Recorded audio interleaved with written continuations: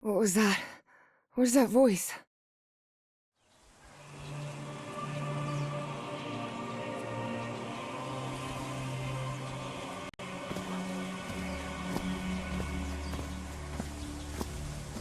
This is the story of a young girl.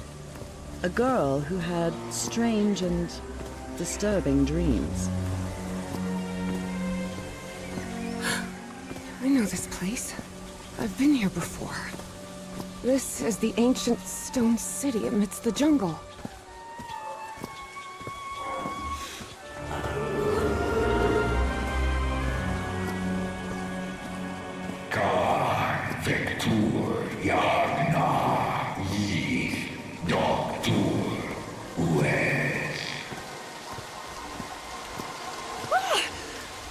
Oh, sweet Jesus. Okay, ignore him. Just ignore him. He's not gonna hurt you. Just keep going.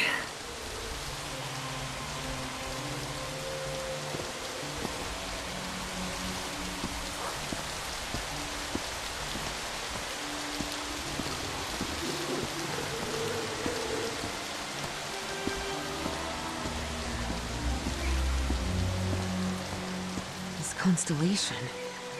Where am I? This is not the Earth.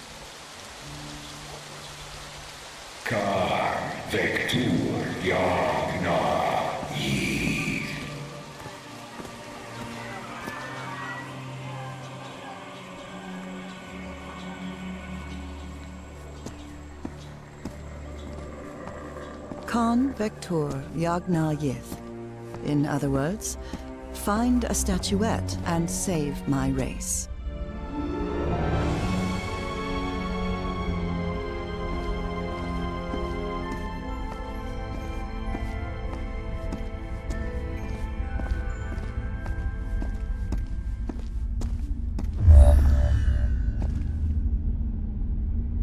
The statuette! Here it is. Finally! I have to get it, I have to...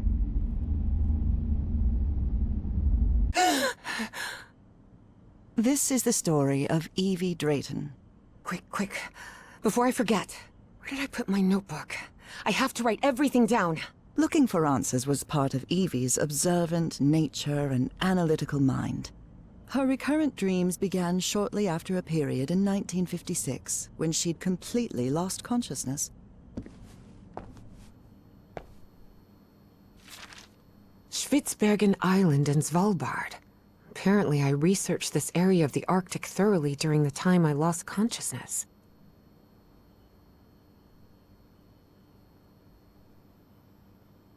Spitsbergen Island and Svalbard. Apparently I researched this area of the Arctic thoroughly during the time I lost consciousness. Spitsbergen Island and Svalbard. Apparently I researched this area of the Arctic thoroughly during the time I lost consciousness. This photo was taken during my amnesia.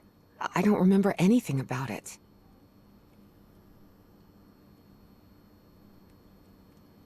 This photo was taken during my amnesia.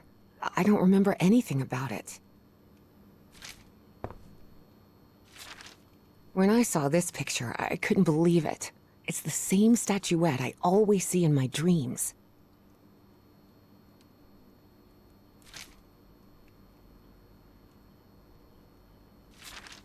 Julian, Beatrice, Herbie and I, we're always together.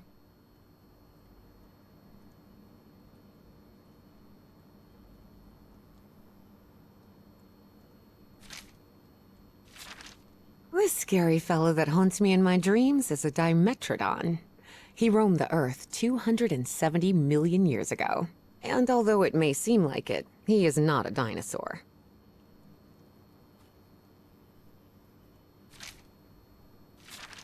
Beatrice, along with me, is one of the few ladies studying physics at Miskatonic.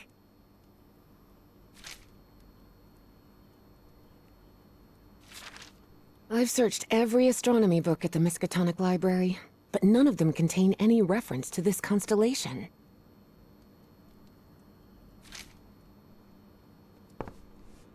Oh, here it is. Evie's Nightmare Journal. Evie was worried that someone might read it. That's why she kept it locked away under that complicated padlock.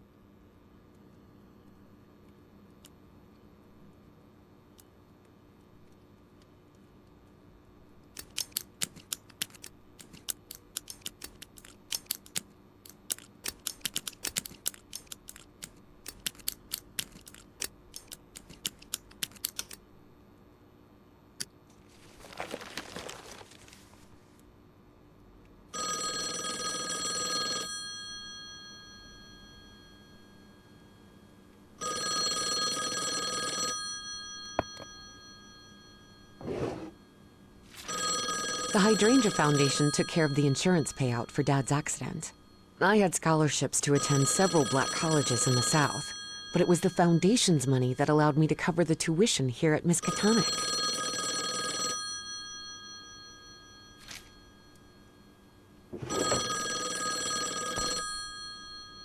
I must have written about 1,000 letters to the archaeology dean in Miskatonic, and I've never received any answer.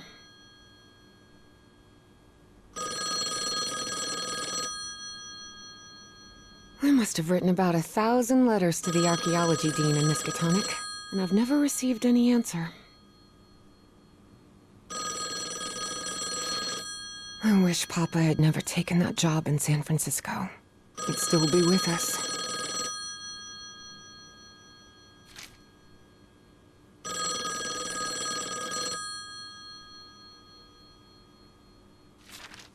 I've always been a good student. But during my amnesia period, I almost reached excellence. All straight A's?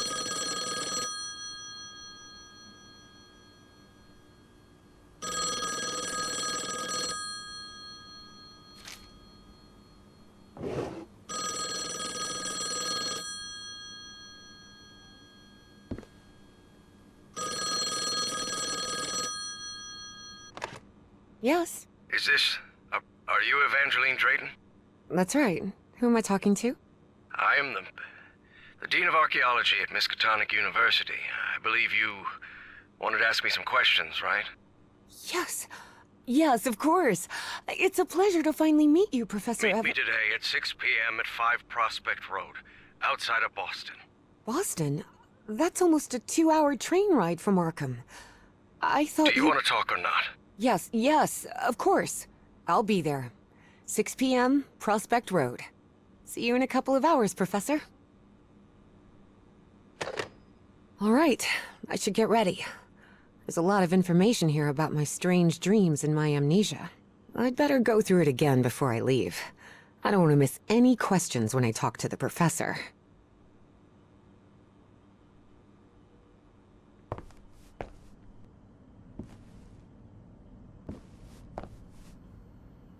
Uncle Mo showed me a trick or two when I would help him in the motor shop. Tinkering with gadgets always puts me at ease. I was lucky to be accepted at Miskatonic. It was one of the first universities in Massachusetts to admit non-white students.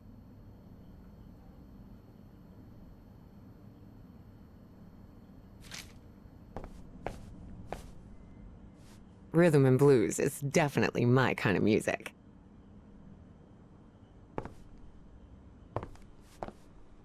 Before leaving, Evie asked herself if she had finished gathering all the information in her room. I don't think I finished reviewing everything here yet.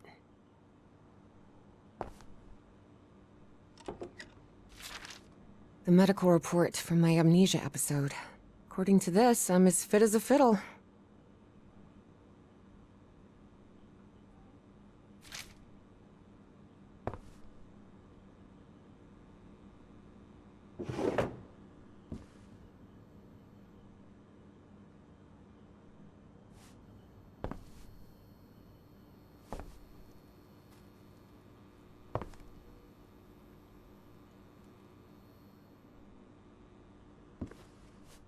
Before leaving, Evie asked herself if she had finished gathering all the information in her room. All right, I think I've gathered what I need. As odd as it seemed to Evie that the Dean didn't meet her at the university, her need to know was stronger than her doubts. She was determined to attend the meeting. There, she would come across another protagonist in this story.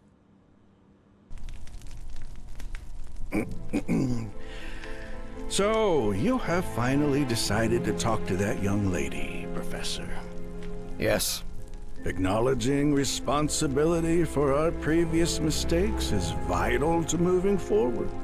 You've taken a crucial step in... Listen, there's no need for us to talk, Doctor. The only reason I let you into my house is because you insisted it was necessary to prescribe my medication. This is also the story of a sad, guilt-ridden, and lonely man. This is the story of my husband, Professor Harry Everhart. Yes, I know well enough that discussing the effectiveness of our therapy sessions with you is futile. But you need to understand that therapy is just a part of the whole treatment. Without it, I can't go and... Ask whatever you deem necessary and let's get this over with as soon as possible. Fine. What about your position as Dean at Miskatonic University? We talked some time ago about your relationship with work was somewhat obsessive. I didn't say that. You did. Well, you told me you practically lived secluded in this very home, and the only thing that drove you to leave it was your job obligations. So, how would you define that?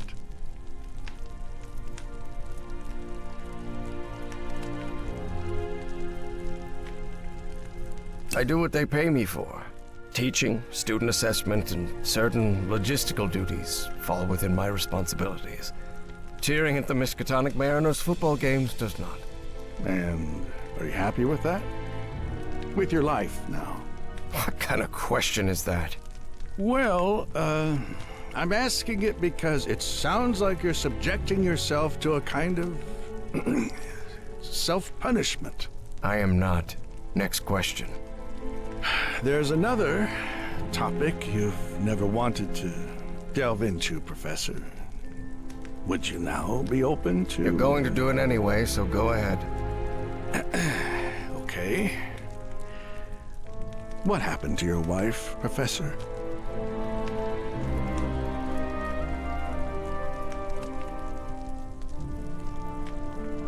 She left home and never returned.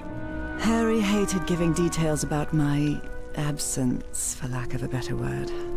Especially if those details meant talking about a certain expedition. I see. And how do you feel about that? What's my wife got to do with all this? You see, the reason I'm asking, Professor, is because when we began therapy, you mentioned visions. Some sort of oily shadows casting themselves on the wall. You mentioned those visions began shortly after whatever happened to your wife. So, tell me, do you still see those shadows, Professor?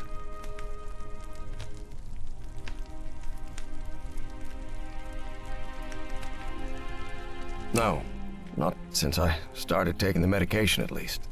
Harry had tried everything, and none of it worked. Not even the medication that helped him sleep could take away those oily shadows. But he kept it to himself. Listen, there is something different I want to try in today's session. I believe hypnotherapy might... Don't even think about it. Hypnotism is a scam. Professor, with all due respect, I believe you're mistaking mesmerism with hypnotism. Even so, if you want me to prescribe the... You won't give me my medication unless I submit to your quack experiment, is that it? I'm deeply sorry you see it that way, Professor. But I need you to trust me in this. Then go ahead. Wave a pocket watch in my face if that's what you need to do. There's no need for pocket watches, Professor. The sound of a metronome will be more than enough.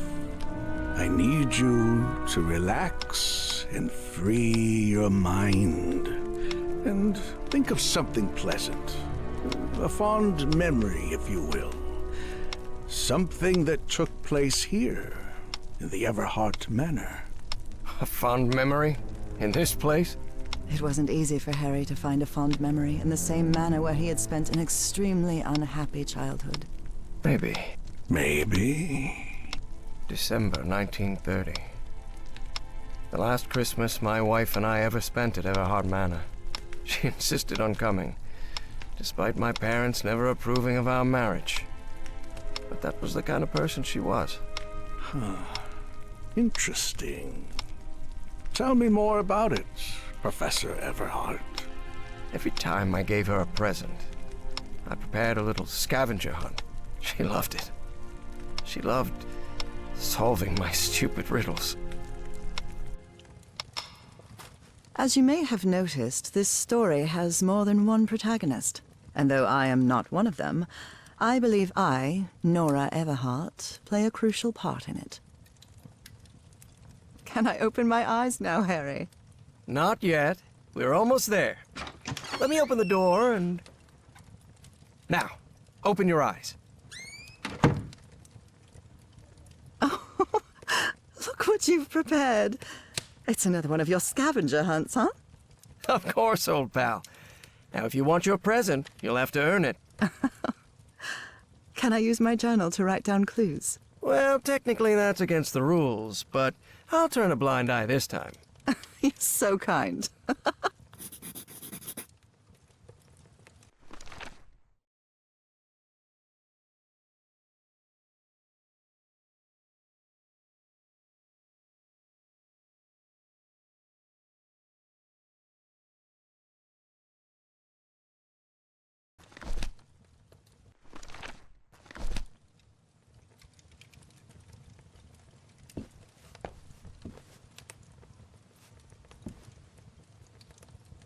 Tell me you didn't vandalize a piano just for a scavenger hunt, old pal. Nora, who do you think I am? It's just crayon.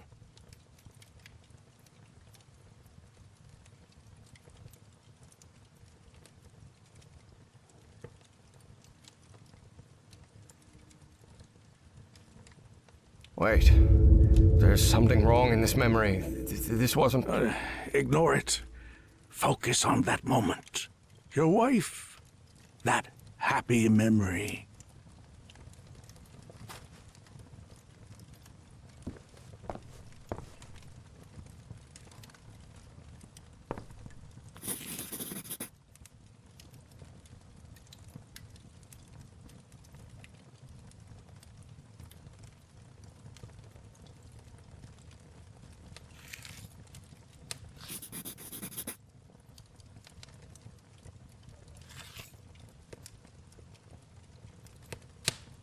Lovely.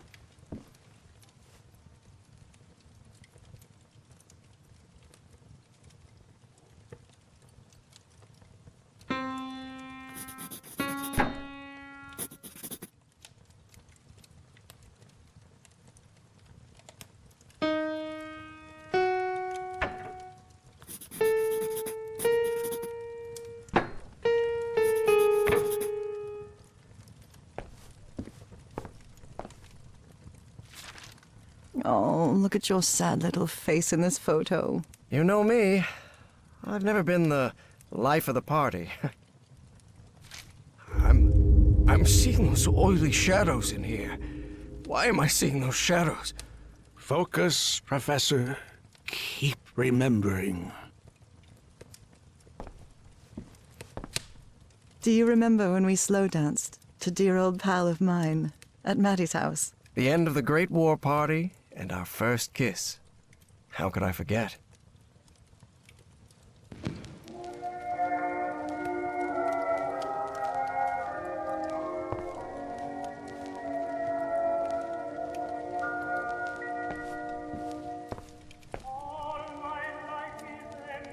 I wonder what my darling husband is keeping locked up in here. You'll have to put that brain of yours to work to find it.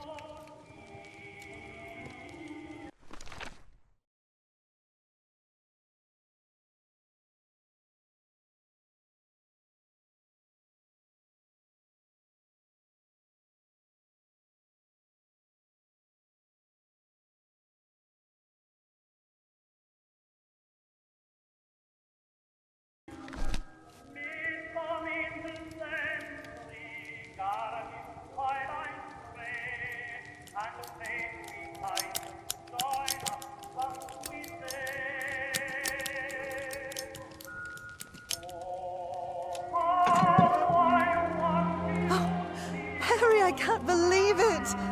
It's that statuette! And it even has a black ooze orb. Just what I wanted for Christmas. Wait. What do you mean a statuette? Don't touch it, Nora! Keep going, Professor. It's important. Where is the statuette now? You're no psychiatrist. Who are you? I'm not going to ask you again, Professor Everhart.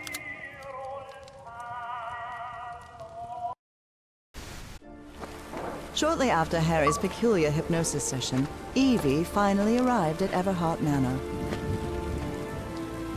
Prospect Road 5. Here it is. Professor Everhart. It's me, Evangeline. Wait. What is going on here? Professor? Is everything all right?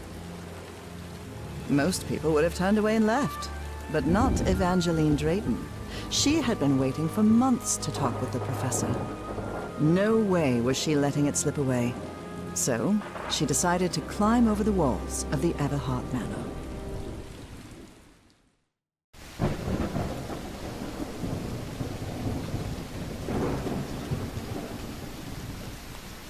Ugh. This looks like something straight out of Tales from the Crypt.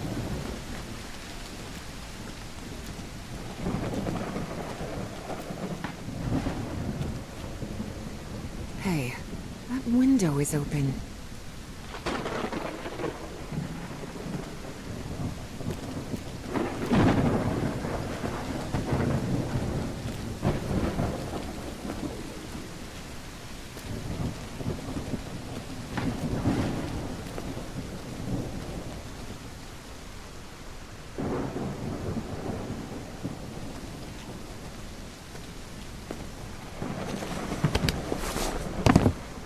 Professor Everhart. It's me, Evangeline.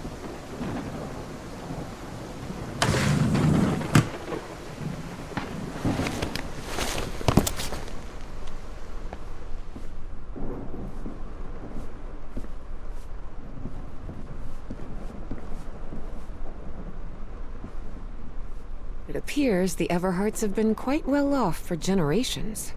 Or so they used to be.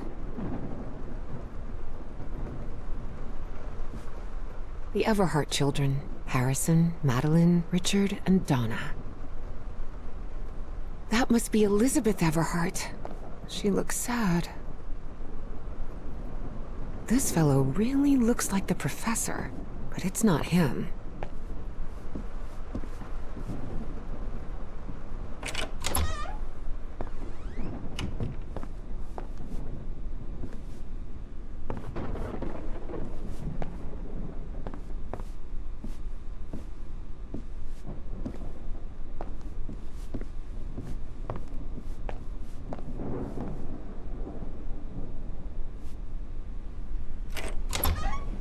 Wow, look at the size of this library.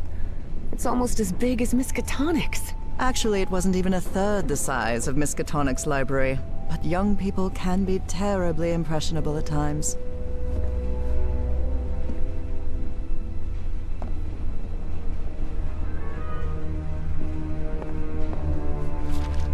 Troubling absences in my memory. It's exactly how I felt during those 3 months of 1956.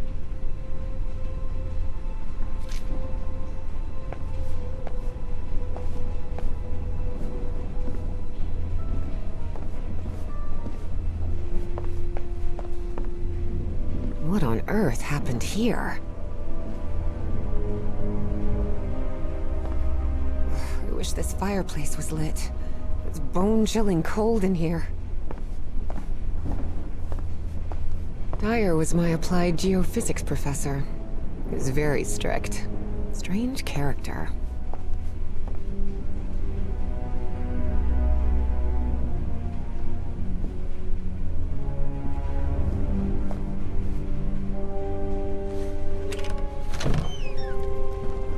This must be the professor's office. Someone lit the fireplace, but this room is still cold.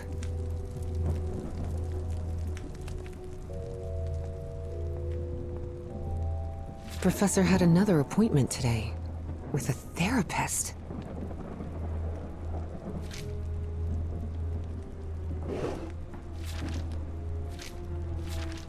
Despite his tone, this Bowen fella doesn't seem particularly friendly.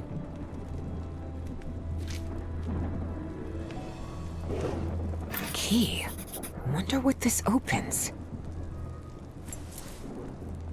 Professor Everhart doesn't look so intimidating in that portrait.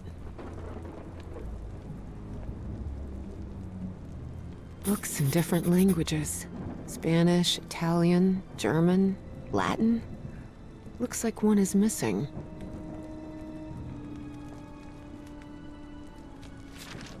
Astrology is the most utterly stupid thing I've ever come across.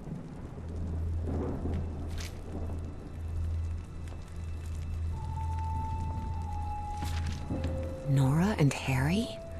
The professor was married.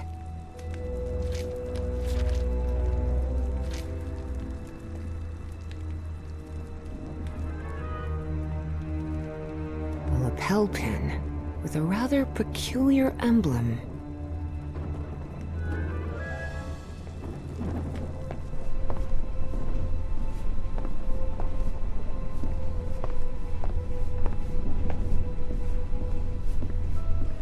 There's something oddly comforting about spinning these globes.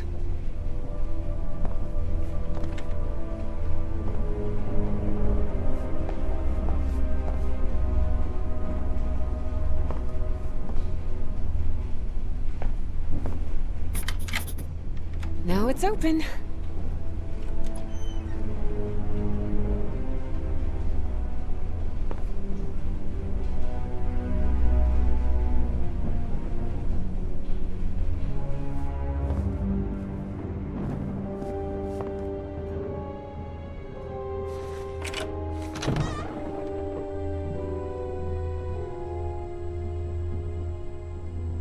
The man's definitely a dead ringer for the professor. A ripped canvas.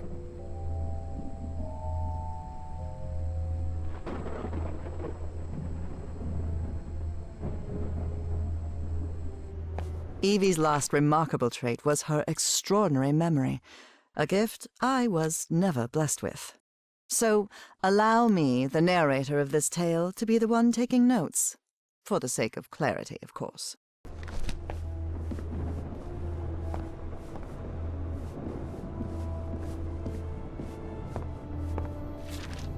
Looks like the professor's father was involved in politics.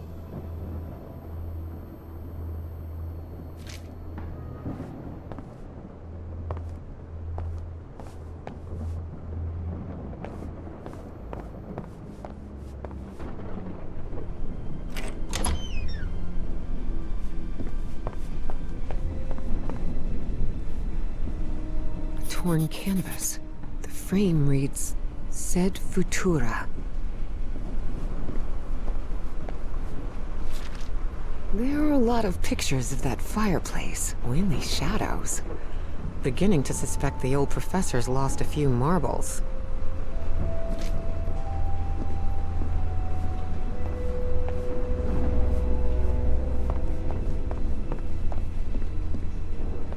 Such odd totems. Are these fishes?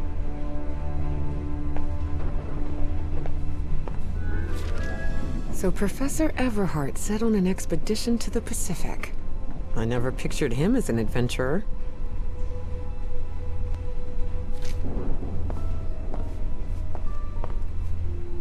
That expedition must have been quite important for him. Oh, it had certainly been important to him, and to the other expedition members.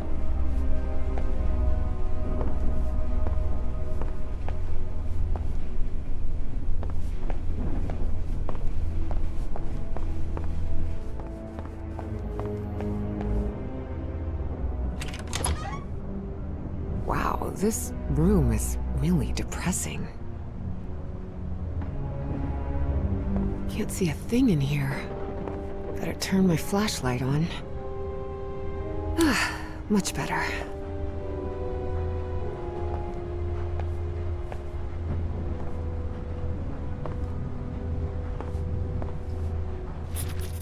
Looks like a shrine of some kind, dedicated to a woman.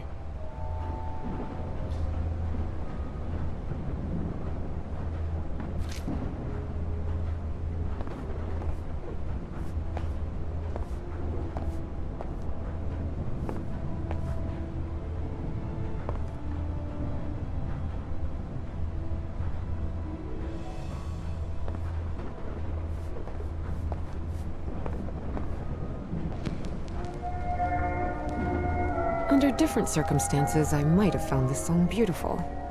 But at the moment, it sends a shiver down my spine.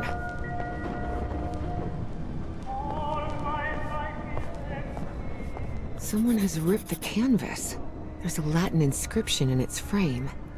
Providere debemus.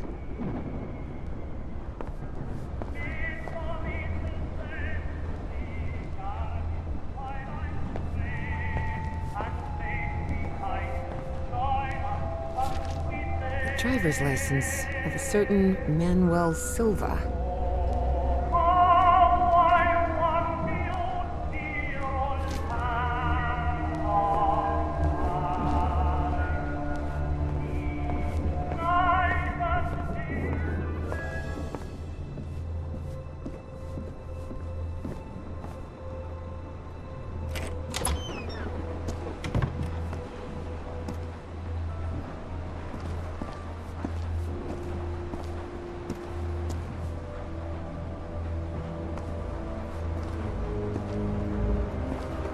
These tools haven't been used in a long time. That explains why the garden was an absolute mess.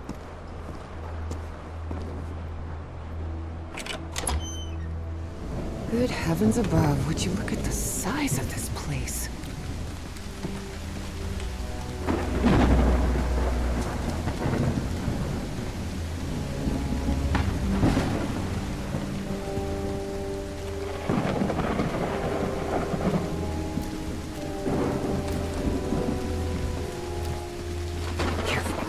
Stone staircase is slippery.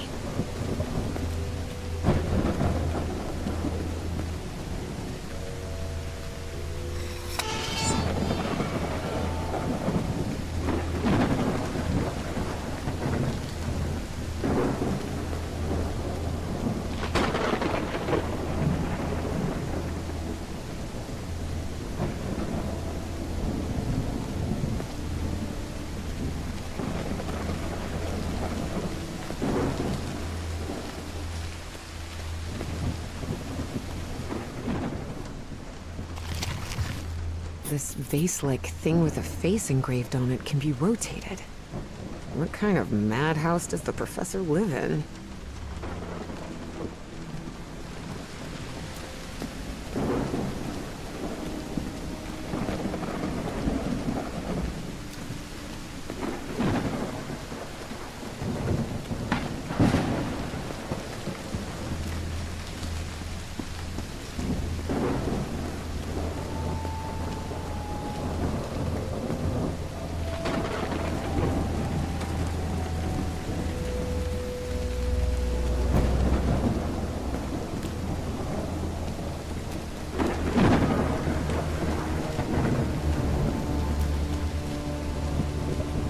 It's raining cats and dogs here.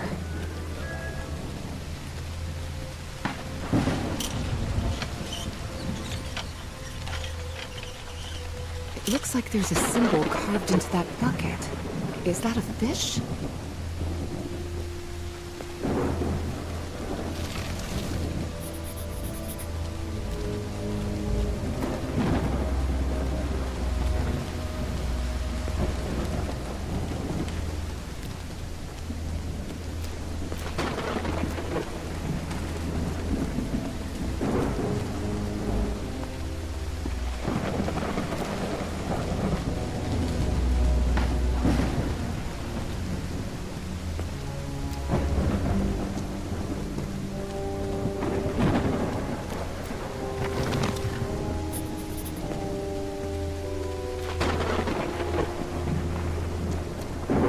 of a door is this? Doesn't even have a lock. Just some symbols.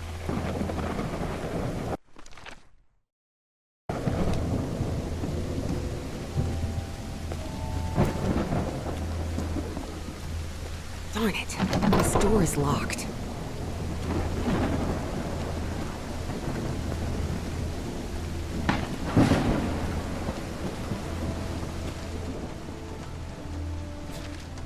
Hidden room?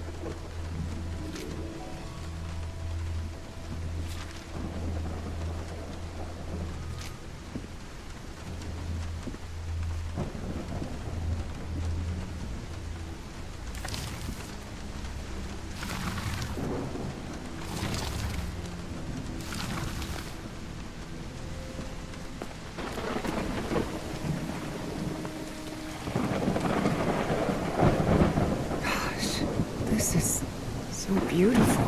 Seems like some sort of shrine. Was this the professor's wife? Evie found it hard to believe that the recluse living in the abandoned mansion had ever loved anyone. But he had. Truly and profoundly. Such a graceful and elegant woman. Evie certainly had a keen eye for beauty.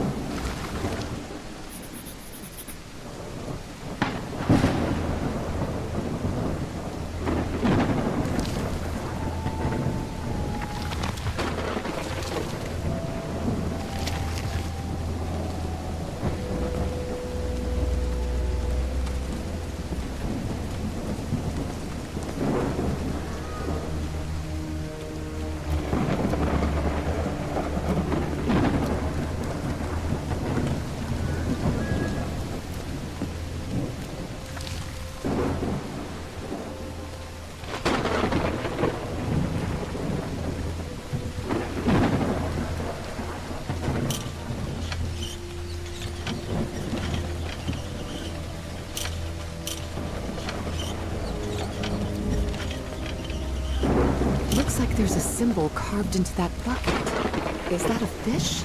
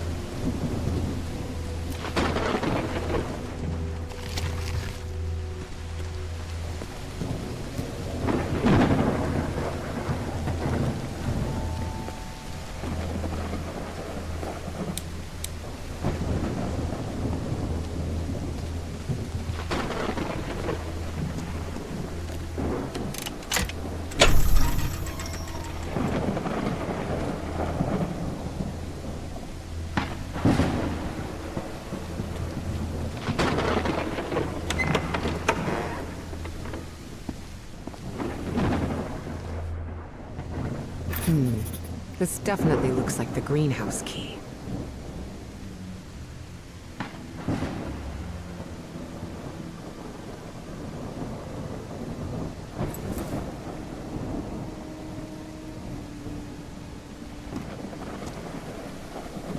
In loving memory of our firstborn son, John Everhart Jr.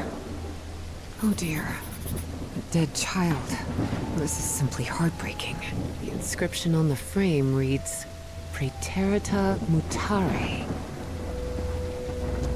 Father, husband, and servant of the people. This must have been the professor's father. Found her path in the shadow of morning? Maybe this guy was in the army? That's from the Bible. Psalm 1, verse 1. This person must have been quite devout.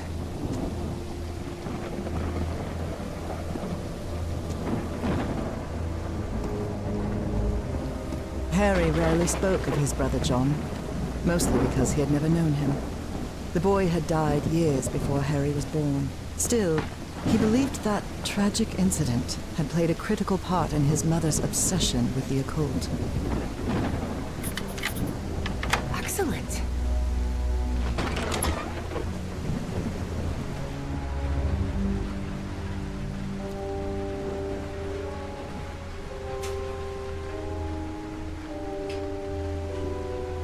The professor really seems to be interested in botany.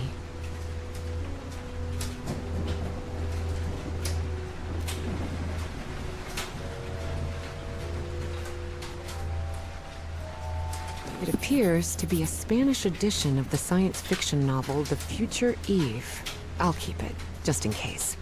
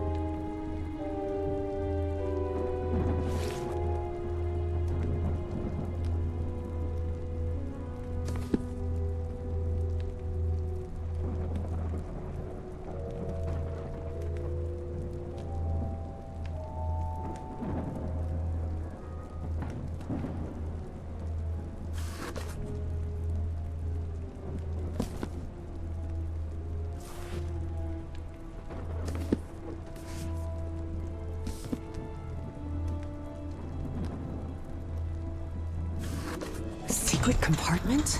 Evie had never been good with languages, least of all a dead one like Latin. Even so, she managed to grasp the general meaning of the phrase. We can't change the past, but we must anticipate the future. Unbelievable. There's some kind of secret compartment in the fireplace. Feels like a mystery novel. Looks like a music box of some sort.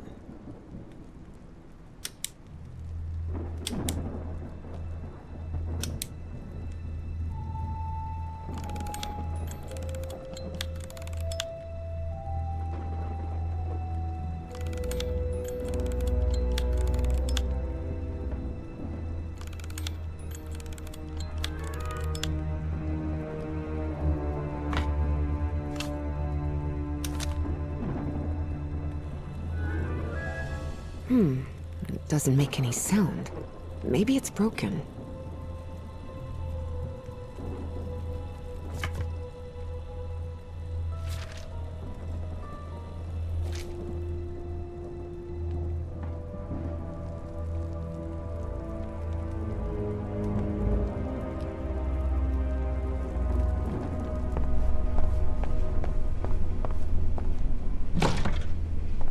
Definitely like a mystery novel. Ooh, I guess I need to go see what's down there.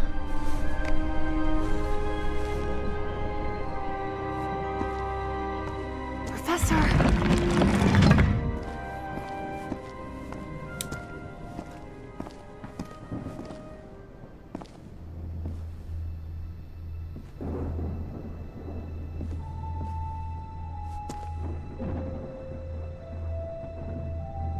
The statuette's broken. And the sphere! Shattered to pieces!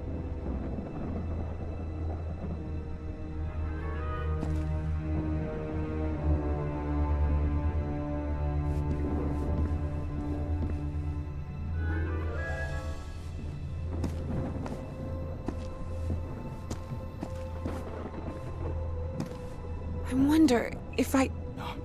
No! Don't touch it! Don't touch it.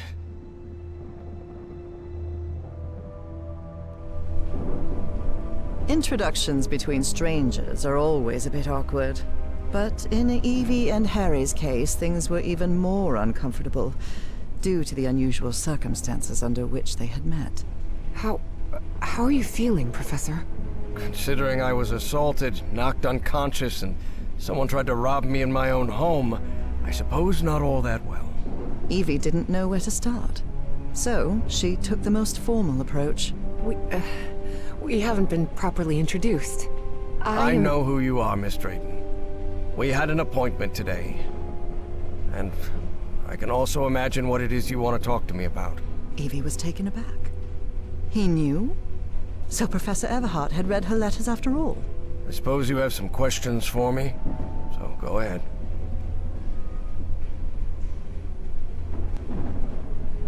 Who's responsible for all this? For the robbery? Dr. Frog in the Throat. Who? My psychiatrist. Or so I thought.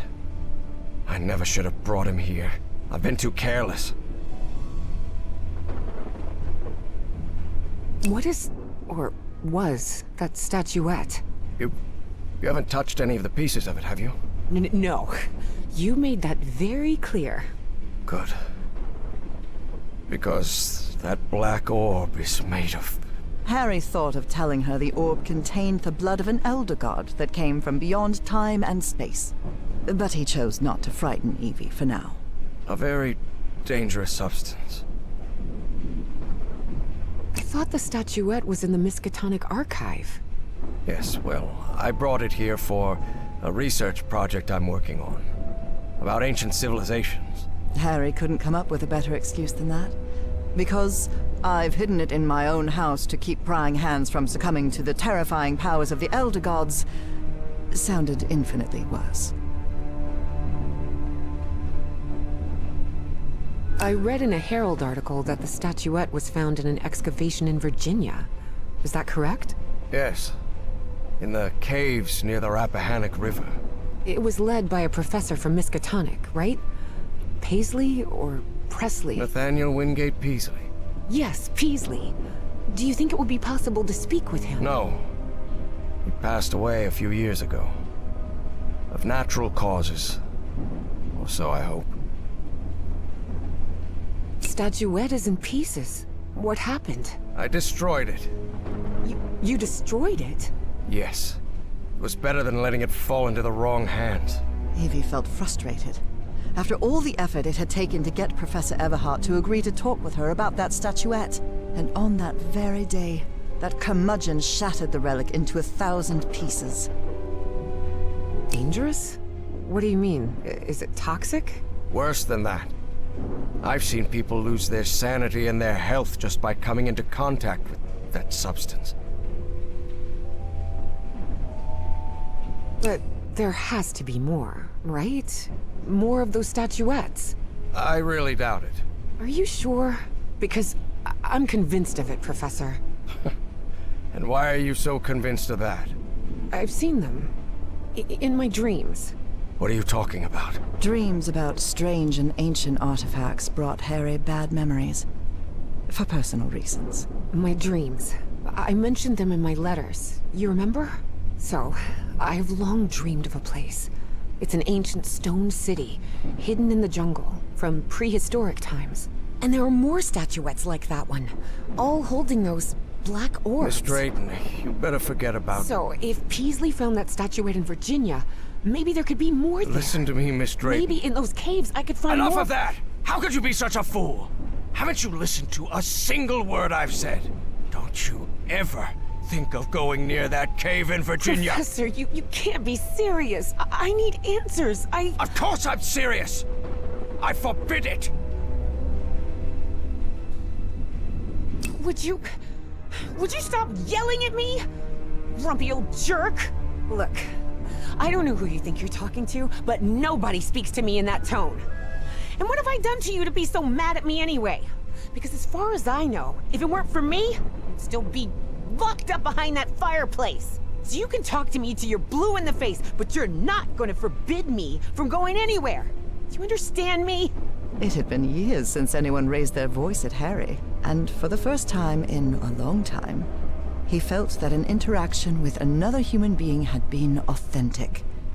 Perhaps not very enjoyable, but authentic nonetheless. That fireplace can be opened from the inside, Miss Drayton. Oh, well, But even so, I owe you an apology. You've taken quite a risk without even knowing me, Miss Drayton. So, thank you. all right. Apology accepted. You're completely determined to go to those caves, aren't you? Yes, absolutely. You're right. I can't stop you from going to Virginia. But how do you plan to get there from Arkham? Well, I don't know. I hadn't really thought about it. I don't think there's a regular bus service, is there? No, there is not. So here's my proposal. I'll go to Virginia with you. I'll take care of all the expenses, don't worry. If there's one thing I have plenty of, it's money. All I ask in return is that you please follow my instructions while we're there. And be very careful. We'll look for whatever it is you want to find there, and then we'll leave. Agreed, Miss Drayton? Yes, yes. Thank you so much, Professor. And don't worry. I promise I won't get in any trouble. Harry couldn't help but doubt that Evie would keep her promise. But even so, he immediately liked that sharp-tongued and stubborn girl. Which made sense. Harry had been a good friend of Evie's father, after all.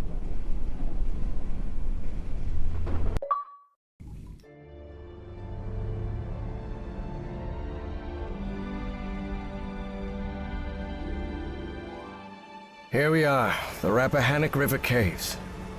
But this place is closed off. It is indeed. Apparently one of the excavation members died in there. An archaeologist named John Teague. That's why the government shut down the dig shortly after the statuette was found. Wait, so what we're doing here is illegal? If I told you that we were trespassing, would that stop you from going in, Miss Drayton? Nah, not really. Then go ahead, please. Here, take one. We'll use these to stay in touch. Apparently, the cave branches off into countless tunnels, forming a maze where it's easy to get lost. So watch your step, because the... Evangeline!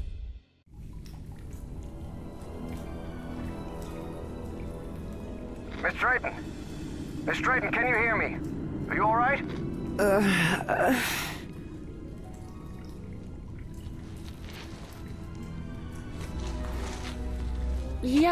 Yeah, I think so. I'm safe. I'm on the path. Follow the excavation trail. It'll lead you to the underground lake.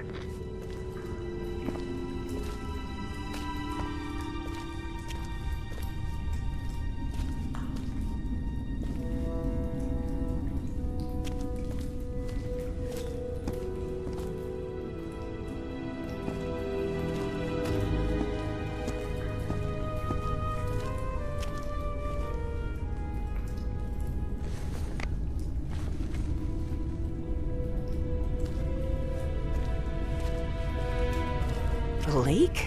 In here? Yes. The water from the Rappahannock seeps through limestone, so there's a complex hydrological system inside the cave. Peasley mentioned they had come across the statuette somewhere around that lake. It was one of the few things he still recalled from the dig. Wait, he didn't remember the dig? In his own words, he suffered a period of absence. Amnesia of some sort. He didn't even recall planning the excavation.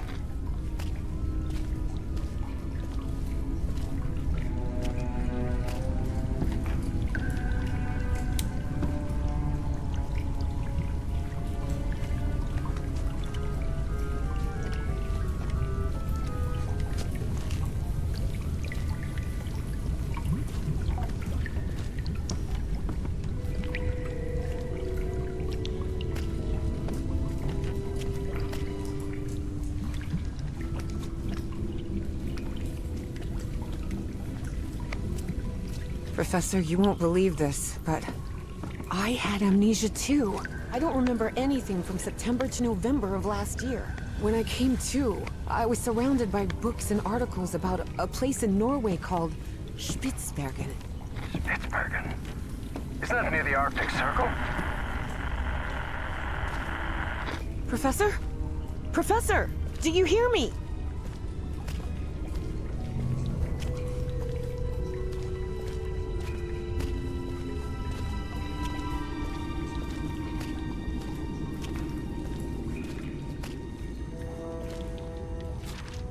Well, everything was properly cleared for the excavation, no doubt about it.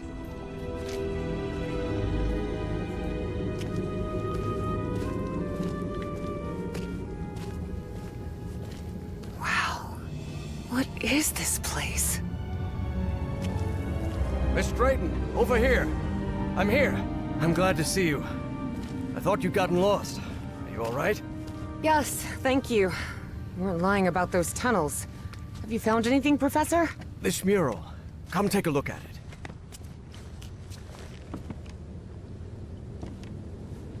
Notice how, even though the stone seems to have been carved millennia ago, the lines repeat with an almost rhythmic cadence. It's as if they were trying to convey a coded message. What do you think? All of that was Greek to Evie. Her world was equations and laboratory experiments, not decoding ancient languages. Well, I'm no expert in architecture, but I think I've seen structures like these in my dreams. Really? Good. Good. That means we're on the right track.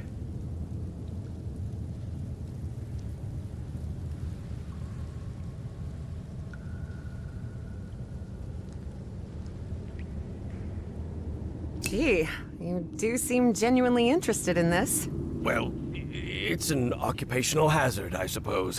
Despite his best efforts, Harry had failed to bury his excitement for archaeological fieldwork. But I'm mostly doing this to help you. Do you think we might find more statuettes like Peasley's down here? Miss Drayton, you were the one convinced you'd find more statuettes here, not me. Yes, you're right. Is there anything I can do to help? Take a look around the site. If you find anything worth noting, let me know. I will, Professor. I'll take a look around, See if I can find anything interesting. Fine. Just don't wander too far from the excavation site.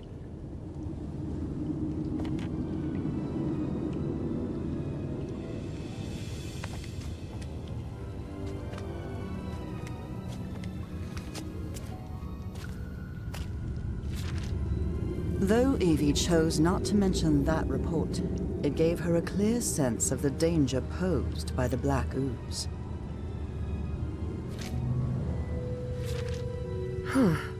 The wording here is peculiar, to say the least. I would have liked to speak with this man's father. Truth is, Evie would not have liked that one bit. Nathaniel Peasley had always been a brooding, reserved man, more even than Harry.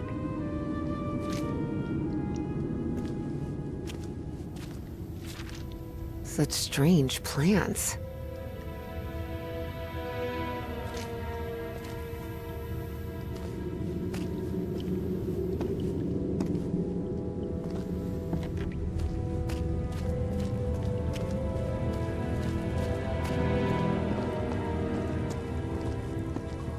I see some sort of control panel here, and what look like piano keys?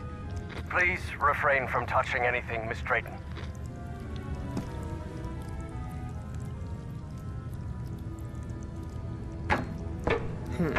No, this isn't working.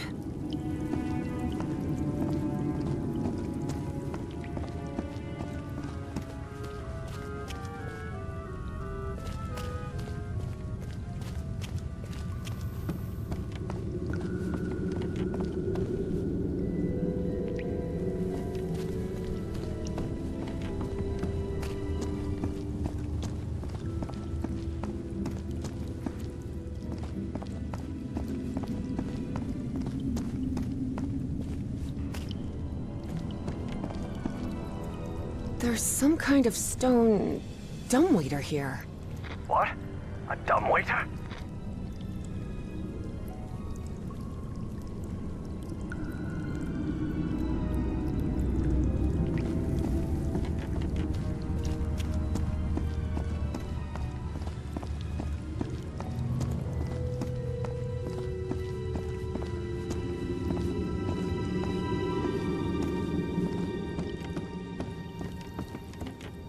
Here's another one of those murals, and it looks better preserved than the one you're examining.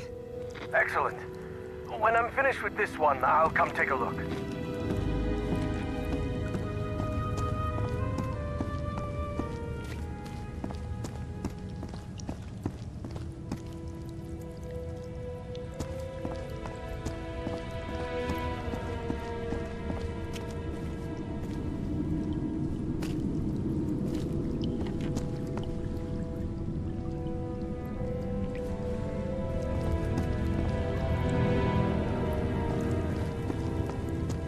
I see some ruins rising out of the water here.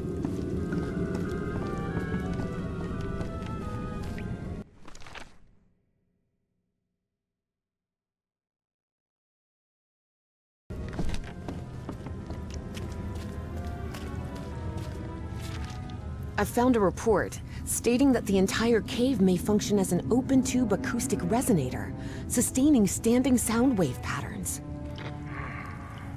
Yes, could be. Harry was a scholar, rather than a scientist. Of course, he hadn't understood a word of Evie's scientific jargon. Professor, have you read this report?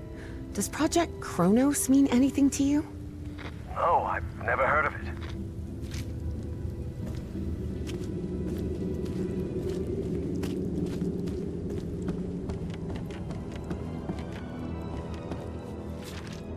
Oh, Peasley mentioned a refinery of some sort. A refinery? In here?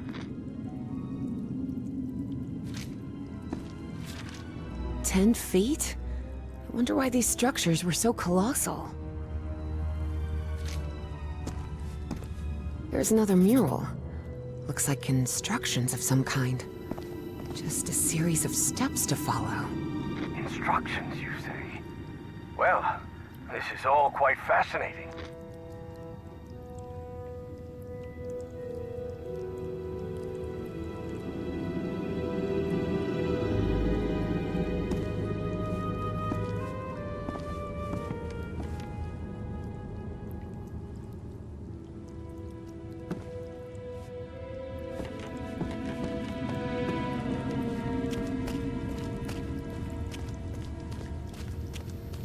found some diving equipment. What if Peasley didn't find that statuette near the lake, but rather beneath the lake? You're not thinking what I believe you're thinking, Miss Drayton. Well, that depends. What do you believe I'm thinking? Getting into that diving suit and going down into the depths of the lake. No. I just want to take a look around. That's all.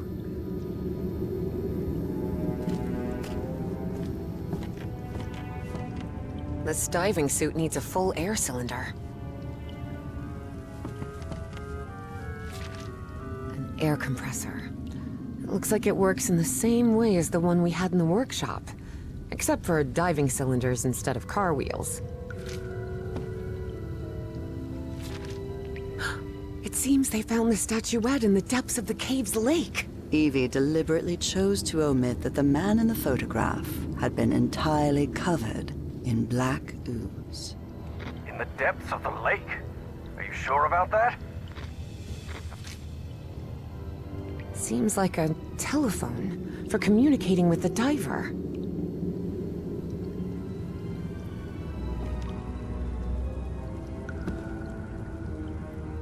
This is the hose where the pressurized air comes out of.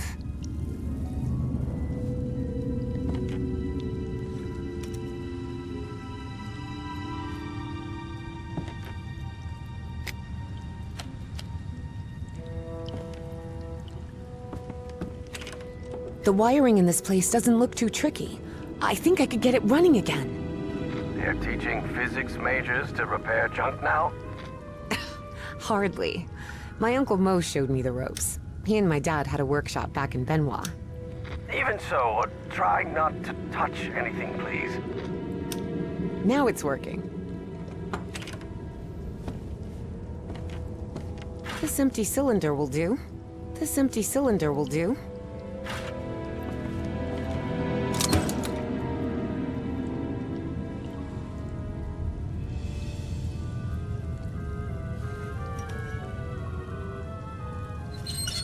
Pressure gauge, a sealing joint, nothing too complicated. I think I can make it work again.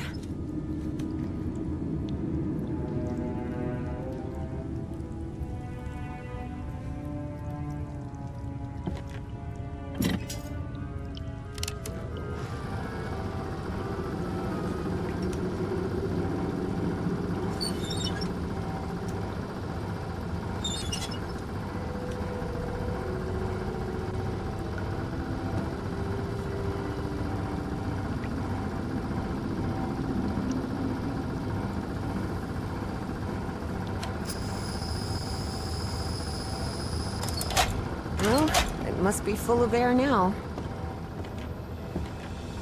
You won't believe it, but I managed to get the whole diving system working. The suit is ready to— What? Didn't I tell you to leave that damn suit alone? But Professor, You promised you wouldn't get into any trouble. That's why I brought you here, remember? Yes, you're right. You're right. Of course I'm right. What were you thinking? Forget about going down into that lake, you hear me? Okay, Professor. Sorry about that.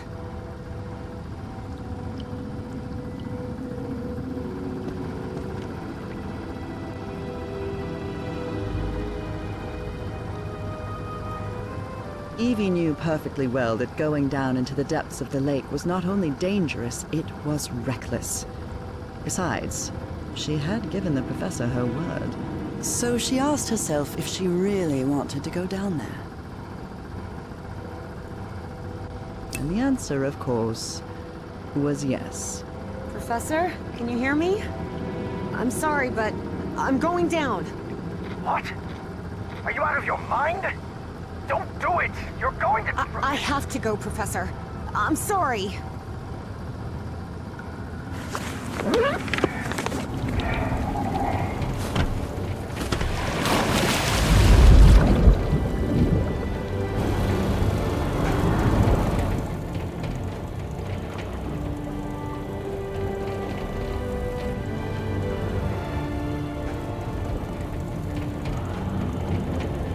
Wow.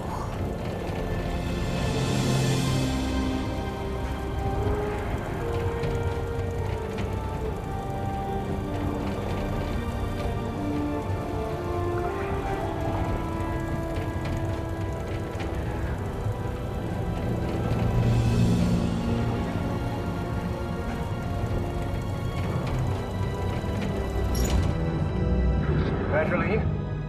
Evangeline! Can you hear me? Yep, I'm here, Professor. How could you go down there on your own? That was utterly reckless. Don't you realize the danger you're in? Come back up right now. Please calm down. It's all right. I just want to take a look down here. Evie felt she was so close to finding answers. And she was already down there. What harm could it do if she just took a look at that refinery? This is madness. I should have been the one to go down. Professor, how could you possibly go down here at your age? What do you mean at my age? I'm only 67. Oh, I'm sorry. I thought you were like 80? Harry found himself thinking he might have let himself go too much. 80 years old? Really? Oh, must be the beard. Tell me what you see, please. It's hard to put into words. I never imagined an underwater cave could hold so much beauty.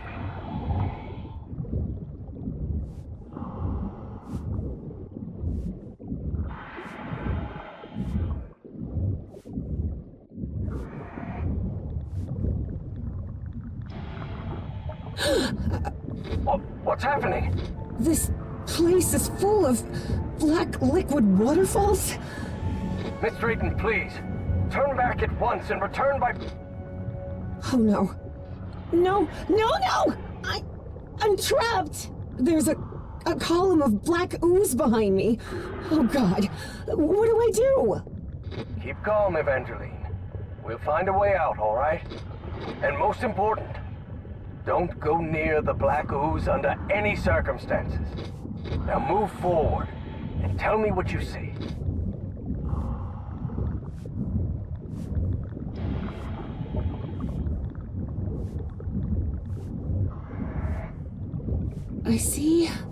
I see a ladder.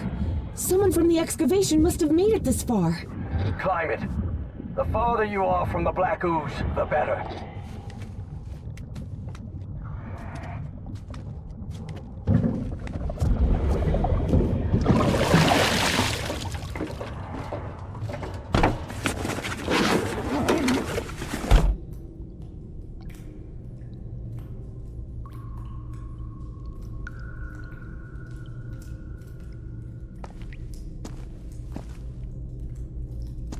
I'm out of the water. I think I'm in the refinery Peasley talked about. Professor, there's another mural here. Looks like a creature carrying the statuette and breaking the black ooze flow. So that statuette repels the ooze? I don't know if I can actually do anything here. The whole chamber looks dead.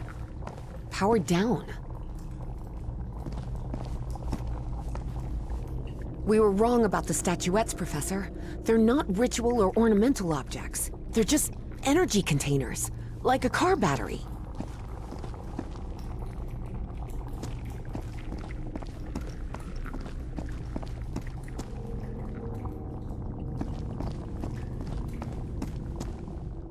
I can see one of those murals in here, but this one is massive.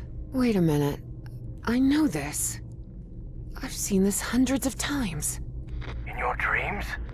No, at the university. This is a blueprint. A technical drawing. Thousands of years old, but that's what it is. And you won't believe this, but everything in here runs on... Black ooze. How could you possibly know that? I just know. Tell me what else is in the mural. One of those towers is loaded with statuettes. I told you so, Professor, Evie thought of saying. But seeing the mess she'd gotten herself into, she figured it wasn't the right time to brag. It looks like the black ooze can be channeled from where I am now. There's some kind of valve-driven collector system that directs the flow upward. Apparently, we need 4 units of black ooze. Those piano keys I saw on the surface, it seems they're used to control the towers. Those ruins I saw rising out of the water, they're not ruins, Professor. They're 2 stone towers. And apparently, they're used to alter the state of that liquid? The black ooze?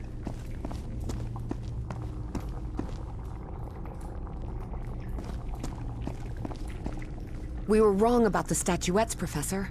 They're not ritual or ornamental objects. They're just energy containers, like a car battery.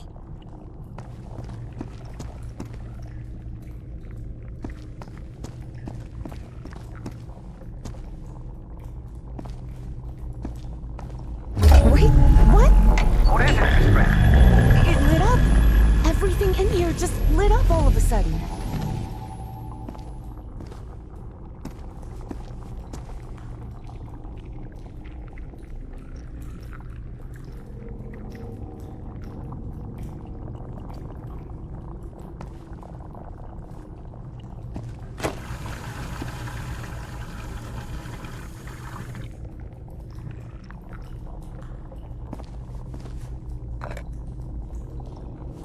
I'll try to redirect the black ooze upward.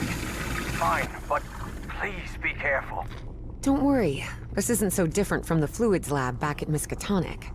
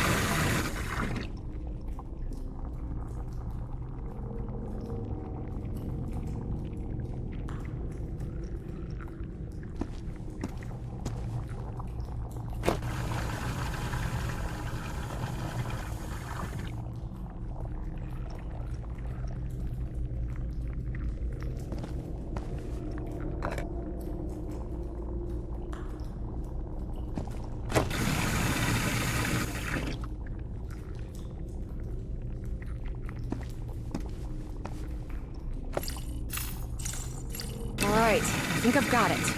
I've redirected the black ooze upwards, so... Yes. Something's happening up here. Let me take a look.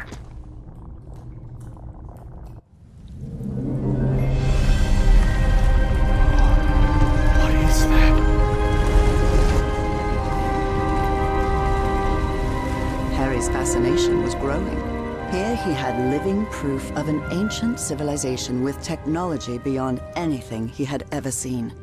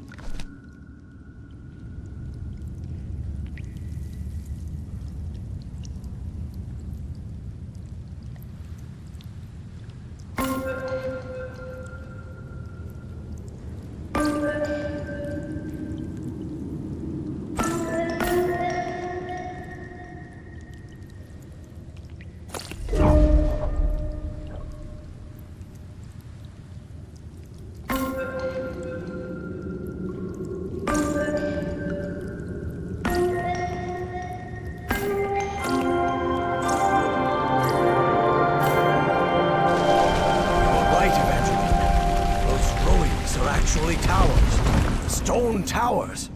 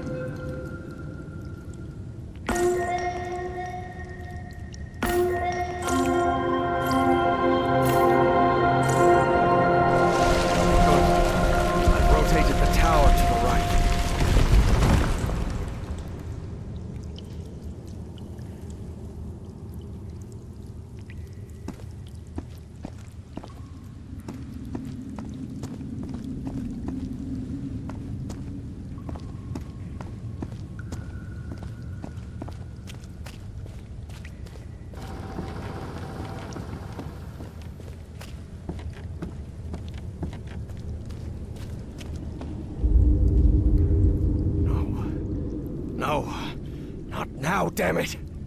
But the oily shadows Harry saw obeyed no reason. They simply appeared when he least expected them. Though the reality of those shadows was, of course, far more complex than that.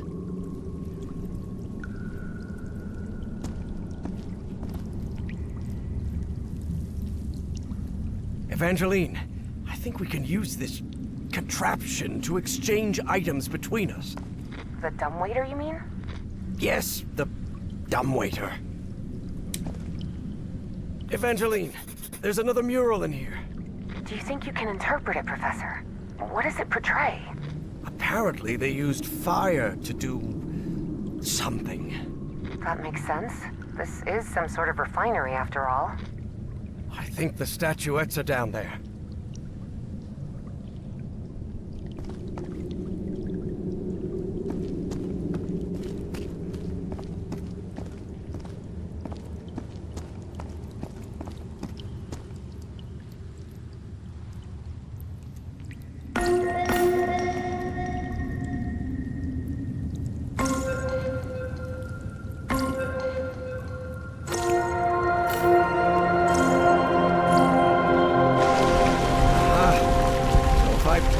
In reverse order, they trigger the opposite effect.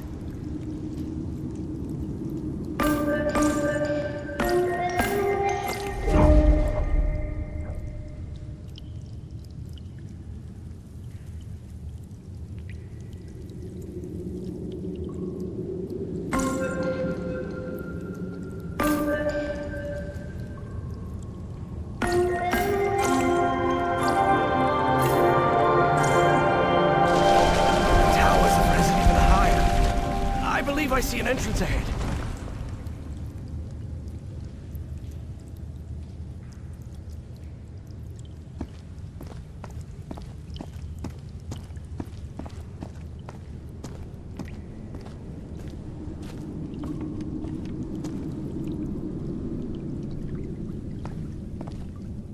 Oh my.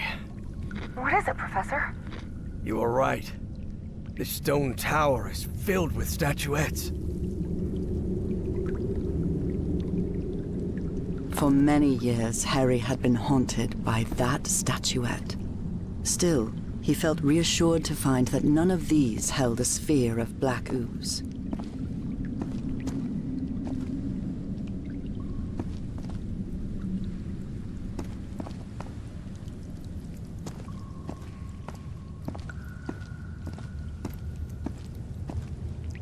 What does this mean? Filling?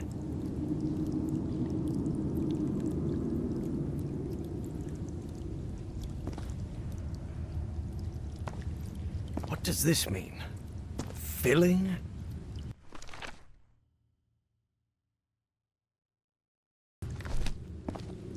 The statuette fits perfectly.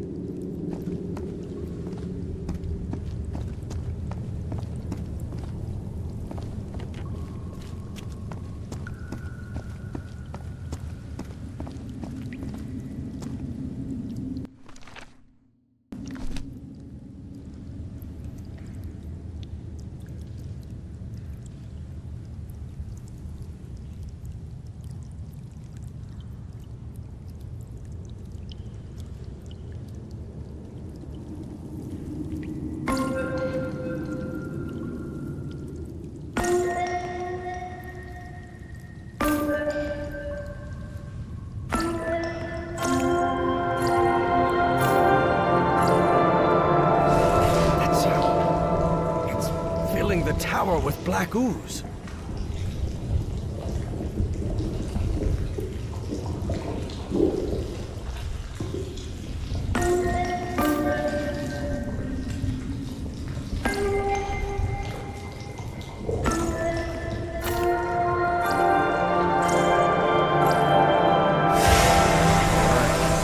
think it's heating up.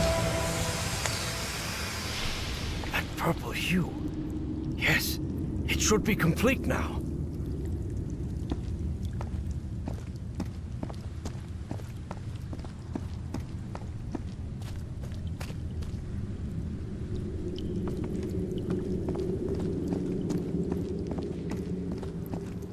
Harry glanced uneasily at the freshly made black orb. He didn't like it one bit. All right. I think I've followed all the steps. Now I just need to send it to Evangeline.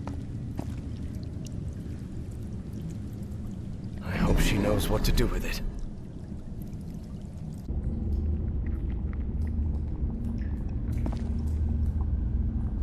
Evie finally held the statuette in her hands, and at once she felt disappointed. Yes, the statuettes were containers of energy, but did that explain her dreams? Her visions? She had to learn more about that lost civilization. I've got the statuette, Professor, but it looks incomplete. Different than in the murals. The black orb should be lower.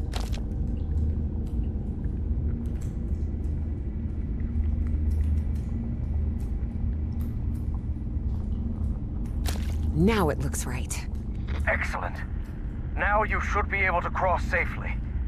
Come on, get out of there, quickly!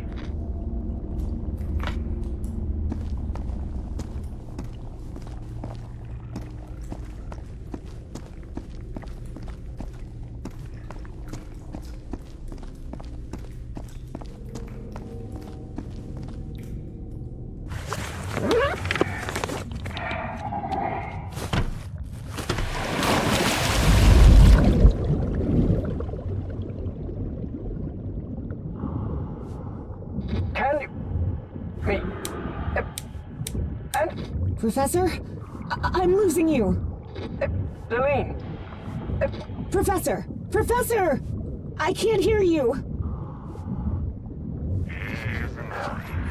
Evie felt a chill sweep through her body. Don't worry, gentlemen. Everything's gonna be fine. Impossible though it was, she had just heard her dead father's voice, unmistakably. It works! It works! The path is open! Evangeline? I can hear you now. Oh, good. Glad you're back, Professor. I'll be waiting for you here. Once you're out, we'll return to... What the... Professor?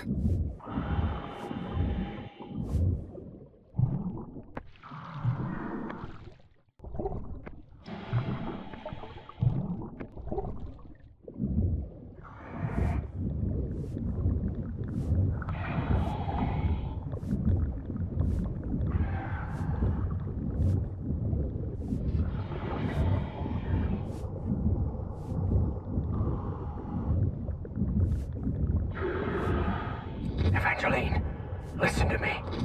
There's someone else here. What do you mean, someone else?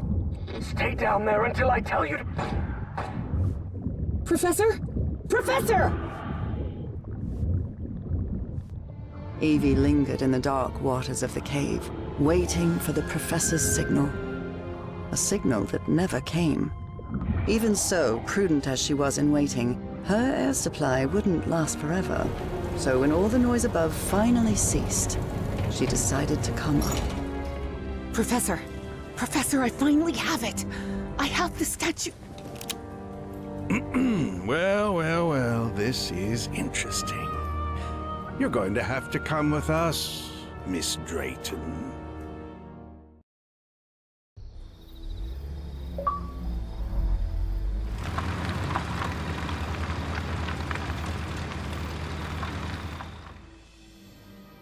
Wake her up.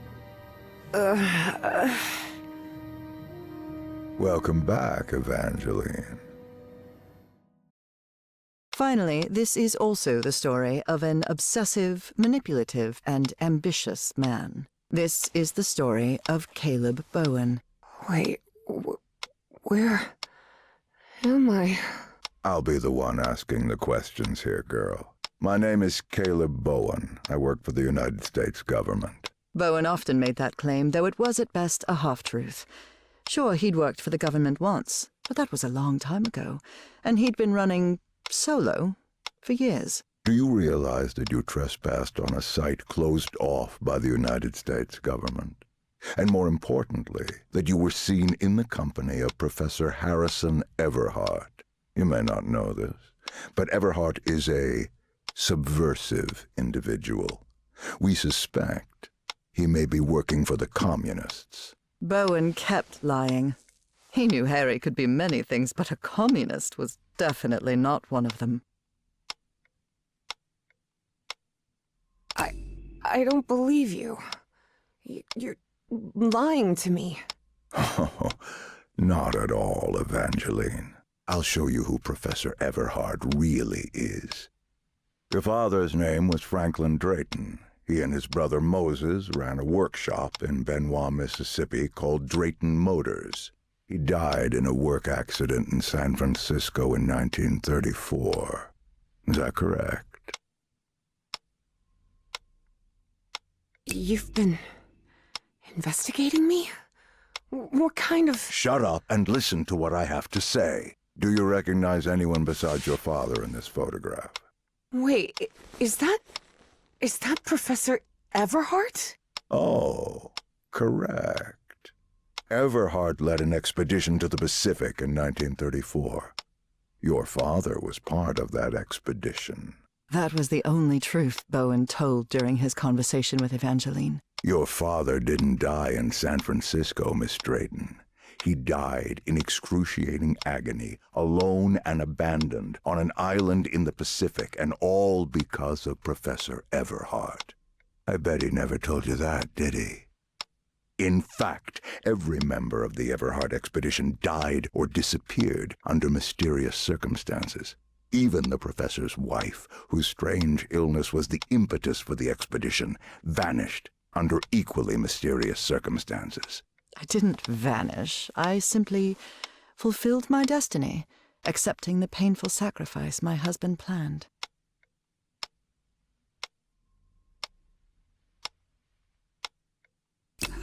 How can you possibly know that?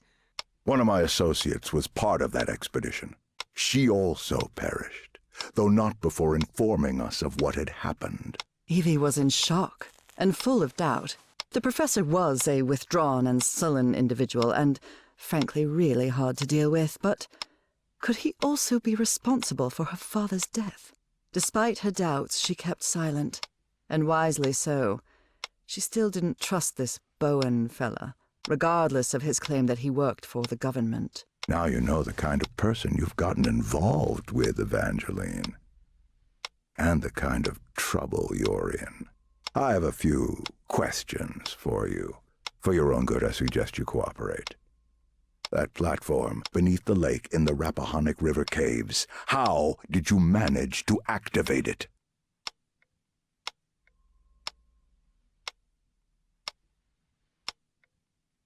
What do you want me to say? I don't know. You must have recognized the girl's cognitive pattern, I'm sure of it. She even mentioned a period of amnesia. Just like Peasley. I hope you're right. Evangeline had not the slightest idea what those two men were talking about. Next question. You said a word while you were asleep. Narcotis. Do you know what that means? I don't know. It's just a word that appears in my dreams. What dreams are you talking about? My recurring dreams. I see a civilization in ruins that... Evie stopped dead in her tracks again. Maybe she said too much. She didn't know if she could really trust this man. Final question. Have you heard of someone named Dr. West?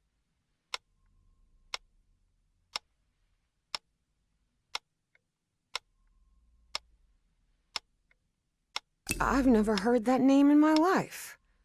I swear. This is a waste of time, Pharaoh. It's obvious the girl is hiding something, but there are more effective and less traumatic ways of getting that information. You're right. Proceed.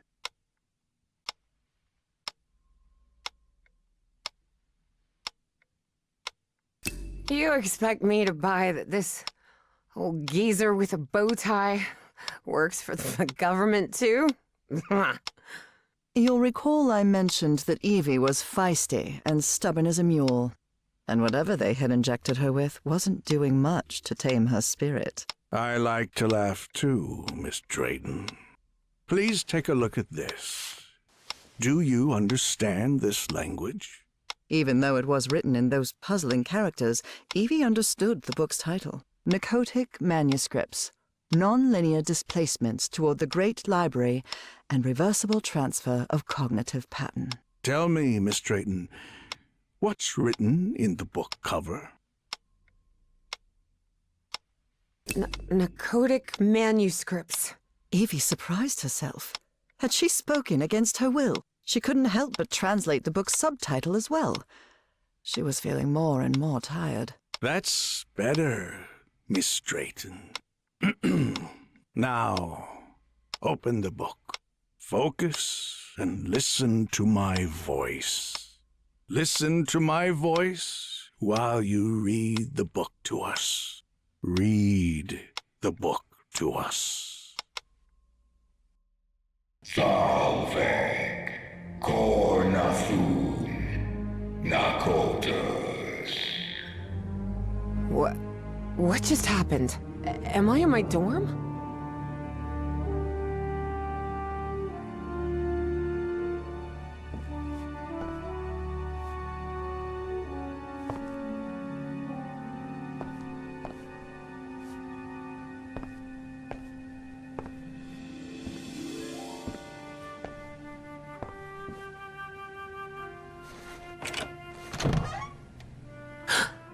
Oh no, Evie was not in her dorm room. Not at all.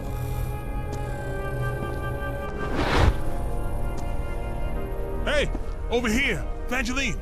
Hey, how are things, kid? Papa! Papa! But it can't be! You're alive? Oh, of course I am, darling. But you have to find a way.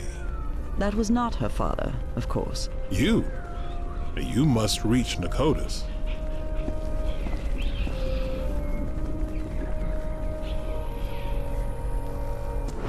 Have I crossed another one of those portals?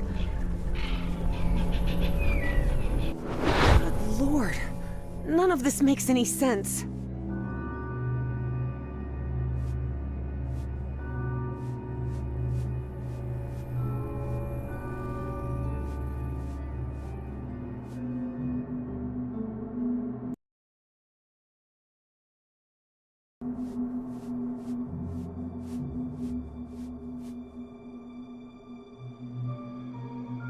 This is weird. Really weird. Salve, Cornathun, Nakotas.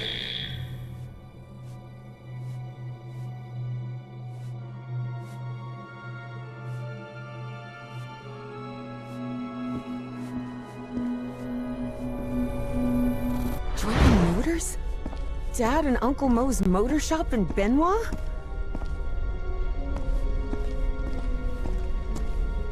Moses, we're running out of money. If we don't get some cash soon, we'll have to shut the shop down. Yeah, well, that's easy for you to say. I've got a daughter to provide for.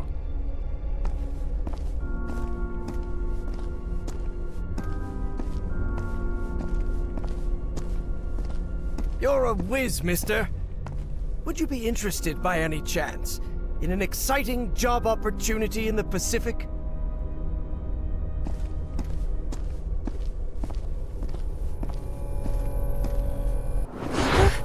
Papa, don't do it!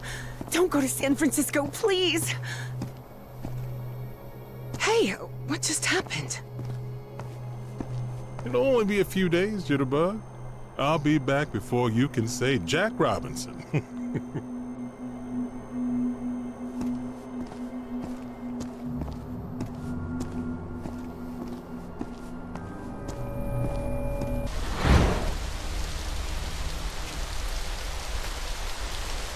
Drayton is dead, but it doesn't matter.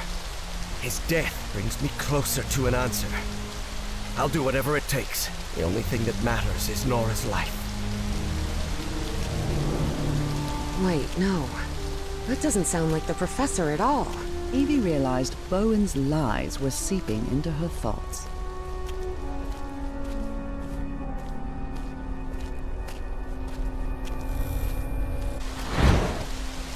Frank, how do you feel?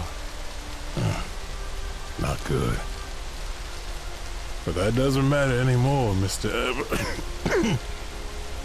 Harry. Just listen to me. Get off this cursed island. You'll find nothing here but death.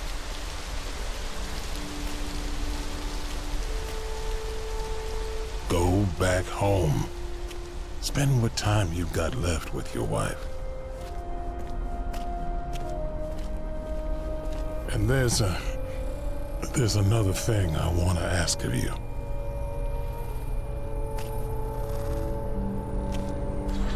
Where am I now?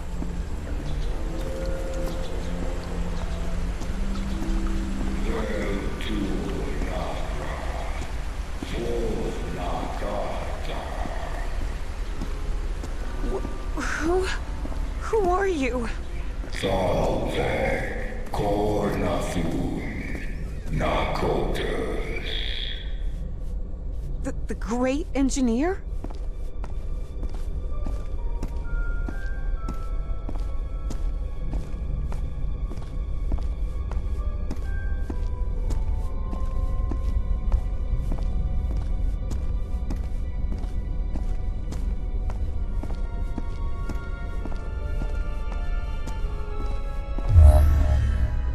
Salve, Cornathun, Nakotas.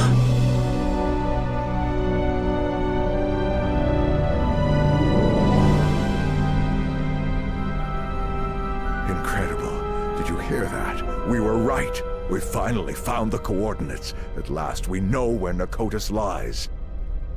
Thanks for your cooperation, Miss Drayton. About an hour after Evangeline had her otherworldly vision, Finally, I'm inside. Harry snuck into the same building where she was being kept captive. He had been there many years ago, when he was seeking funding for the Everhart expedition.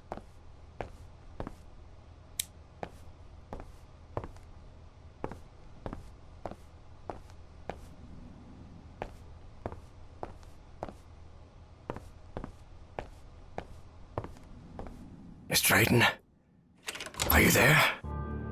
What on earth? Harry had always suspected that the Starry Wisdom was something far more sinister than a simple astronomical society. And as soon as he stepped into their inner sanctum, his worst fears were confirmed.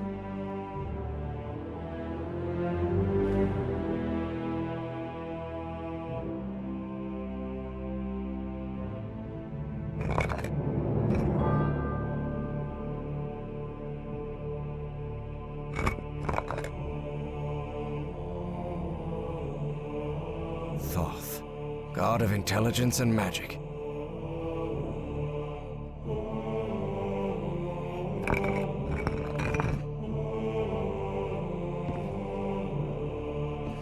A statue of Horus, Egyptian god of order and justice.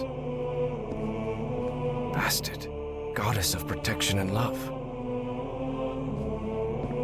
Anubis, Egyptian god of the underworld.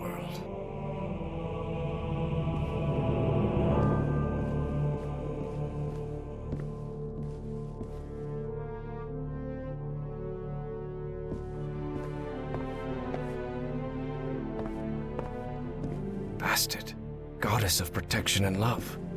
That is Sobek, god of fertility and life and lord of the Nile.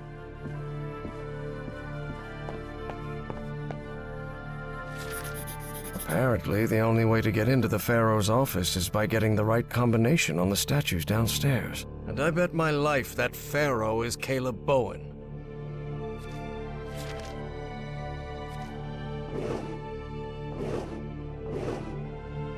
Egyptian hieroglyphs?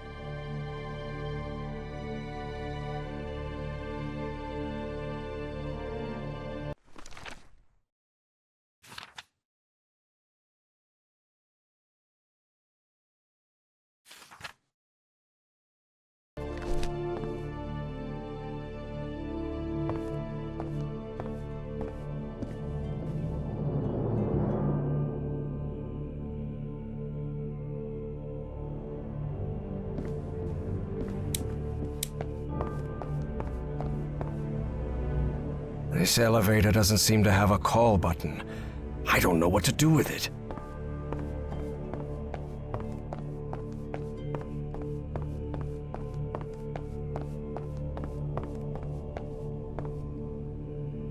These people are out of their minds, no doubt about it. And they clearly have a pathological obsession with Egypt. There's a pyramid in the center of this chamber. I wonder if...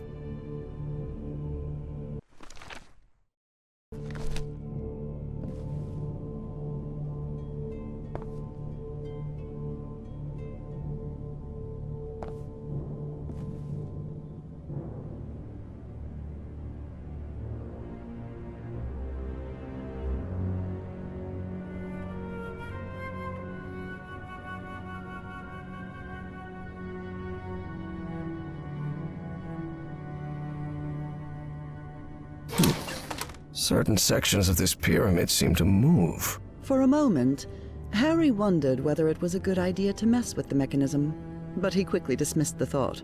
Even if it meant alerting someone, he had to find Evangeline and get out of there.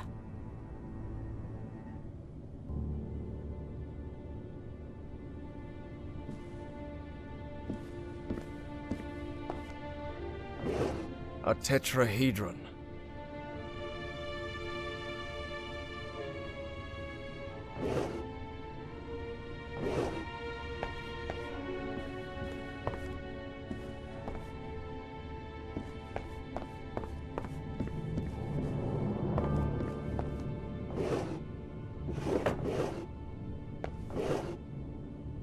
I believe my psychiatrist had one of these too.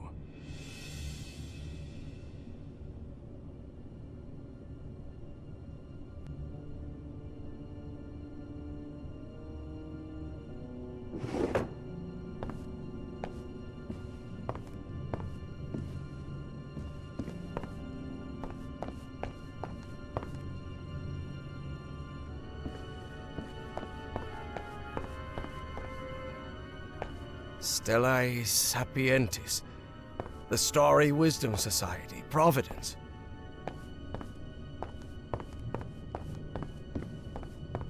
Only those who have been enlightened know the divine geometry of the tetrahedron, which grants access to the gates of knowledge. What's this load of baloney?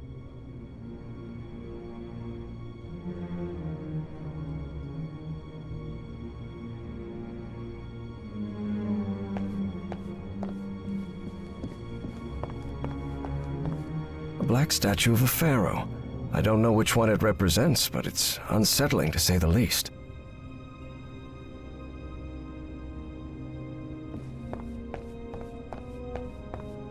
None of these doors have handles.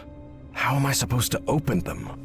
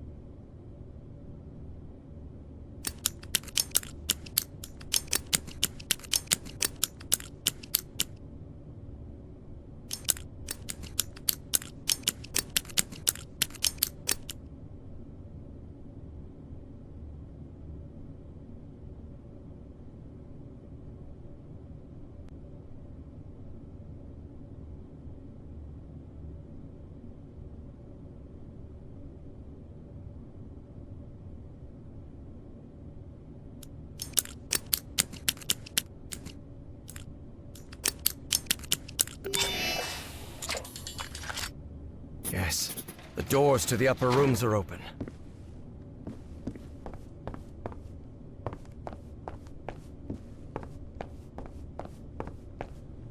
This looks like an astronomer's office. This book seems to recount traditions of ancient Egypt.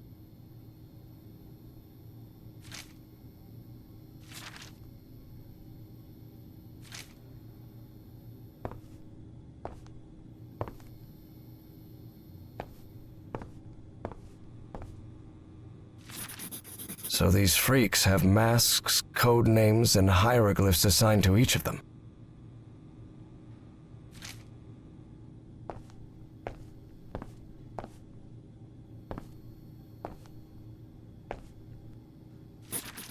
Heaven's sake, these kooks really are obsessed with ancient Egypt.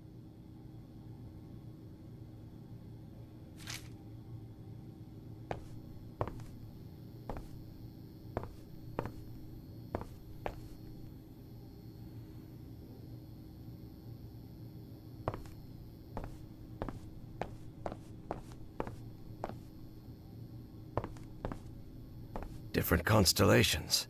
It would take a good eye to locate all of them in the night sky.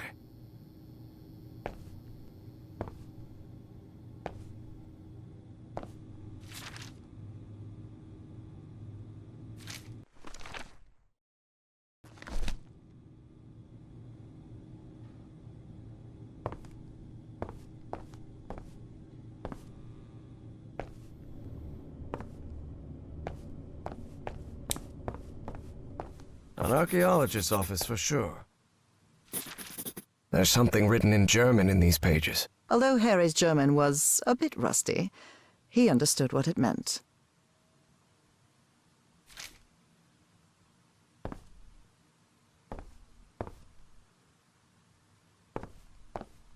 This must be the group's official photographer.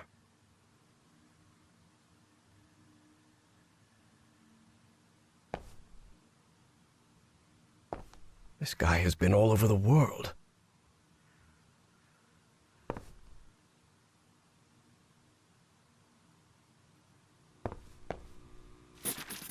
The letter laid bare the bad blood between some of the cult members. Something pretty common when power-hungry fanatics are involved.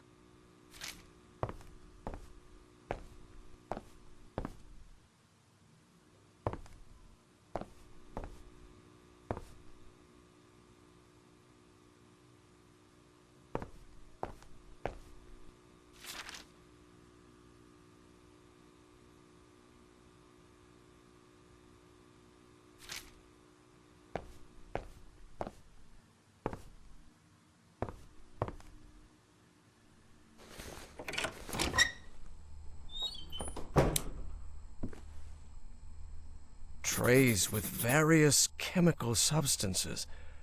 They even have the molecular structures written on the bottles.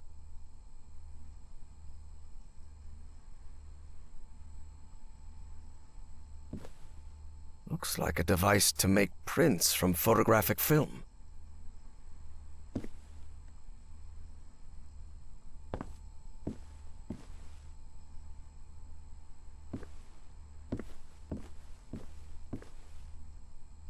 A bin full of discarded prints.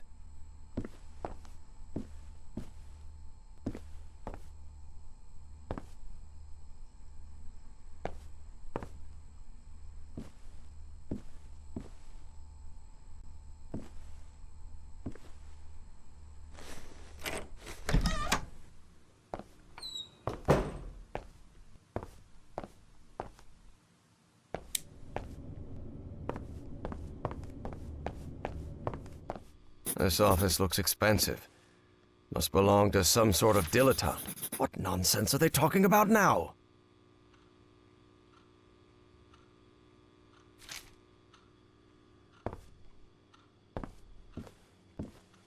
This fella clearly has expensive tastes. I'm impressed.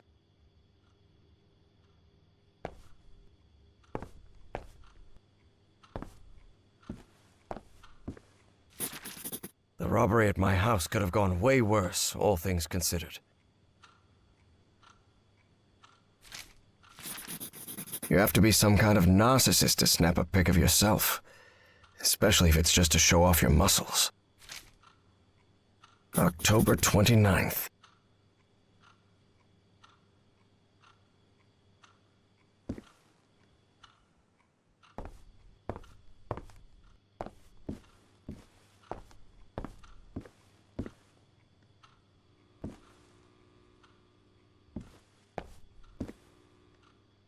This fella clearly has expensive tastes. I'm impressed. This fella clearly has expensive tastes. I'm impressed. Just an office. But this couch, maybe from a psychiatrist's office? This metronome still makes my skin crawl. He sounds glad to be rid of him.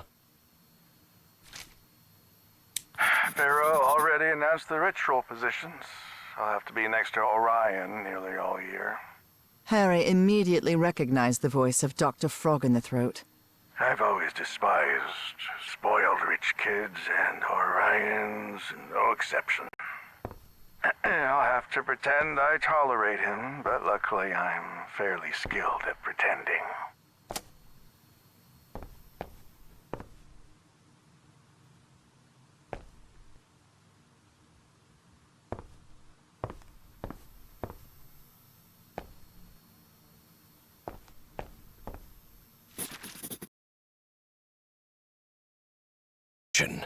From Dr. Frog in the Throat.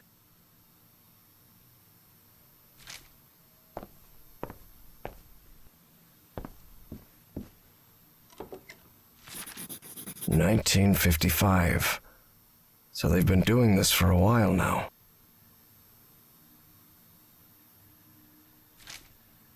A roll of film. I wonder what's on it.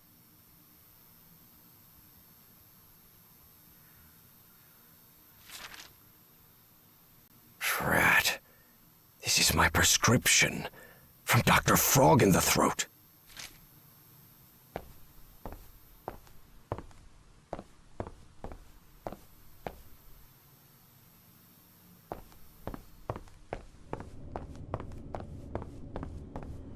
This looks like a biologist's office.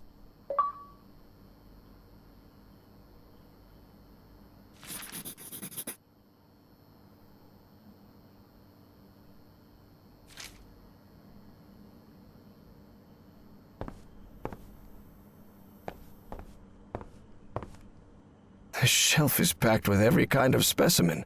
Looks like it came straight out of Dr. Frankenstein's lab. I'm sure I could name all the fish in this aquarium. Much to his dismay, Harry had become something of an expert on fish, especially those with striking spotted patterns.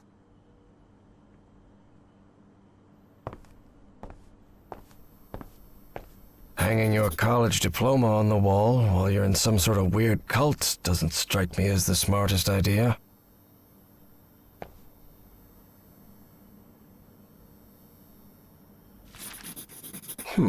They rotated the positions. What does that mean? I'm sure I could name all the fish in this aquarium. Much to his dismay, Harry had become something of an expert on fish, especially those with striking spotted patterns.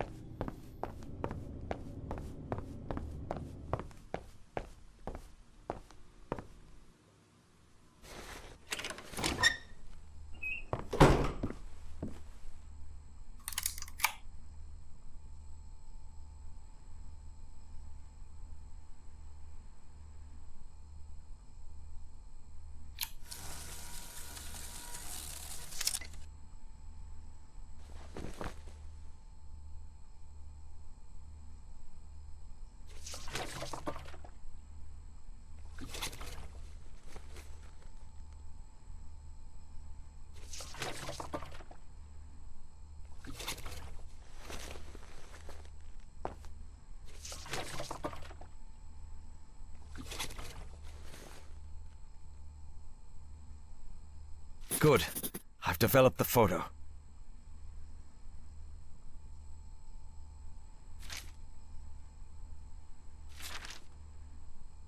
Good.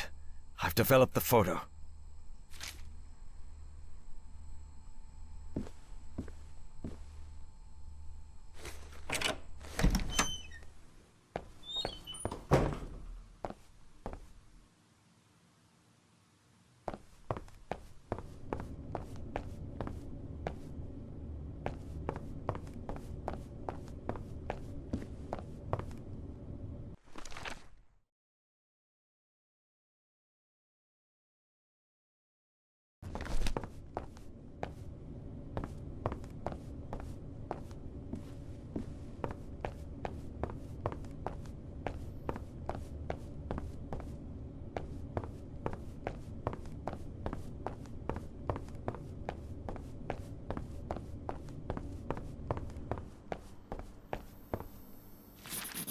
Looks like even kooky cultists have a love life. Who would have thought?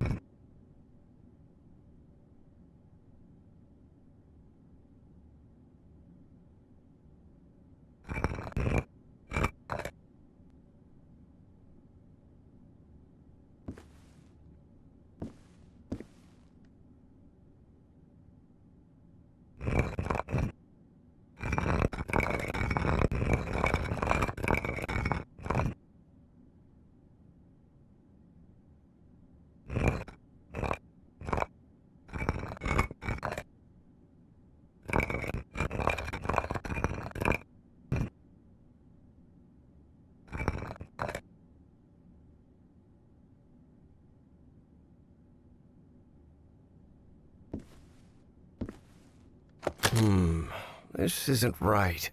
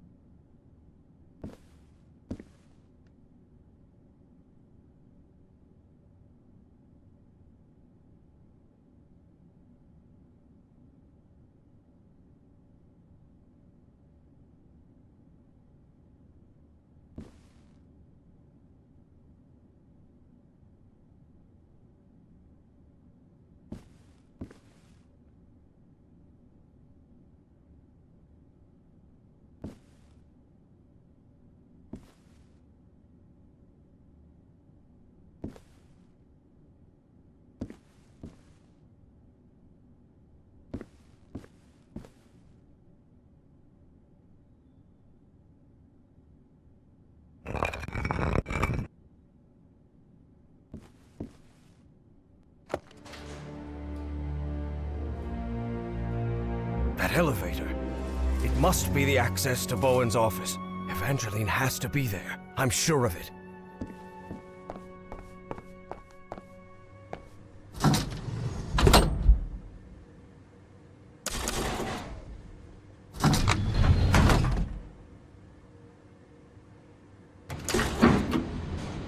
As he rode the elevator up, Harry regretted not bringing a weapon. What if Bowen was still up there?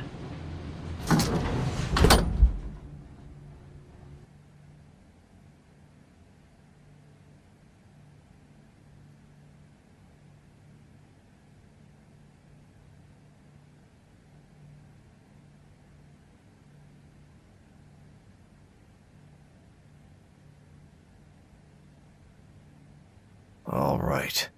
Let's see what you're hiding here, you scoundrel.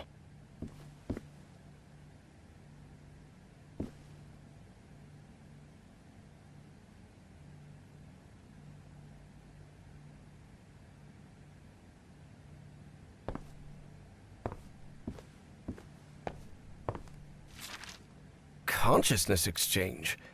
Is he talking about mind swapping? Apparently, that John Teague was Fornax, another cult member. So the cult was on the expedition along with Peasley. How long have they been behind all this?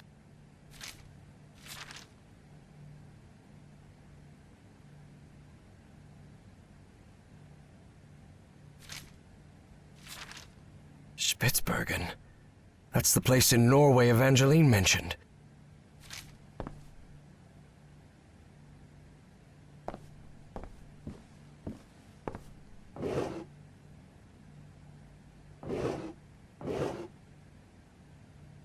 Well, looks like they give this medal to just about anyone.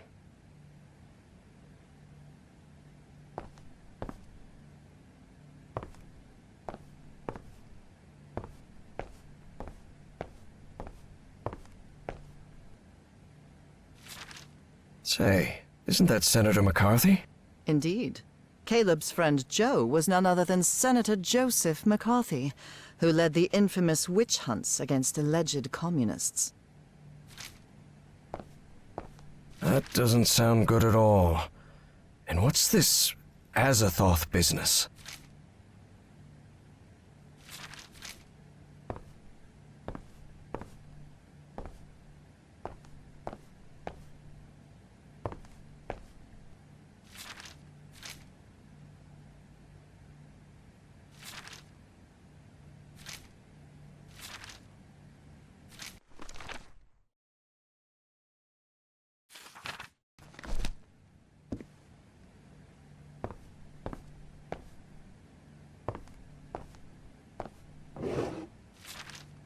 I knew Bowen would never abandon his Nazi pals.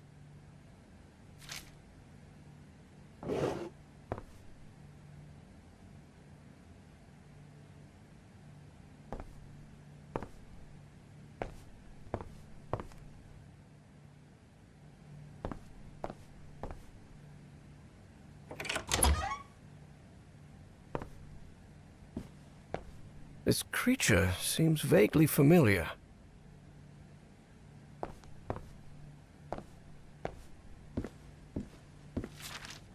Dr. West?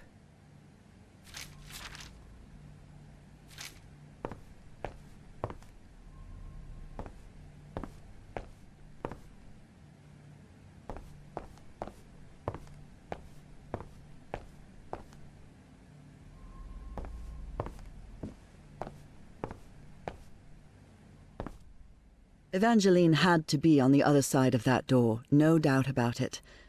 But Harry stopped before entering. Was there anything left for him to find in Caleb Bowen's office? There may be something important here. I can come back later.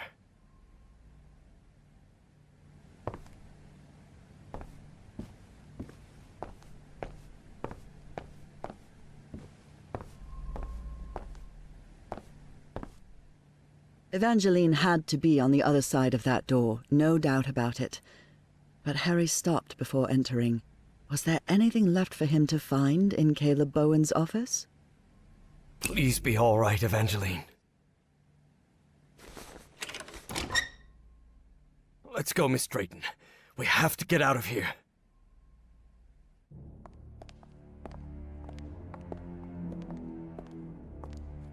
Look, it's the engineer. I've seen one of those creatures before. In my dreams. In the Stone City, in the jungle. He spoke to me in my dreams, Professor. I have Forget about it, Miss Drayton. We'd have to call the police and... Calling the police won't do any good, Professor. We have to go to Spitzbergen. I need to talk with him, with the great engineer. Miss Drayton, don't you realize this doesn't make any sense? We can't chase Bowen and his... No, you don't understand. Bowen isn't in Spitzbergen. He's on his way to the city, on his way to Nicotis. Harry couldn't believe what he had just heard. Evangeline had mentioned a place he had known in dreams, long ago. So long ago, he had nearly forgotten it. I had a strange dream today. I was inside a vast library and gazed at vistas of another world. All these questions came crashing down on Harry. And suddenly, he wasn't so convinced anymore. Before boarding the plane to Norway, Evie and Harry talked about the trip. About where they'd be stopping over.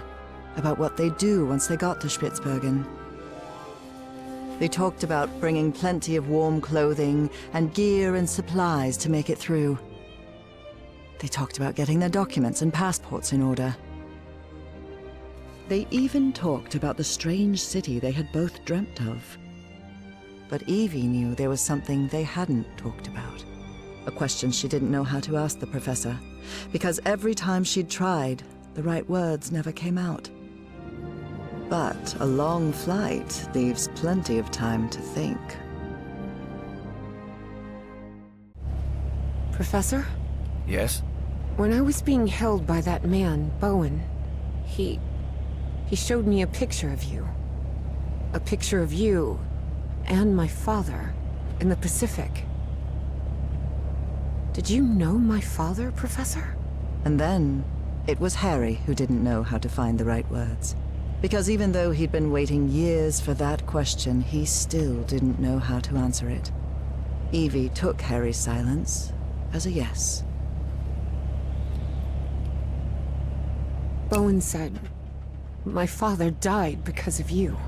Is that true, Professor? Well, it's complicated. Look, I wanted to. You wanted what? Just talk, for God's sake. All right. I'll explain everything. Good. We've got plenty of time to spare before we land. My wife, Nora, was diagnosed with an incurable disease. The same hereditary illness of unknown origin that had struck her mother before her. The doctors had no answer. So I decided to find it myself. I never imagined the answer would take me so far away. to a remote island in the Pacific.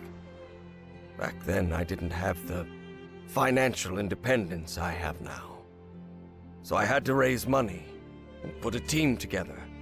Do you remember the night before your father left for work in San Francisco? You were probably 5 or 6 years old. Oh God. Yes, I remember. I remember a beautiful, dark-haired woman, a nervous, scrawny guy, and a man who seemed really happy about something. I'll never forget those words. You're a whiz, mister. Would you be interested, by any chance, in an exciting job opportunity in the Pacific? That's right. Frank agreed to come with us to the island. It pained him to leave you and your mother back in Mississippi, but he needed the money and I was paying very well. But that island wasn't what we expected. There was something there that... Let's just say there are forces in this world that mankind ought not to meddle with, Miss Drayton. Things like the Black Ooze, and on that island, it was everywhere. I told you, it's the most dangerous substance I've ever come across. We found that out when one of the expedition members came into contact with it. It was him, driven mad, who attacked your father. Just a shallow cut with an ancient dagger, but enough to infect him with that black liquid. That is what took Frank's life. I did what I could to look after him, but that infection, it was beyond anything I could handle. His final words still haunt me. Harry, please look after my wife and my little girl. And that's what I've been trying to do all these years. Though evidently not as well as I might have done. Evie was speechless. She could not believe it. Take care of me? What are you talking about? I just met you a week ago. I've never had anyone except my mother. And the only help we ever got was from the insurance checks. What kind of help are you— There was no insurance, Evangeline. What? Harry decided that since he'd started telling the truth, he wouldn't stop halfway. I am the Hydrangea Foundation. Hydrangeas were just Nora's favorite flowers, that's all. And then, Evie understood. She understood the strange and painful sacrifice that man had made.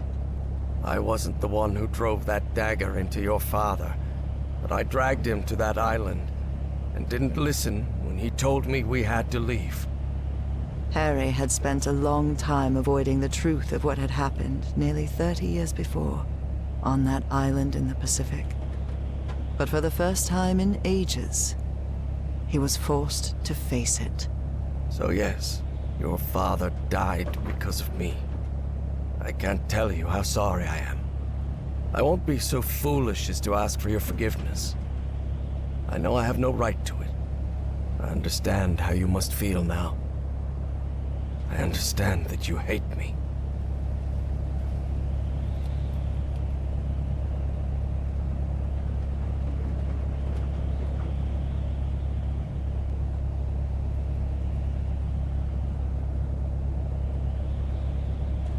Maybe you have no right to ask for it, but I forgive you, Professor.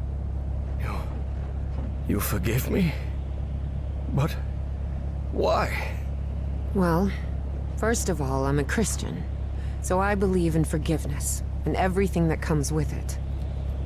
And second, because we all make mistakes, Professor. You've made plenty of them. Grave mistakes that came at a high price. But it's not up to me to judge you. Maybe you should forgive yourself, Professor. You've been torturing yourself for 23 years. Isn't that enough self-punishment? Harry was puzzled. He hadn't expected this. In a strange way, Evie's forgiveness made him feel uncomfortable. Didn't he deserve punishment for what he'd done? Evie's decision had made him doubt. Perhaps it was time to move on. I don't know. Maybe you're right. I'm sure I am. Believe me. And after that, Evie and Harry remained silent for the rest of the flight.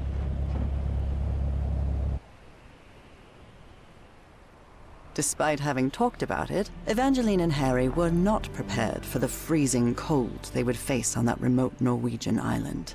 Although weather would be the least of their problems in that place.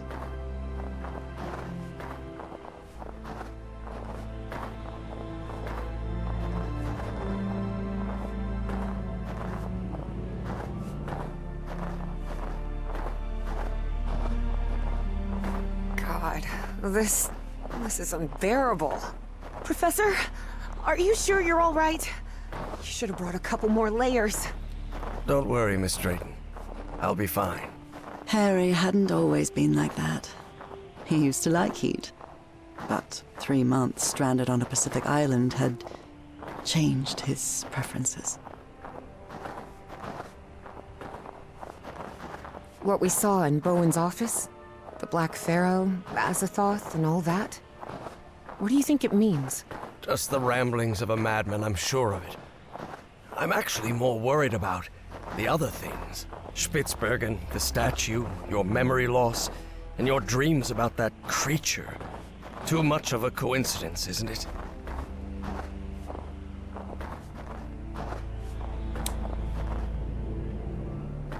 This sign. It's written in Norwegian. I guess we're close.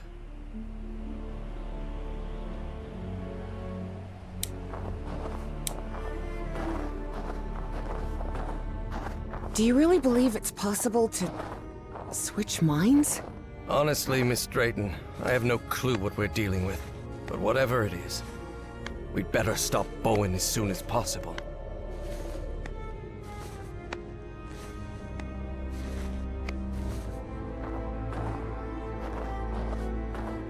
Here it is, the radio station.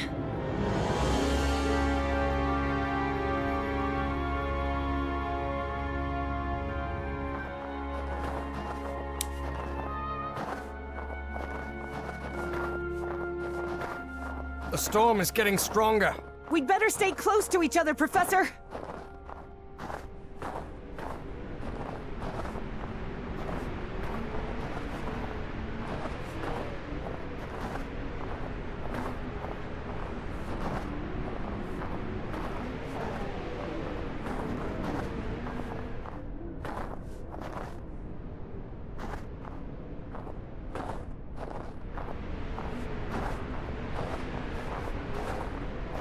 This looks like the station's garage. I wonder why they left vehicles in here. Maybe they left in a hurry? It's not working.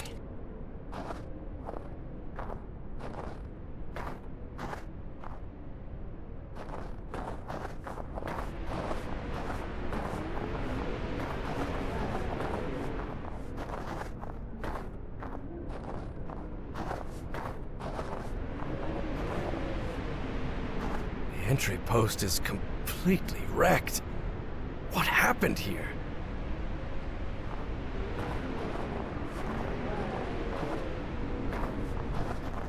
There are way too many beds for a simple radio station. That would back up what Bowen said. That this place was just a cover-up. It's no use. This switch is completely wrecked.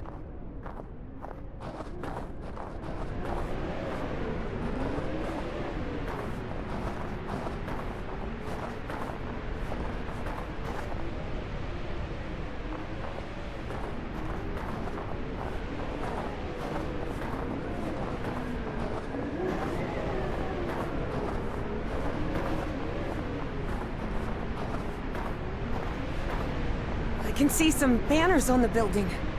They look like... oh. Nazis. I hate these guys.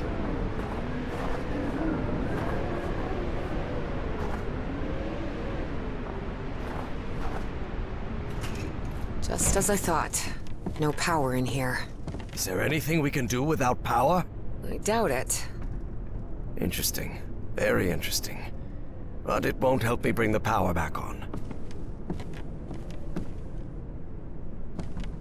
I'll have to take a look at it later. Right now, I need to get the power running in this station.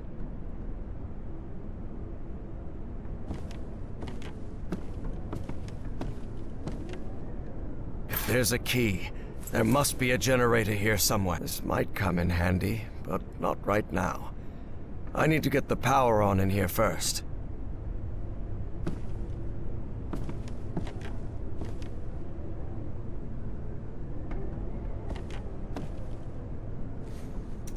No, the door won't budge.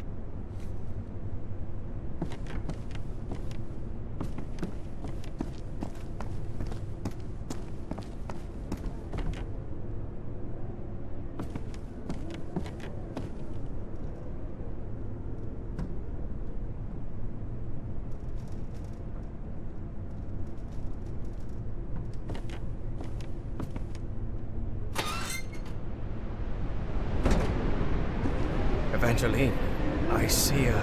Harry hesitated to say the words because of how absurd they might sound.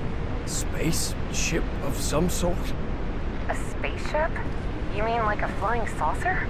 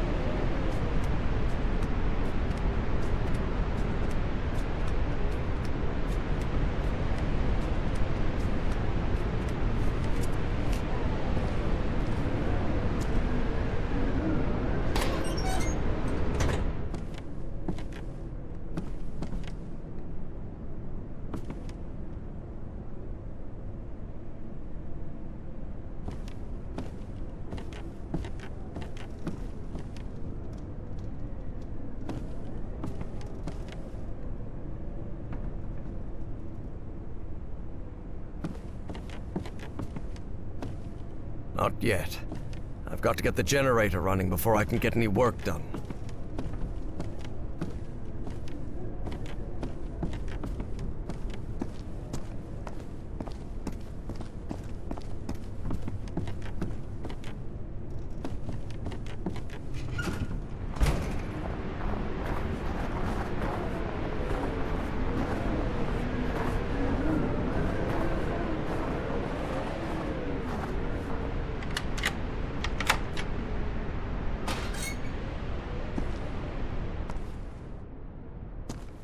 Look! Seems this generator was meant to power the whole facility. Try turning it on, Professor. Hey, what the... The current must have caused a power surge in that distribution panel up there. Let me take a look. Maybe I can fix it. Okay.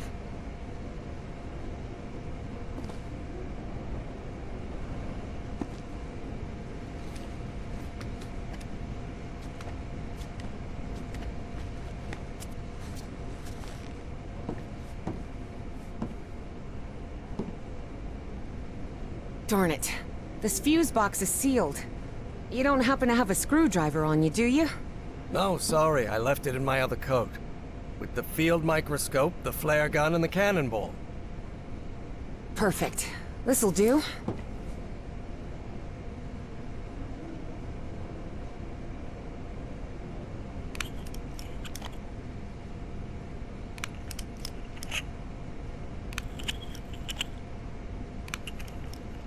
An old fuse box. And it looks like it still works. Even after years under this weather. Never doubt German engineering.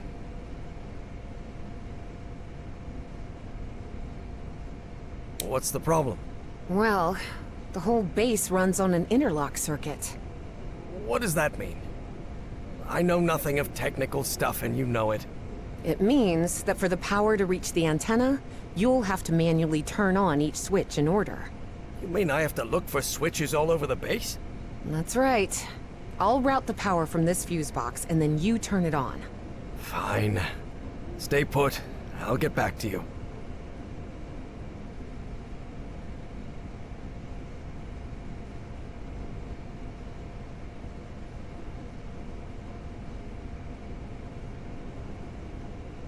Your turn, Professor.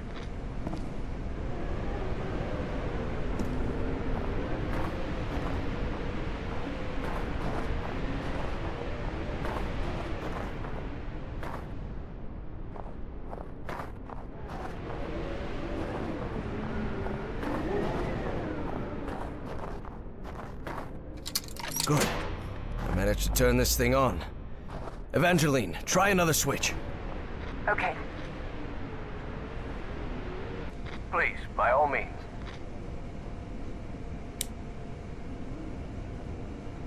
You're in charge now.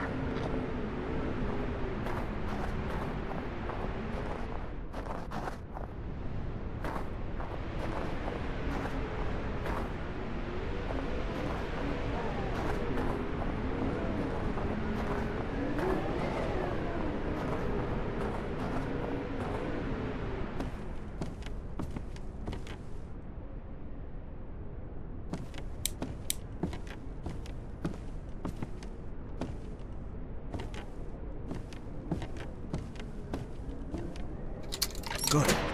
I managed to turn this thing on. Evangeline, try another switch. Okay. Your turn, Evangeline. Up to you now, Professor.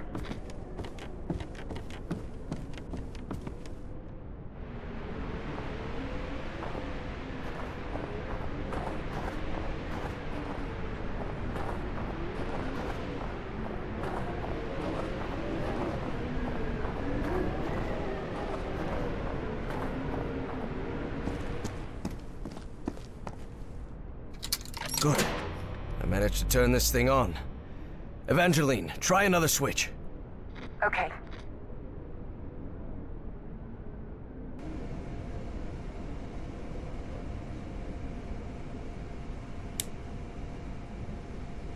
Your turn, Professor.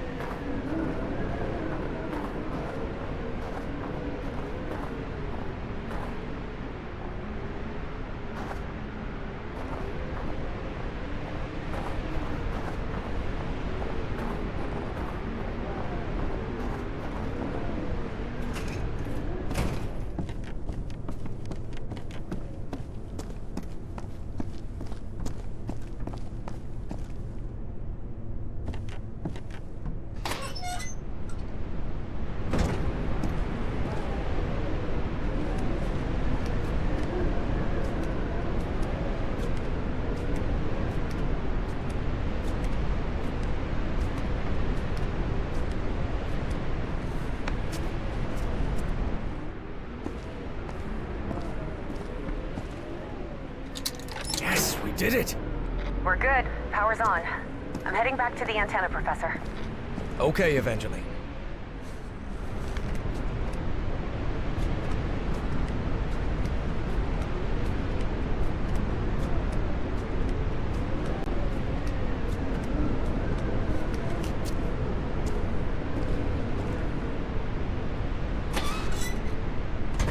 Huh. Wasn't expecting to see one of these here. What are you talking about? It's an Enigma machine. A message encryption device the Nazis used to encode top-secret messages. But how could you possibly know that? I worked in intelligence during World War II. Obviously, I was too old to be sent to the front lines. And I can't see a thing without my glasses. But the OSS thought someone like me could be useful cracking codes. So they sent me to Fort Meade, Maryland. to the Signal Security Agency building. The SSA. Signal Security Agency.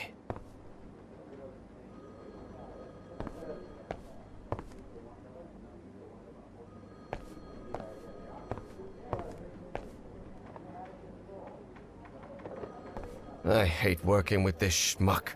Caleb Bowen had the right connections, which is how he landed a job at the SSA. For Harry, this meant torture, plain and simple.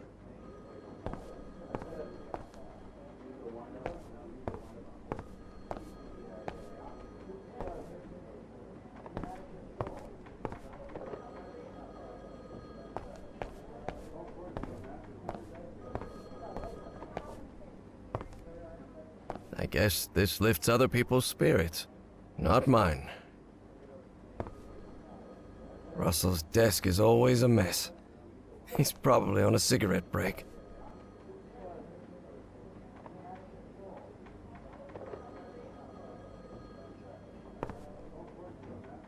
Russell's desk is always a mess. He's probably on a cigarette break. Hendricks requested a transfer to Europe last week. He's a man of action, no doubt about it. Hendricks requested a transfer to Europe last week. He's a man of action, no doubt about it.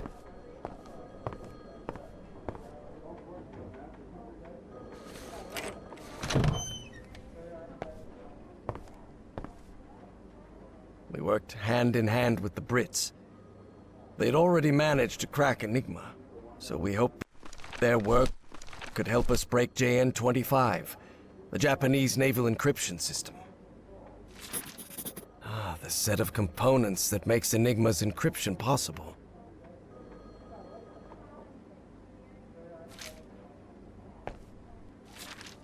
I always keep this photo. Enigma decoding instructions.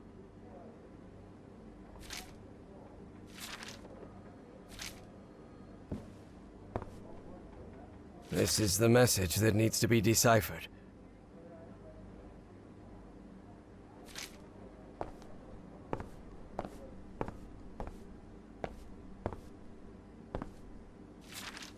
I don't rightly know what we'd have done without Turing and his people over at Bletchley Park. I really doubt this is how Nora pictures my work here at Fort Meade, but she does love to tease me.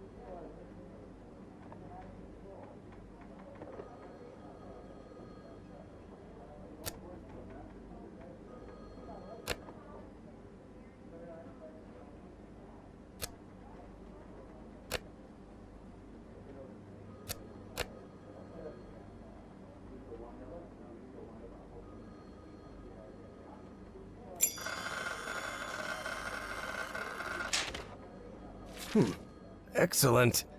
I think I solved it. Maybe we can use their deconstruction process and adapt it to crack the Japanese ciphers. Unfortunately, working for the government also means working for the occasional undesirable individual.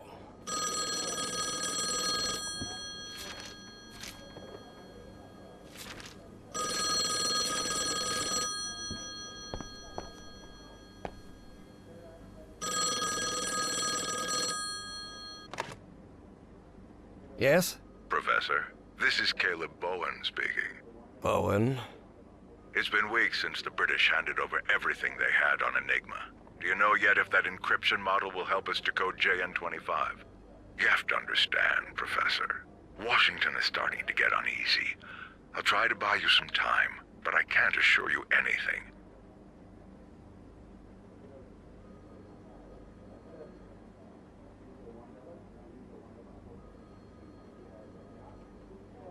It is you who should be nervous, Bowen, not me. We're nervous? Why? I don't know. How would our superiors in Washington react if they knew about your past sympathies for Chancellor Hitler? I don't know what you're talking about, Everhard. I've never had any sympathy for the Nazi movement. I'm not exactly fond of the communists either, even if they happen to be our allies at the moment. Can you say the same? What are you implying, you idiot? My father was a Republican senator. I've been a registered party member since I came of age. I even campaigned for Harding and Coolidge. You think you can lecture me on patriotism? But of course, anyone standing next to you looks like a damn Bolshevik. Ah, Professor, we have more in common than you think. Why do you insist on making us enemies? Look, no matter how much you try to deny it, I know you're still a damn Nazi. And though I've never been able to prove it, I also know you had something to do with the sabotage of my expedition. Not at all, Professor. You refused our funding, and that was the end of it. Right. And you had no prior connection to Miss Cassandra Dexter Ward, is that correct? As I've already told you 1,000 times, I met Miss Ward when she came to our society with you, asking for money. So, it was all just a coincidence, right? Of course. Coincidences do happen, Professor. Listen to me, you disgusting little man. I have things to attend to. Do us both a favor and don't call again. What a moron.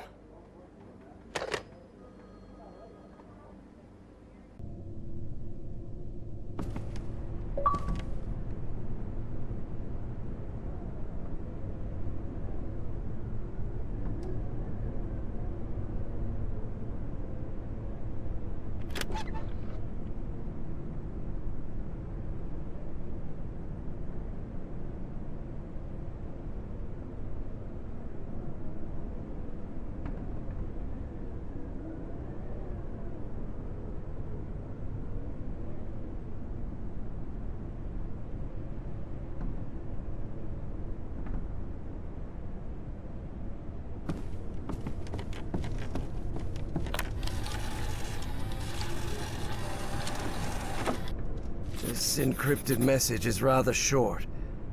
I wonder what it contains.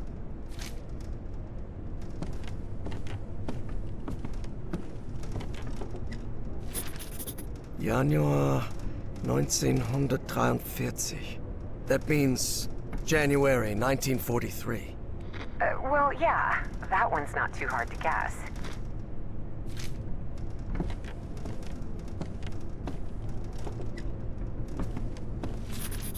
Februar 1943.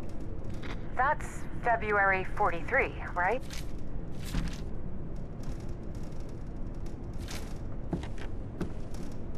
An encrypted message.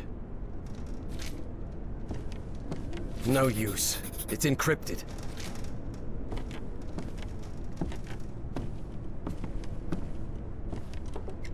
There's some sort of cable here.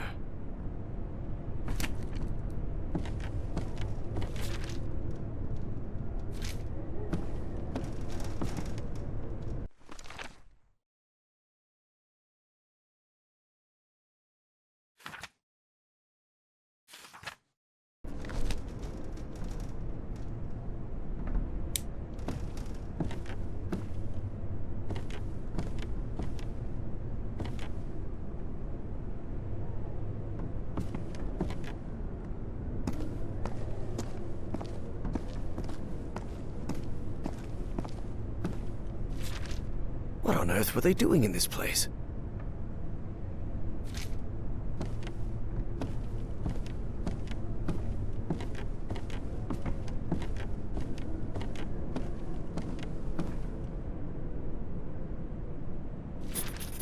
It's the Dienstausweis of an SS Oberstgruppenführer.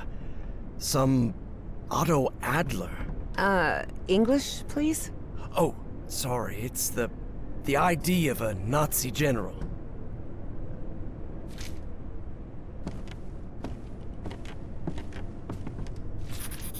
Boy, this radio station gets creepier every minute. Yes, I can feel a shiver down my spine, and it's not the cold.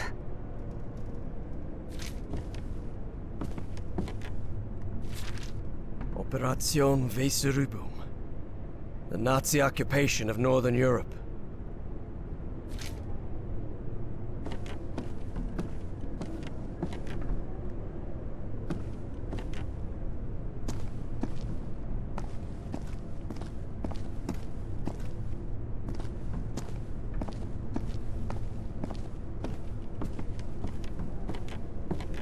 A reinforced door. You still think this is just a radio station? All right, I've got to admit, this is weird as hell.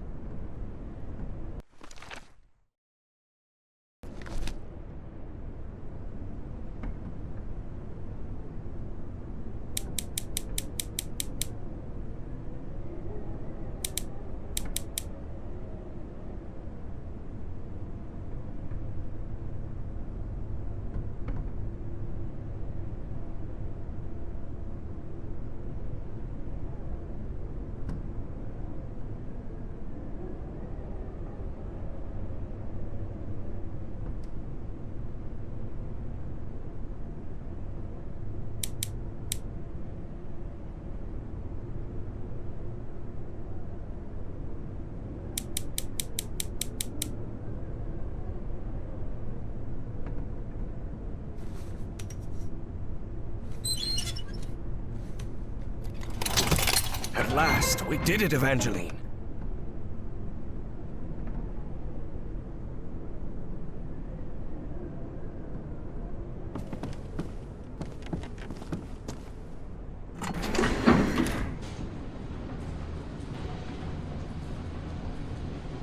So the station was just a cover-up. But I wonder what for. Whatever it is, we're going to find out. And soon.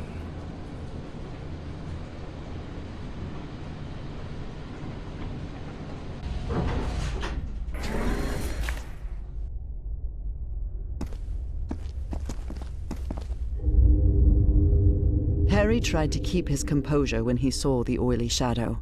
He didn't want to alarm Evie.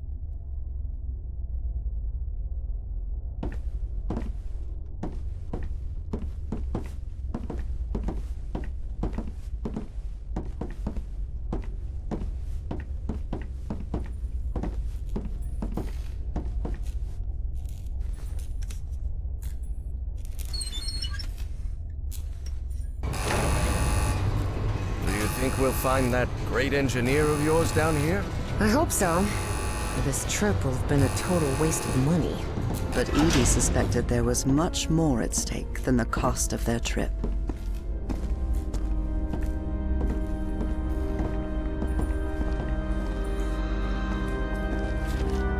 It references a creature. You think that might be your great engineer? Yes, sounds like it. A liquid that reacts to sound, like in the Rappahannock River caves.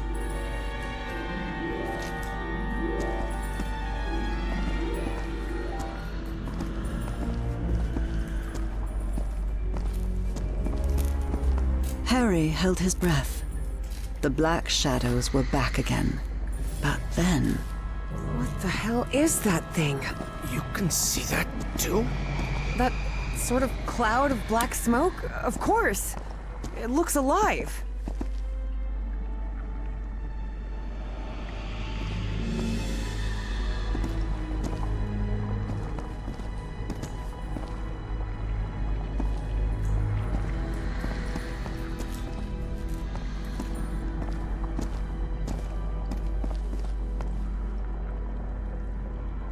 diving suit.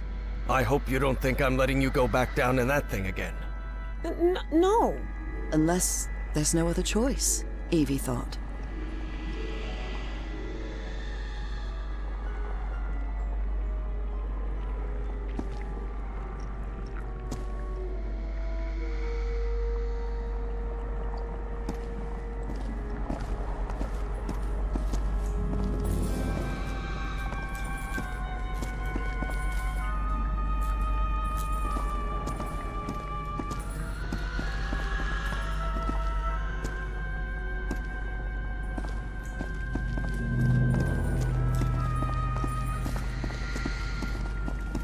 Offices, control room, Kronos lab.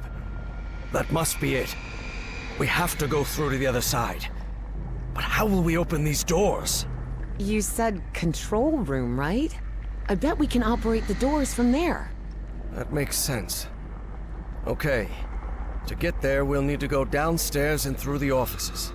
But Professor, the way downstairs is flooded. Well, it seems there's no other choice. Which of us... I'll go this time, and I'm not going to allow any argument about it. Because despite how I look, I'm not 80 yet, Harry thought to himself. Do you want to go down then? Go ahead. Lower me down. All right. Be very careful down there, Professor.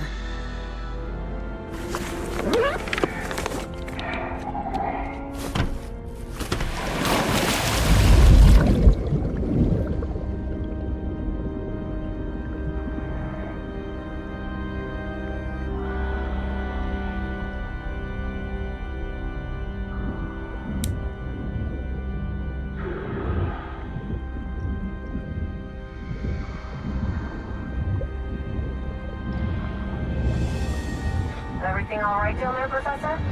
So far, so good. Oh, it's very dark in here. And I think I know why this place is flooded.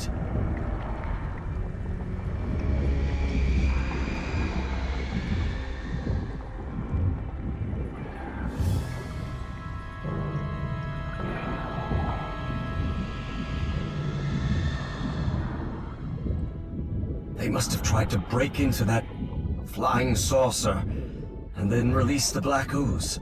Do you see any black ooze around? All around, yes. I'm pretty sure it was the ship's fuel.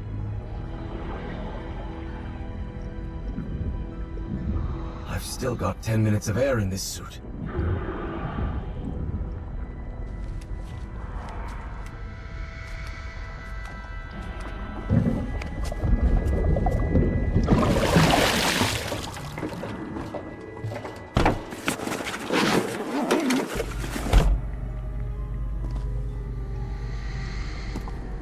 Evangeline, do you hear me?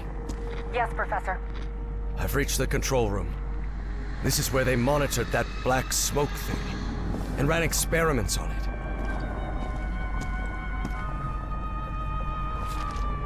I really hope they never succeeded. He must be talking about that flying saucer we saw out there. Looks like the organizational chart for Project Kronos. And that's Felix Stahl. That guy's a member of the Starry Wisdom Society. So that was the reason Bowen had pulled every string to get that man to America. Idiots. Only a...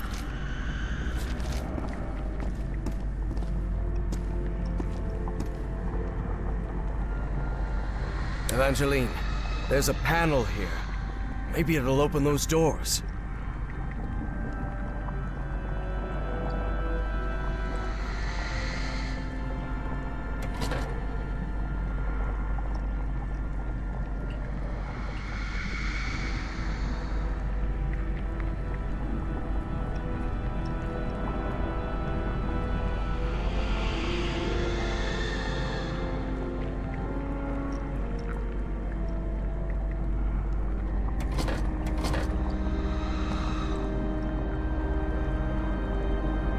It's up to you now, Evangeline. You're in charge now.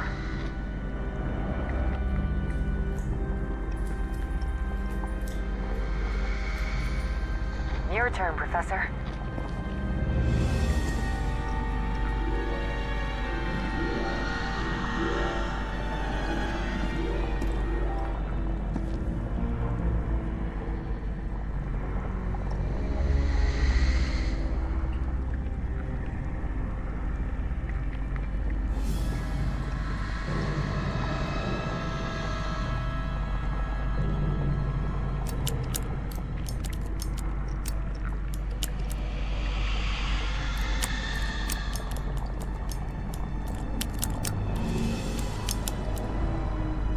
A light just came on.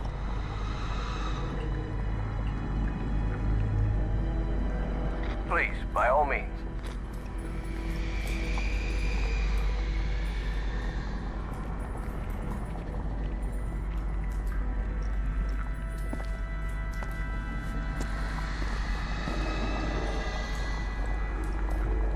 Up to you now, Professor.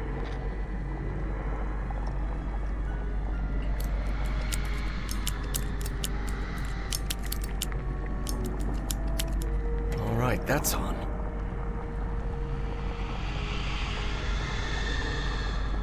Professor, look. That thing. It's moving into the next chamber. It seems to move like a trapped insect.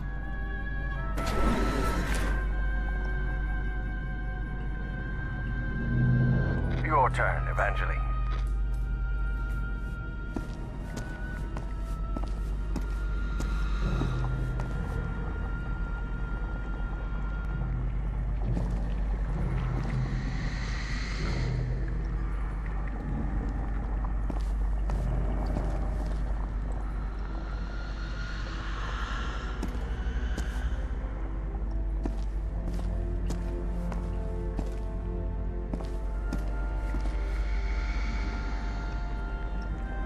You're in charge now.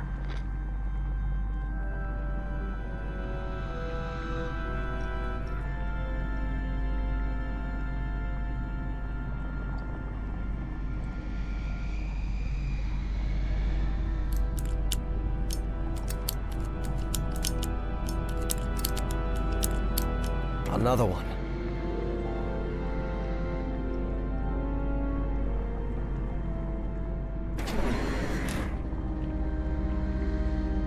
Please, by all means.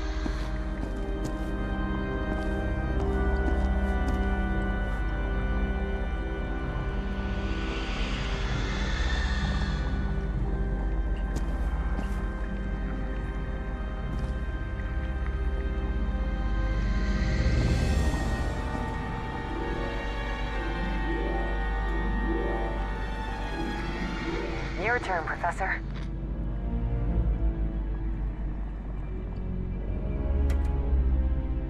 It's up to you now, Evangeline.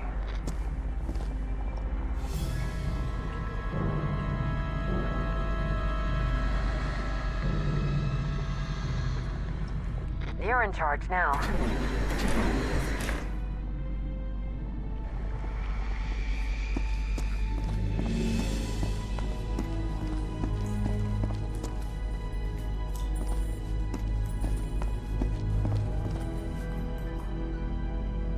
Up to you now, Professor. It's up to you now, Evangeline. You're in charge now.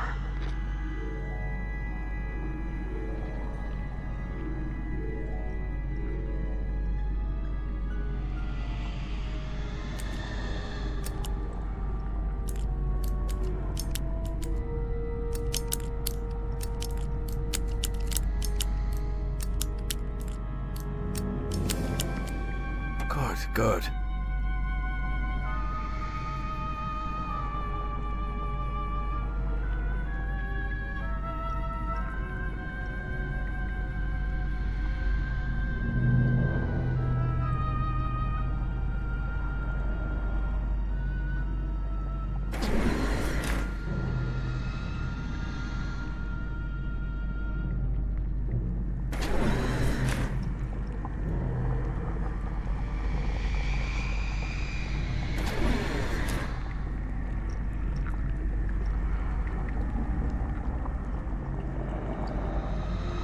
Please, by all means.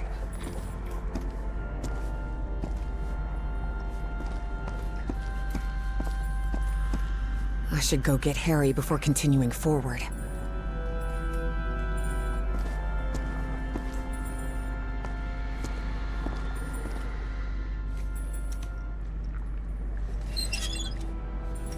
I opened this door for you, Professor.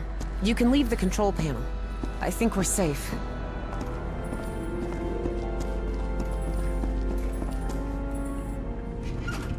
What on earth was that thing? I don't know. But whatever it was, I don't want it close to us. Let's get out of here, quick.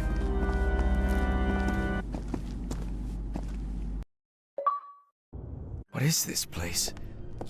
It looks like the heart of Project Kronos. Could be. Do you think we gave that horrid thing the slip? I really hope so. After seeing what that black smoke can do to humans, I wouldn't want... What the hell? How did that thing get out? No time for questions now! Run, Professor! Run! Quick, the bunker door! Help me close it, Evangeline!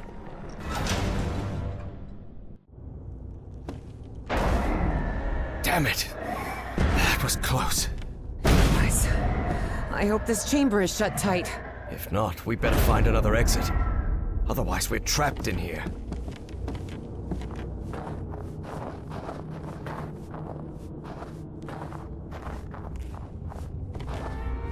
Lord Almighty. Evie recognized the gigantic creature at once. It was the same one she had seen in her visions. Look at the size of that creature. Harry remained silent. He was in shock, but not because the sight of that creature bewildered him. Quite the opposite. Something about it felt disturbingly familiar.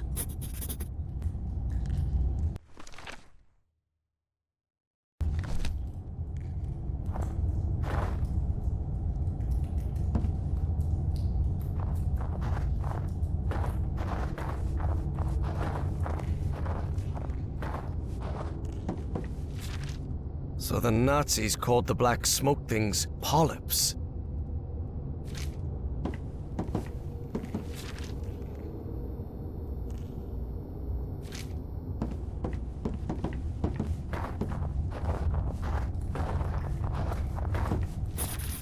Apparently, the Nazis tried to communicate with that creature.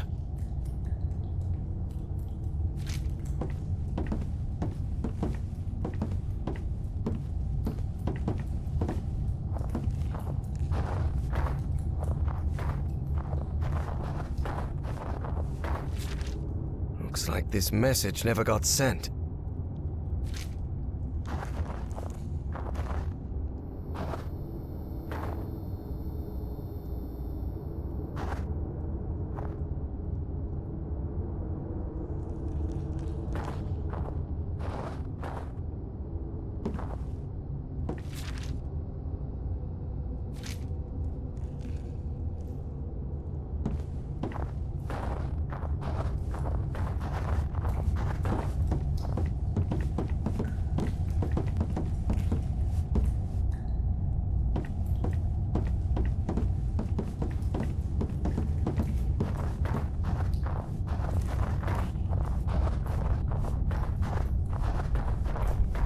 This looks like the entrance to that... Harry finally resigned himself to their situation, bizarre as it was. flying saucer. But it's sealed shut.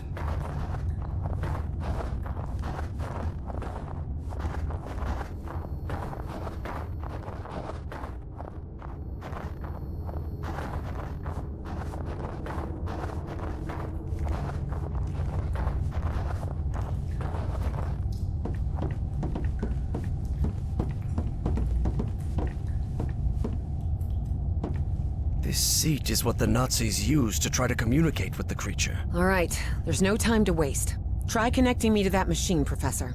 Evie knew perfectly well that the professor was about to rattle off a whole list of reasons why they shouldn't go through with it, but she had neither the time nor the patience to listen to them. And before you say anything, yes, Professor, we have to do it. Because we're trapped in here. And yes, Professor, it does have to be me. Because I'm the one who has dreamed of that creature. and the one who understands its language. I know you're trying to protect me, but I need you to trust me. Just this once? Before the argument had even started, Harry had to concede defeat. You're impossible, do you know that?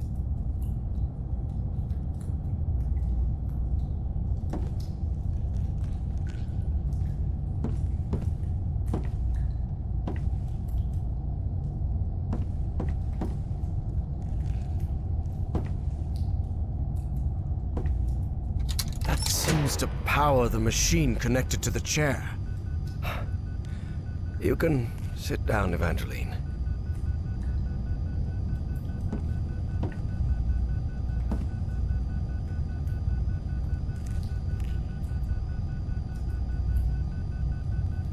This apparatus identifies matching brainwave patterns between Evangeline and that creature.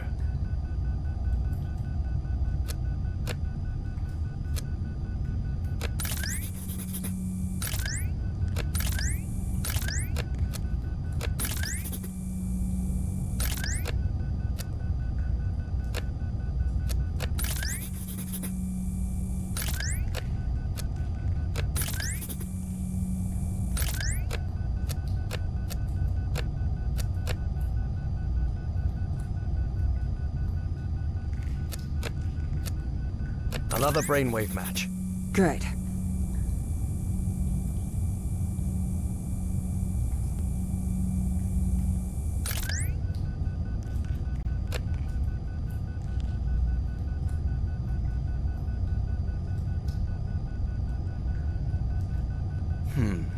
Geeignet means suitable, and untauglich means unsuitable. It must refer to the brainwaves.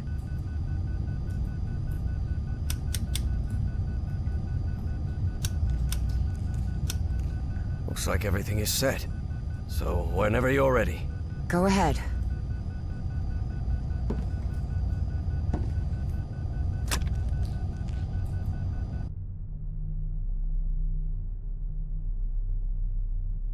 Evie found herself, in the literal blink of an eye, in a completely different place. And it would happen to her more than once that day. As she tried to figure out what was happening, a strange but familiar voice startled her. Evie. Velkonul.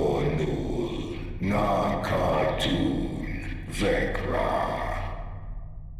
I have been waiting for you for millions of years, it said. Are you? I am the great engineer of Nakotis. After so much trouble, Evie was finally before the great engineer. It was her one chance to ask everything she needed to know.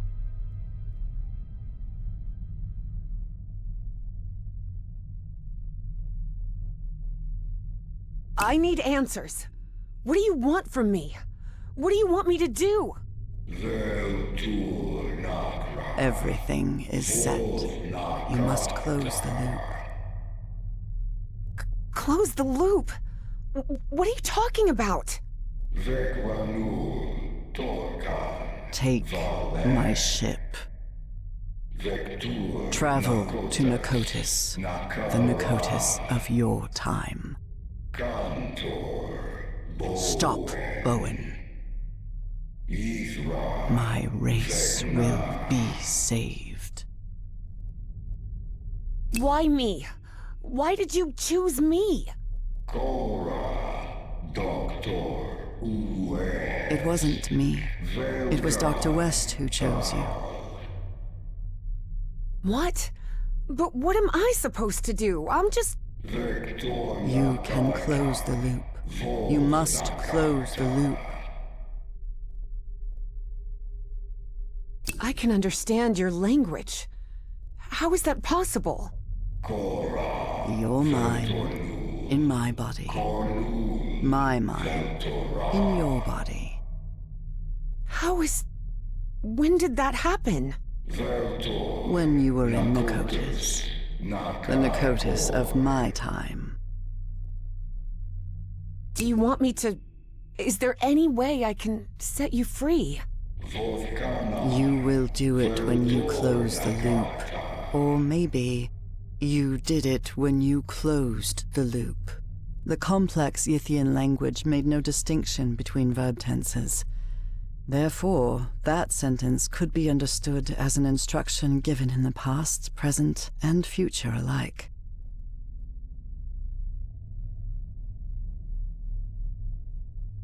But how am I going to do that?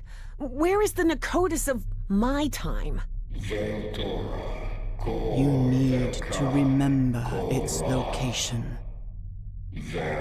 Remember. Remember it? How?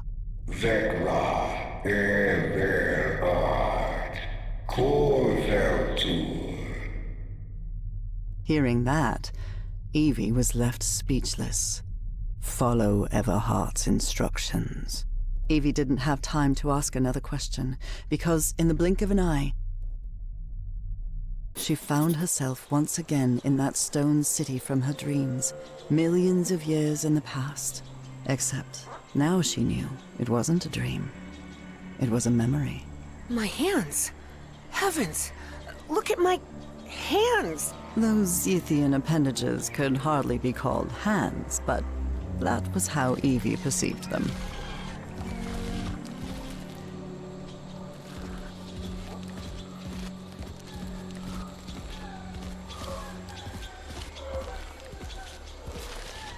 This was part of my information exchange with the Yithians. I believed I had to tell the Yithians everything about my time in exchange for my freedom, but I was wrong. Indeed, Yithians merely use the knowledge of others to plan their own decisions, in the future and in the past.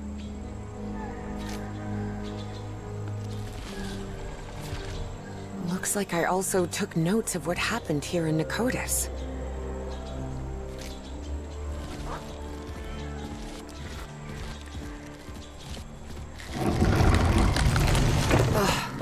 I can't believe I couldn't remember this amazing view of the towers of Nakotis.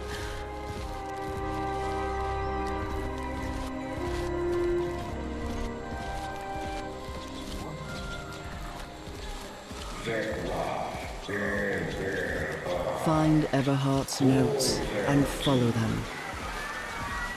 But where are Everhart's notes? Where can I find them?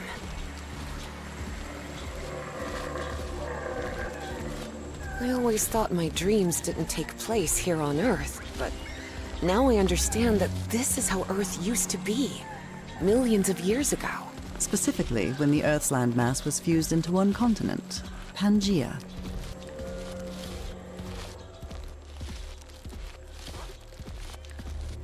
That's an ammonite. Cephalopods that lived during the Devonian period, 400 million years ago.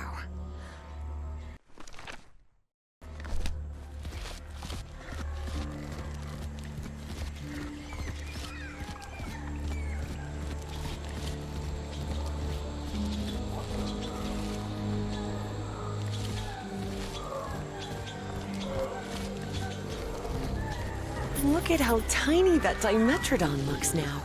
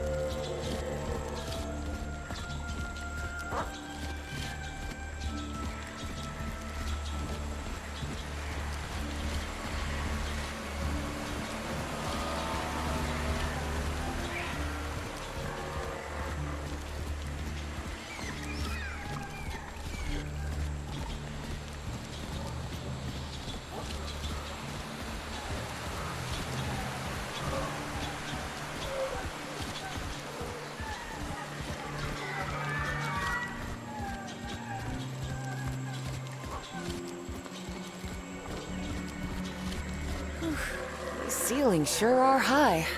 Evie suddenly remembered the colossal corridors and massive stone slabs of the great library of Nakotis.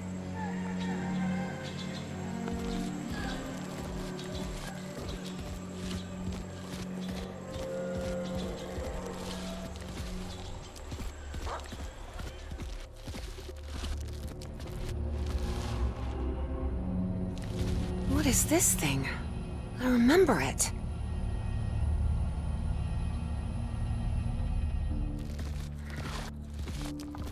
I remember this. I went to the Great Library every day.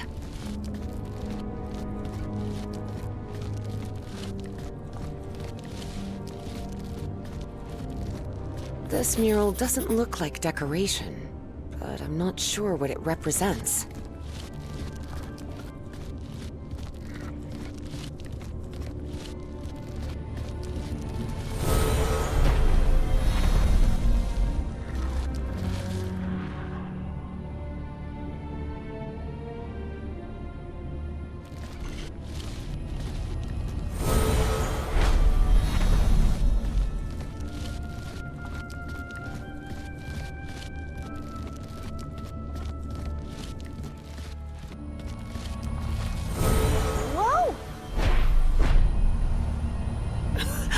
My goodness!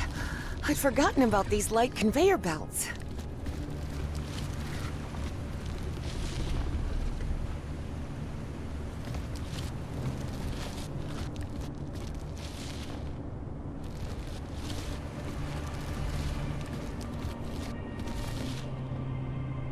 That seems to be a mammoth, late Pliocene, 2.5 million years ago.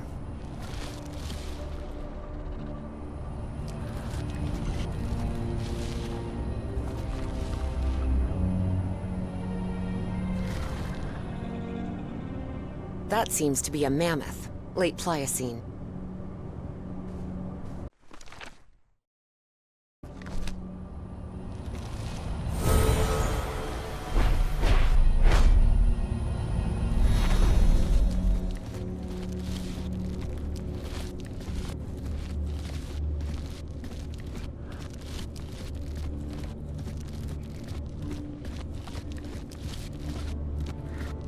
This mural doesn't look like decoration, but I'm not sure what it represents. Wow. Is this some kind of time location finder? Unbelievable!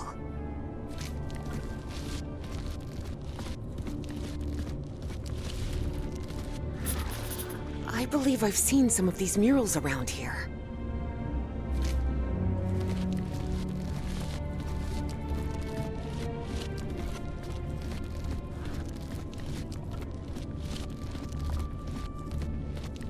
This is the professor's handwriting. He really was in Nakotas. Another note from the professor.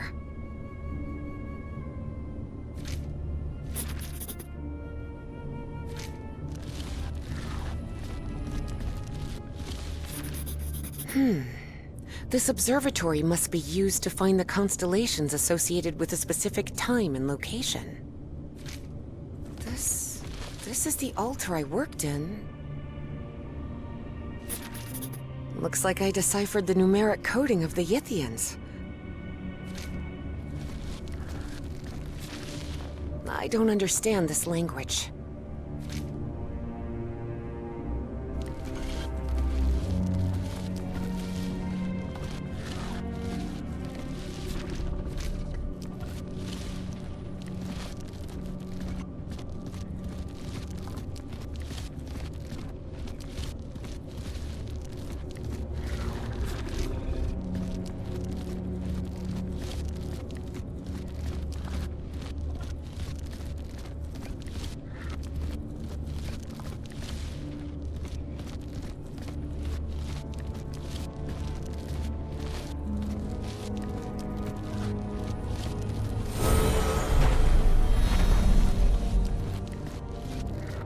Tyrannosaurus rex, a dinosaur from the late Cretaceous period, 68 million years ago.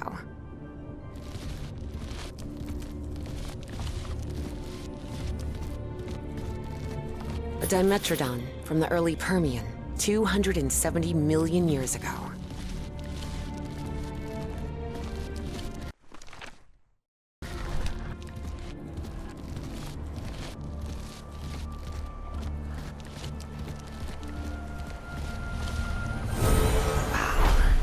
Everything is so beautiful here.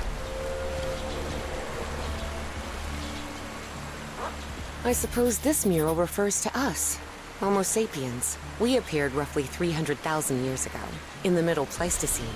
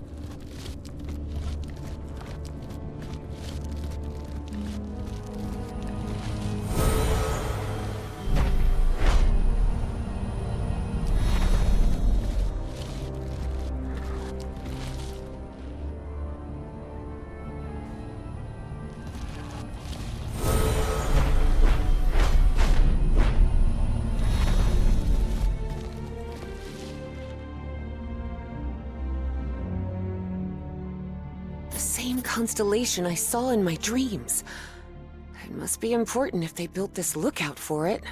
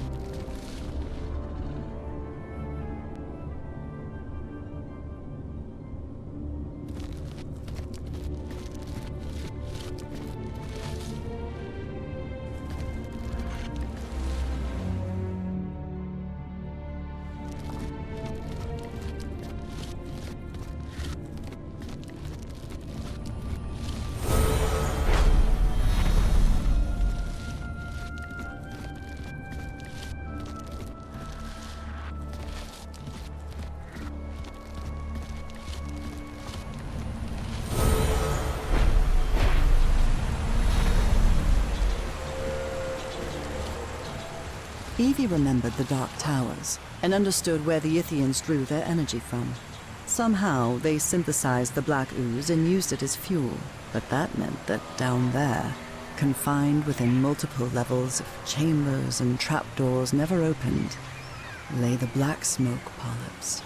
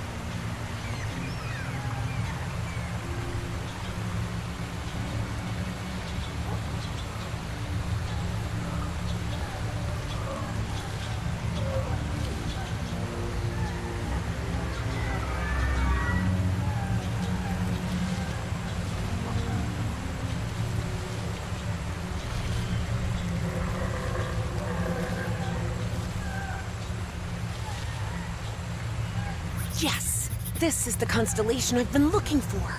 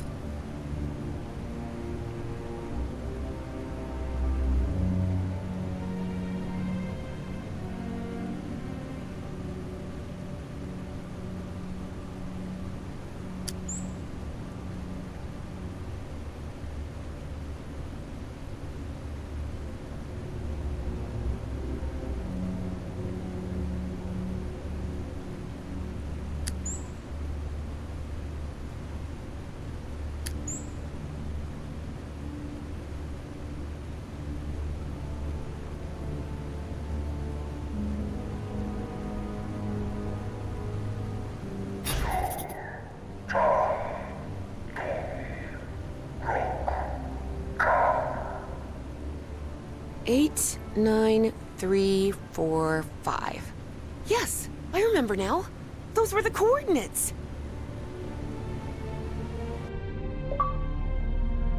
Great engineer. I know where to find the Nakotis of my time, but all I have are Yithian coordinates. And there's no way out of here. There's one of those black smoke polyps on the other side of the chamber door. Take my vessel. What? The vessel? You mean the spaceship? Evie's heart skipped a beat. Piloting a flying saucer was something straight out of a science fiction novel. But the vessel door won't open. How am I supposed to... Your mind is now fully synchronized with the Yithians. Travel to Nakotis. Stop, Bowen. Close the loop. But what about you? I can't just leave you trapped here. It is irrelevant. Close the loop. And with those final words, as Evangeline blinked, she found herself standing before Harry, back inside the Spitzbergen bunker again. Evangeline? Can you hear me? Are you all right? Yes. Yes, Professor. I'm here. I'm just a little bit dizzy. Well, did you manage to talk with that thing? What did you find out? We have to use the spaceship to get out of here.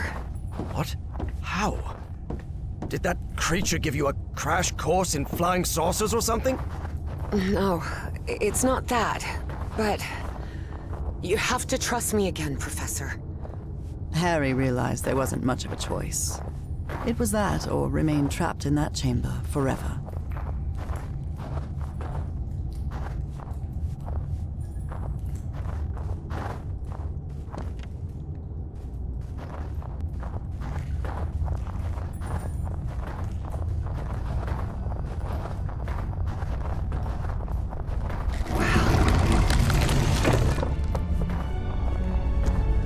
Look around on, Professor.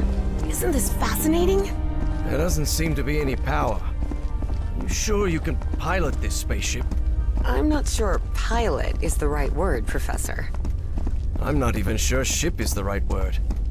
This looks more like a building than a vehicle. There surely has to be a starter somewhere, right?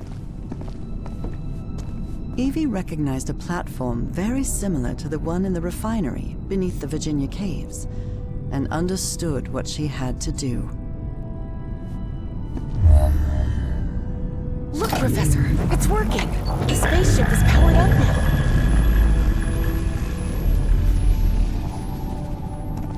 Damn it, where's the steering wheel? It probably doesn't need one.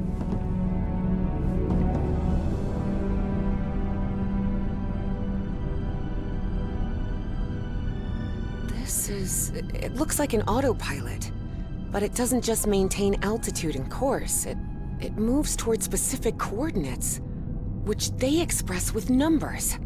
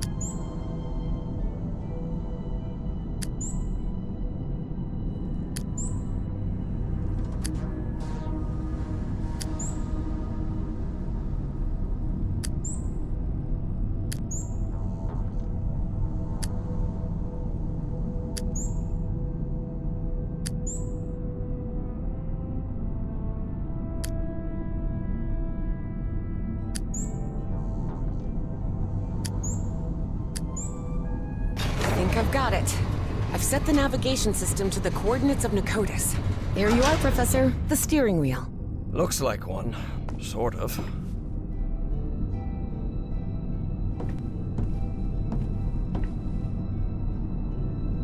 Can you help me with this, please?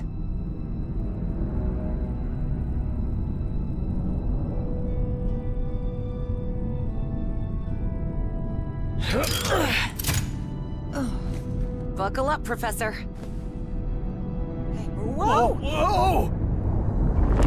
Professor, better find something to hang on to. Hey, it's moving! Look, it's breaking the ice! So where are we headed?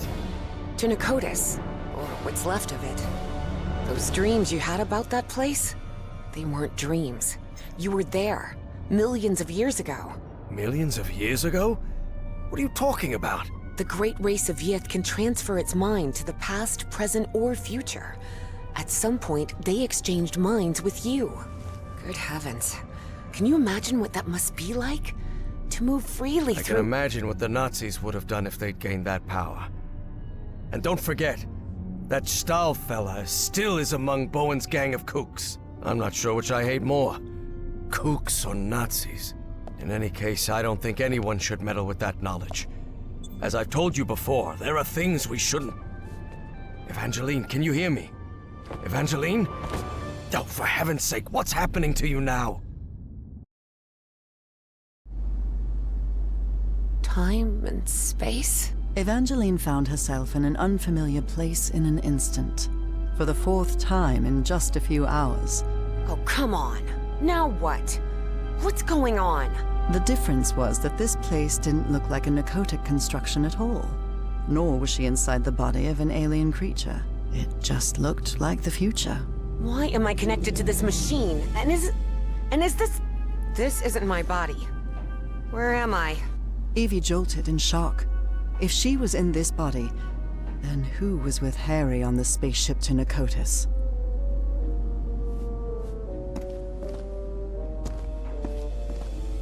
All the cables seem to lead to that room.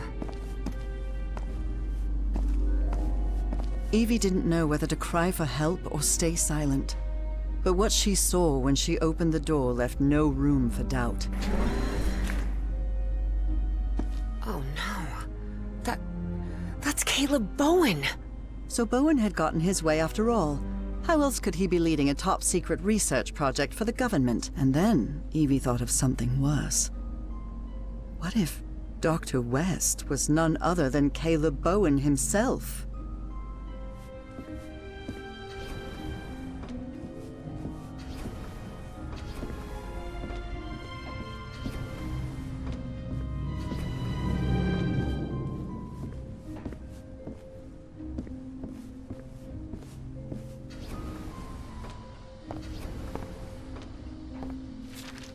So I was right.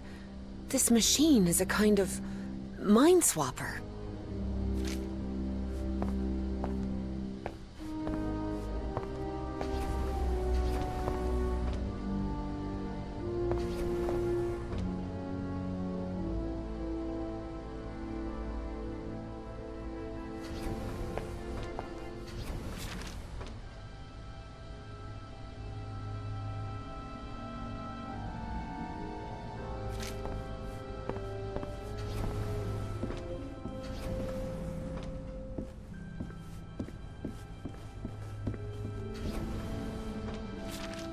I wonder what on earth the project archive is.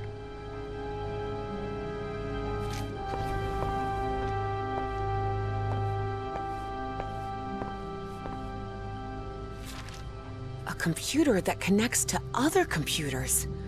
They must have used really advanced Yithian technology to create this. Is this a computer? That's small? But the ENIAC model at Miskatonic takes up an entire room.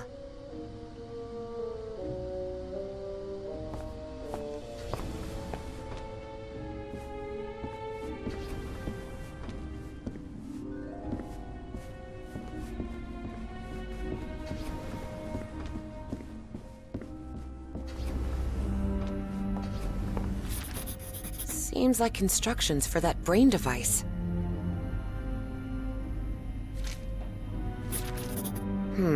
So this rule overrides another one. Interesting. Good. That's useful.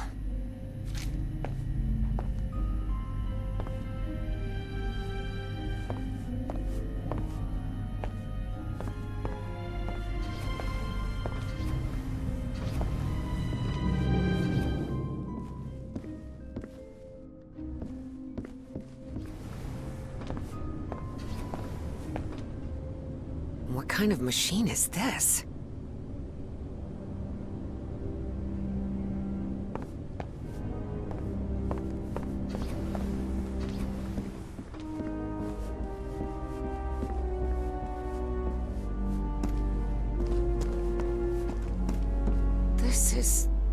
Seems to be a more sophisticated version of the Spitsbergen mind link device.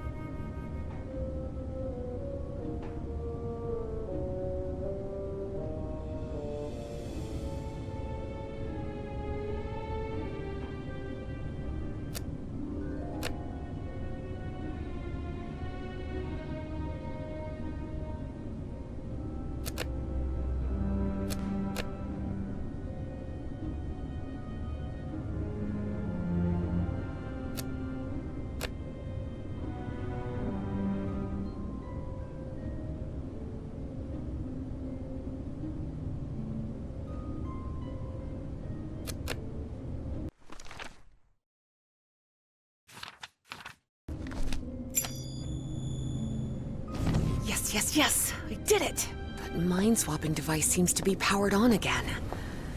I hope this works.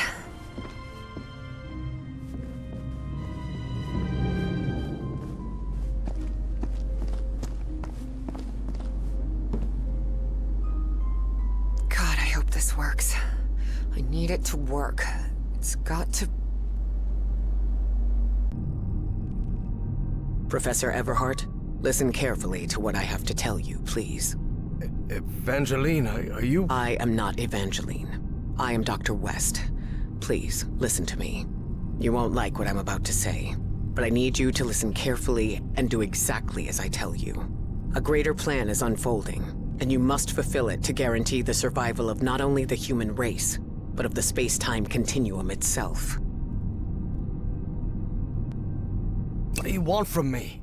I told you, I am Dr. West, and I'm here to tell you what will happen from now on. You will reach the ruins of Nicotis, and you will find Caleb Bowen. Don't worry, you will stop him.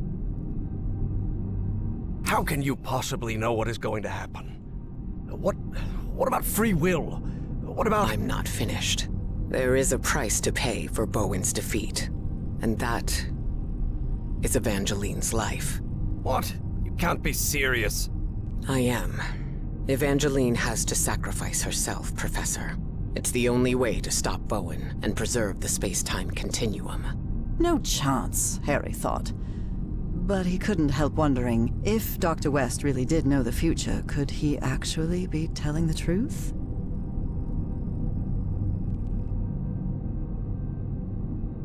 Can't I at least think about it? There is nothing to think about. Any other choice will mean Bowen's triumph and the collapse of the space-time continuum. There's no more time. But remember what I said. Evangeline must sacrifice herself. Harry considered answering, but found nothing to say. Arguing with someone who could see the future was pointless. I know you will do the right thing, Professor Everhart. After all, we've been through this before. Work, damn it! I made it. I'm back. Professor, what happened? Evangeline? Are you here with me? Yes, it's me. I'm back. What happened to you? Where did you... I was in the future, I believe. But what happened here? Someone pushed me out of my own body, Professor. Who was it? Harry hesitated before answering. He knew his words might change what was about to happen. Dr. West took over your body. What? What for? What did he say? For a brief instant, Harry thought of telling Evie about the sacrifice. But then he decided against it. That would only trouble her. And after all, Harry had already made up his mind. Or had he? He said we're going to stop Bowen. We're going to make it. Really? I don't know. Let's take that with a grain of salt for now. I need to tell you something. I don't know if this Dr. West can be trusted. I'm not sure, but I think he works, or worked, with Bowen. Was that true? If it was, that changed everything. Harry had to tell Evie the truth, right now. Evangeline, listen. Professor, look! The ship's slowing down! We're descending! This looks like... The Pacific Ocean. Nicotis is somewhere in the Pacific? Looks like it. Hold on, Professor. I think we're about to land.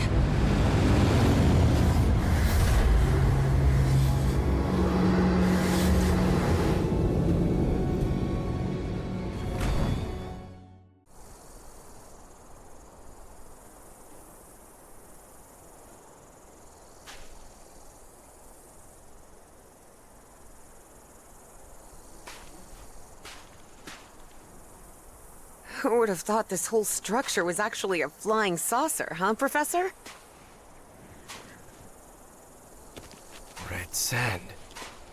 This must be the Great Sandy Desert. So we're in Australia. We crossed half the world in, what, half an hour at most? For all his fascination with Ythian tech, Harry didn't answer. He was still debating whether to tell Evie what he'd discussed with Dr. West.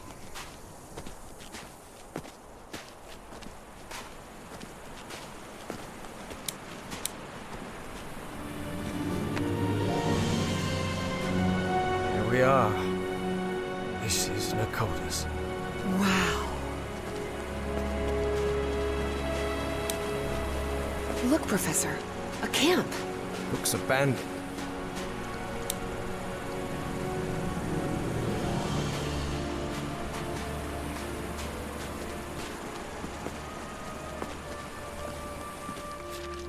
What a fool.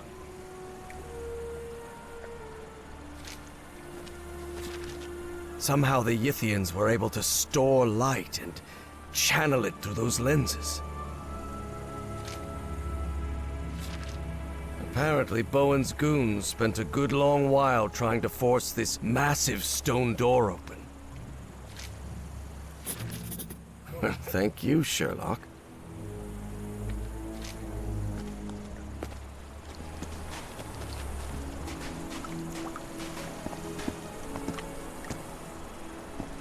I'll stay here, Professor. Let me know if you find anything.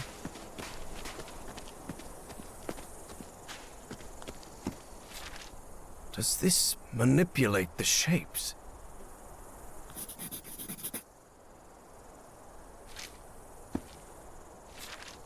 This is the Nazi who escaped from the radio station.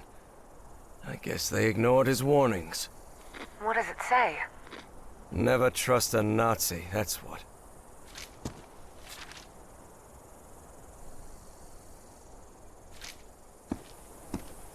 Well, well, look at that. Ever since he got some black ooze on him back at Harry's house, Eugene Kingsley's health had collapsed, and he died not long after reaching Australia.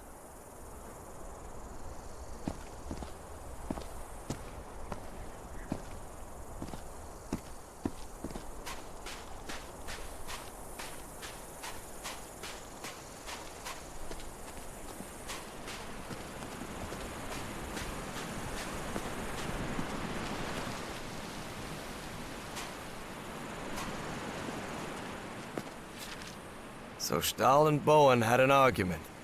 Big surprise.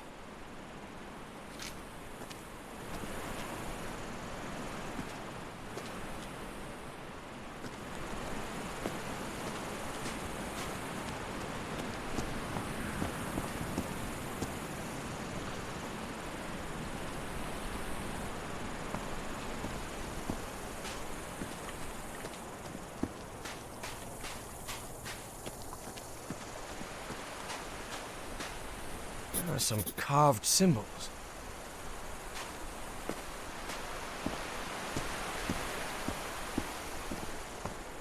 That really looks like Nakal architecture. This looks similar to the platform I used back on the island. Seems she had a rare moment of good judgment. Dr. Patricia Seckler might have been deep...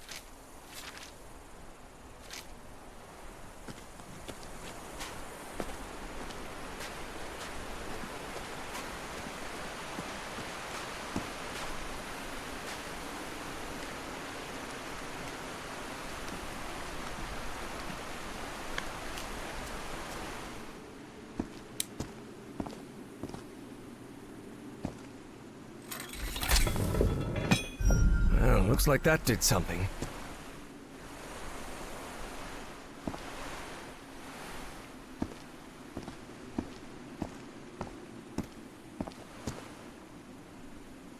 How can these lenses still be so perfectly polished after millions of years down here? Yithian technology never ceased to fascinate Harry.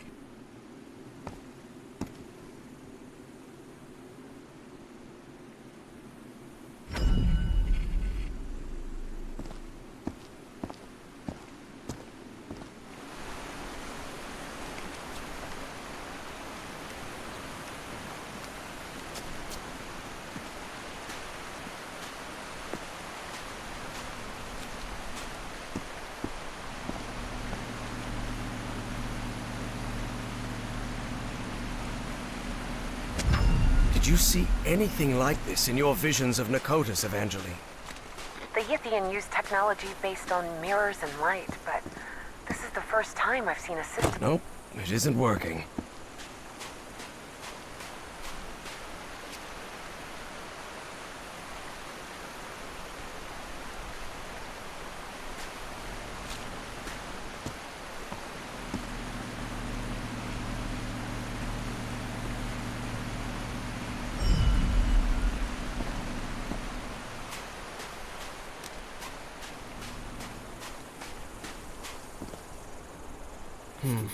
These symbols must mean something.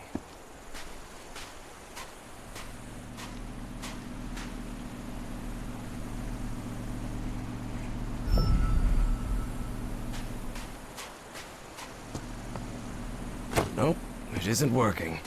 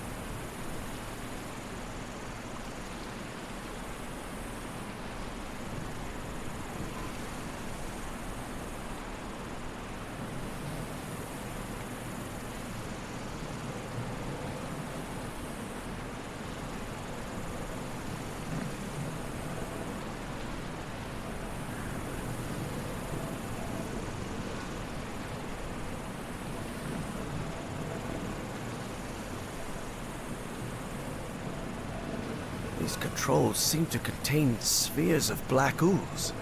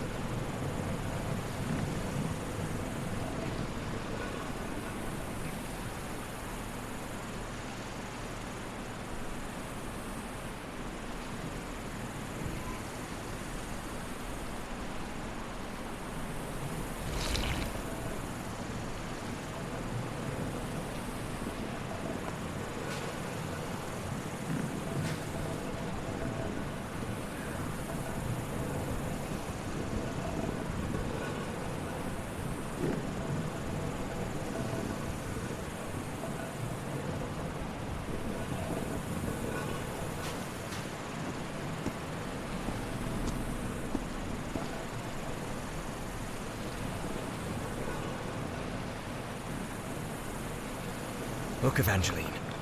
I can rotate the shapes using these controls.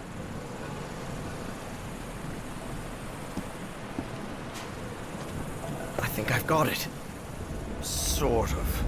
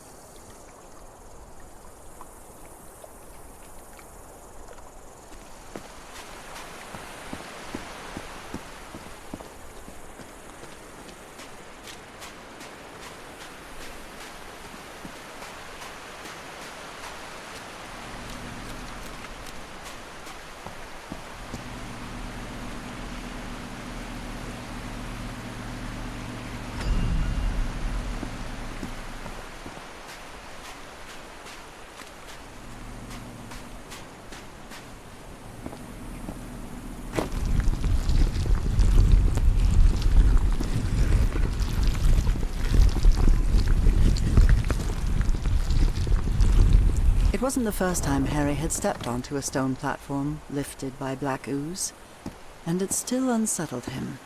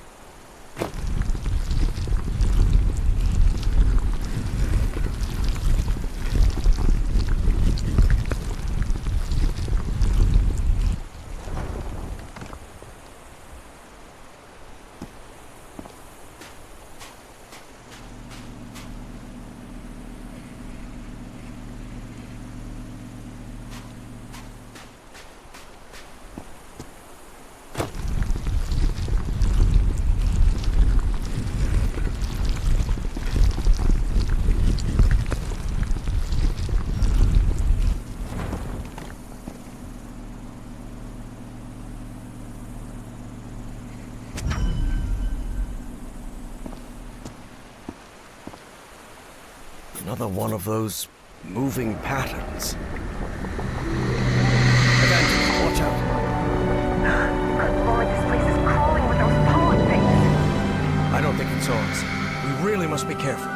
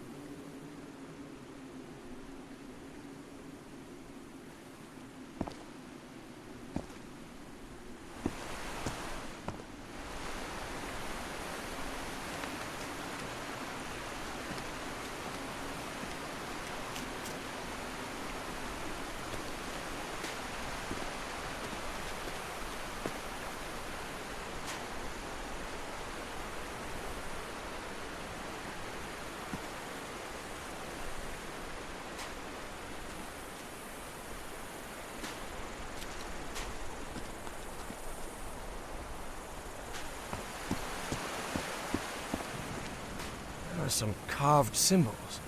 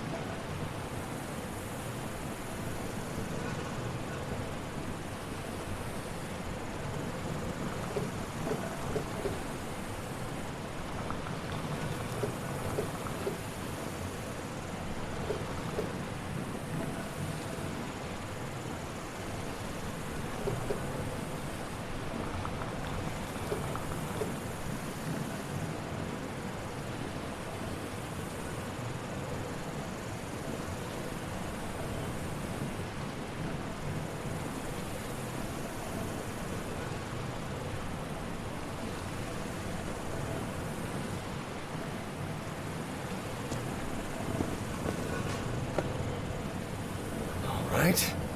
That one was tricky.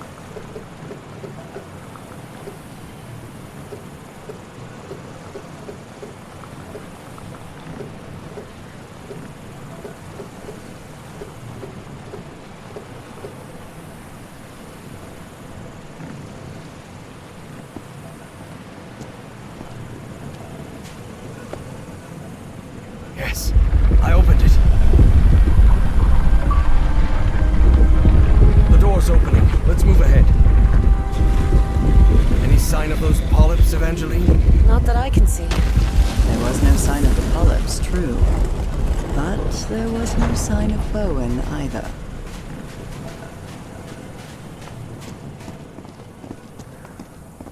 Good lord, what happened here? Looks like they ran into those smoke things.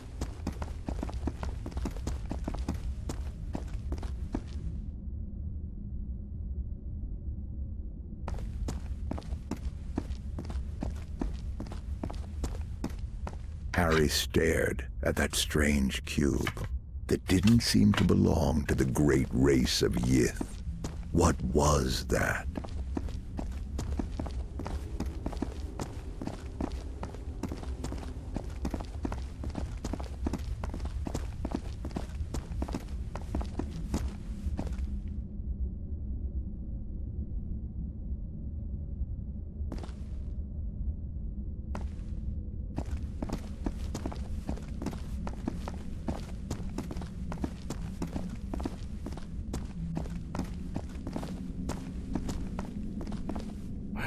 There's one of those cultists dead on the ground. Bowen and Stahl had a last-minute argument over how the mind-swapping machine should be used. It didn't end well, especially for Stahl, whose dream of a 1,000-year Reich died right there with him.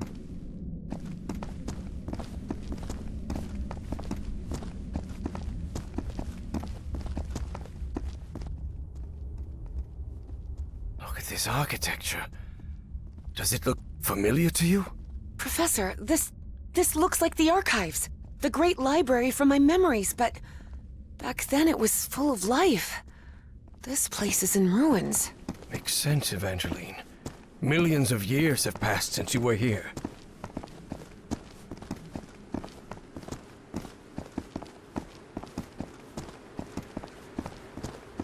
This is breathtaking.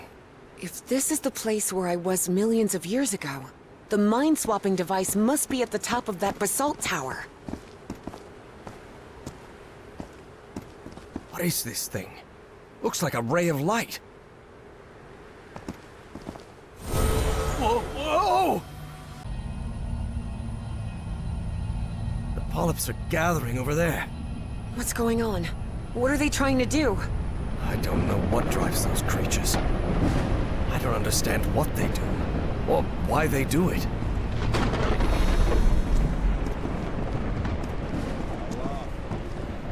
Professor, do you hear some kind of chanting? Yes, and I believe I recognize the one chanting. I don't like this.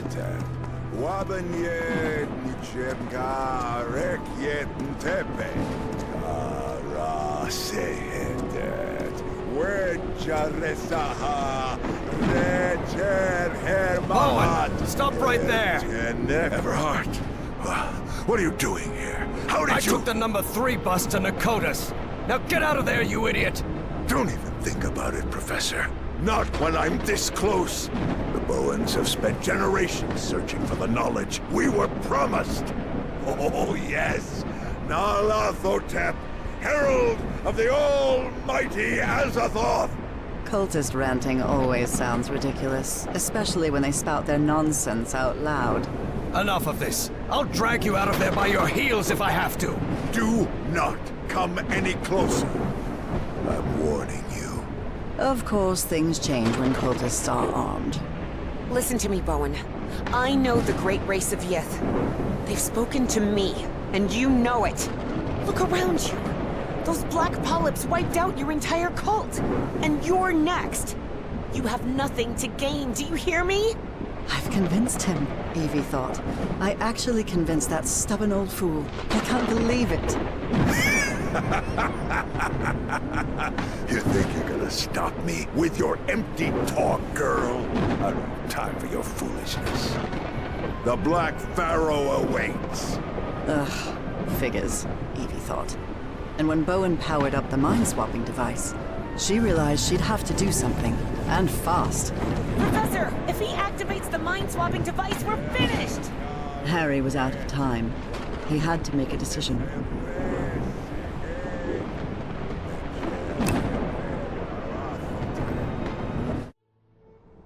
Harry remembered Dr. West's words. Evangeline has to sacrifice herself, Professor. It's the only way to stop Bowen and preserve the space-time continuum. But he didn't give a rat's ass what Dr. West had to say. Harry wasn't going to let Frank Drayton's daughter meet the same fate as her father. There had to be another way. Professor? Professor! I'm sorry, kid. I'm really sorry. For everything. Harry! And as she screamed, Evie watched the stubborn old grouchy archaeology professor sacrifice his life to save hers and all of humanity. Harry found himself in the ooze pool, completely covered in the substance he feared most. He knew this was his death sentence, but at least he was going to make sure Caleb didn't swap his mind with anyone. Are you out of your mind, Everhart? Haven't you seen what that liquid does to humans? I know it better than you do, you kook. No, don't touch that. You'll interrupt the transfer process. No, no, no! Oh no, oh no. Not the ice. And so, on November 6th, 1957, in that basalt tower of the city that millions of years earlier had been Nicotis, my husband, Harry Everhart, was consumed by the black ooze.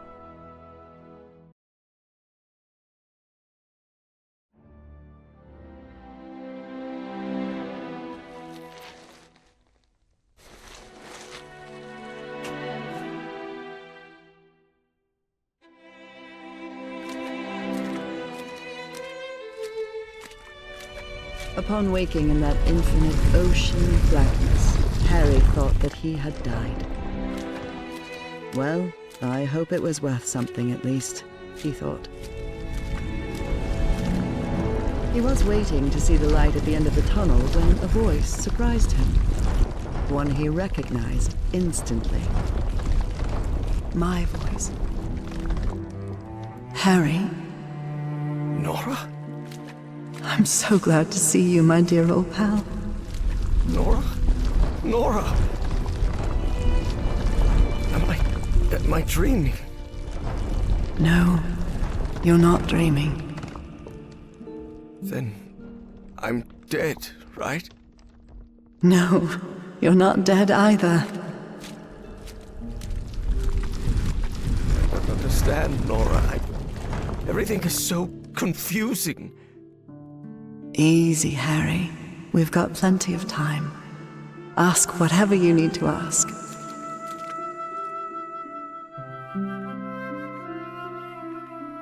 Where am I? Where are we? What is this place? This, Harry, is the Icor, a place beyond time and space. And now you're connected. Connected to whom? To you? To the Elder God. Both of us are. What or who is this Elder God? It's hard to provide a simple answer to such a complicated question, Harry. The Elder God has gone by many names throughout the ages. Amaterasu, Sarens, Kor Yithar, Kailamanu. His judgment is inscrutable, at times even incomprehensible. And in some way, those of us who are part of him are connected, beyond time and space. I don't know, Harry. Maybe the Elder God is simply God.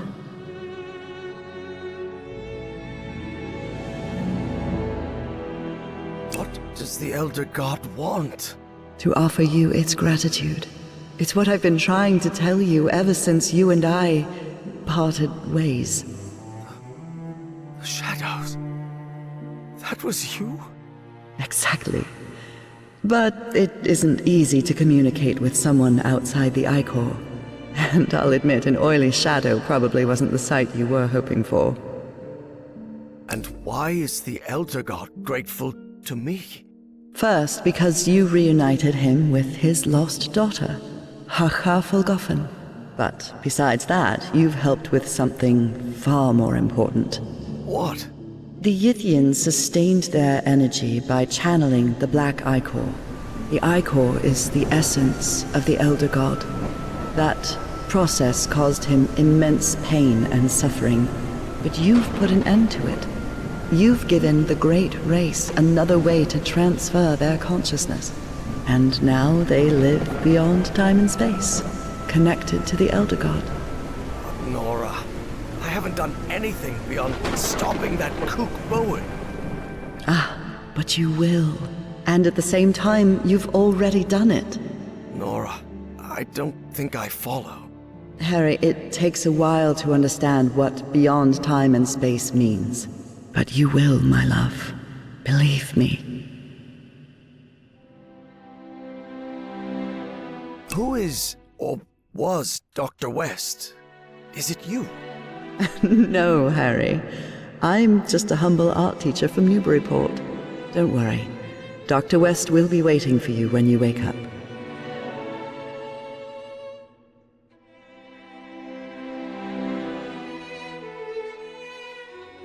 How is it possible that I didn't die? I'm covered in that black ooze.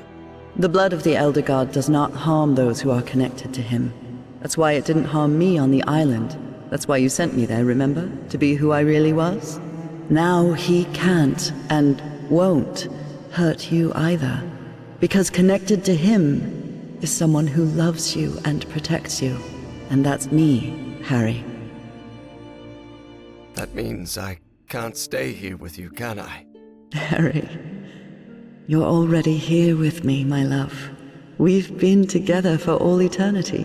What? But you need to go back to your time now. There's a life waiting for you, an important task you have to carry out, and people who depend on you. Evie will need your help, and you'll only be able to help her if you live a whole life. Will you promise me that? Yes, I promise. And one more thing. Tell Evie Papa is waiting for her at the Benoit house with the whole family. She'll know what it means. I'll tell her.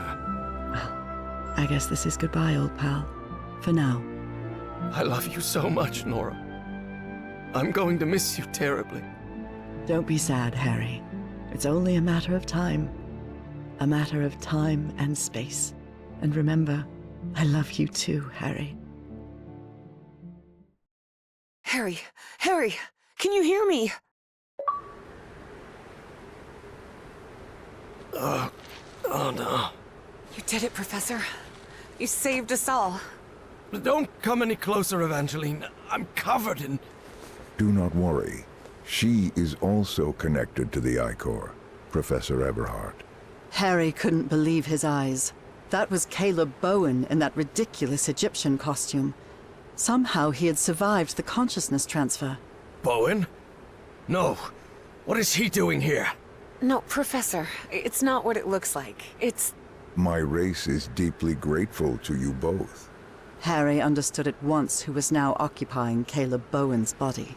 The loop is in the process of closure. That is optimal. But we must continue working. Process of closure? What are you talking about? Do not worry. What comes next will be far easier. We only need to follow the plan you and I laid out the first time you contacted me. Dr. West.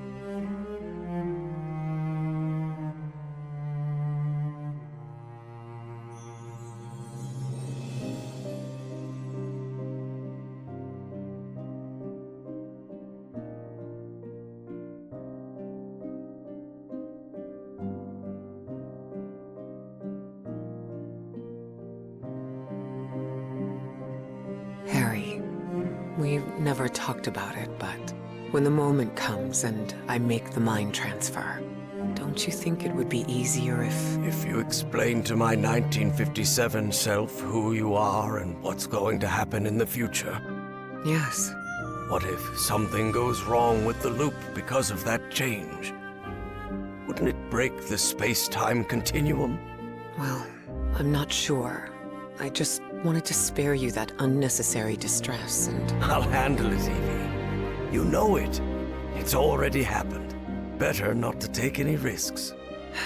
I guess you're right, Harry. And as you say, if we're still here, it's because it already happened.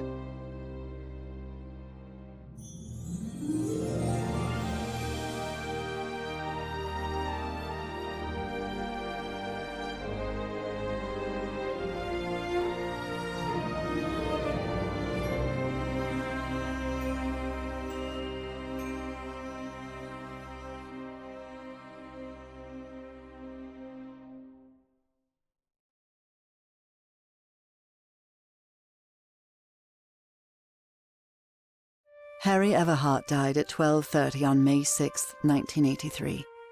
Days later, Dr. Evangeline West took his ashes to the Atlantic coast.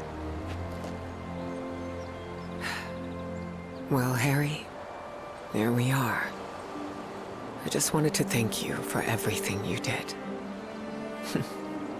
You were a grumpy and stubborn old man, and honestly a very difficult person to deal with at times, but I'm no good at this. I promised I'd bring your ashes to the sea, so... Goodbye, Professor Everhart. Thank you for everything. Before she turned away, Evie thought she saw something move in the depths of the sea. She felt as if she had finally brought together two souls that had been separated for a very long time. But it was probably just her imagination.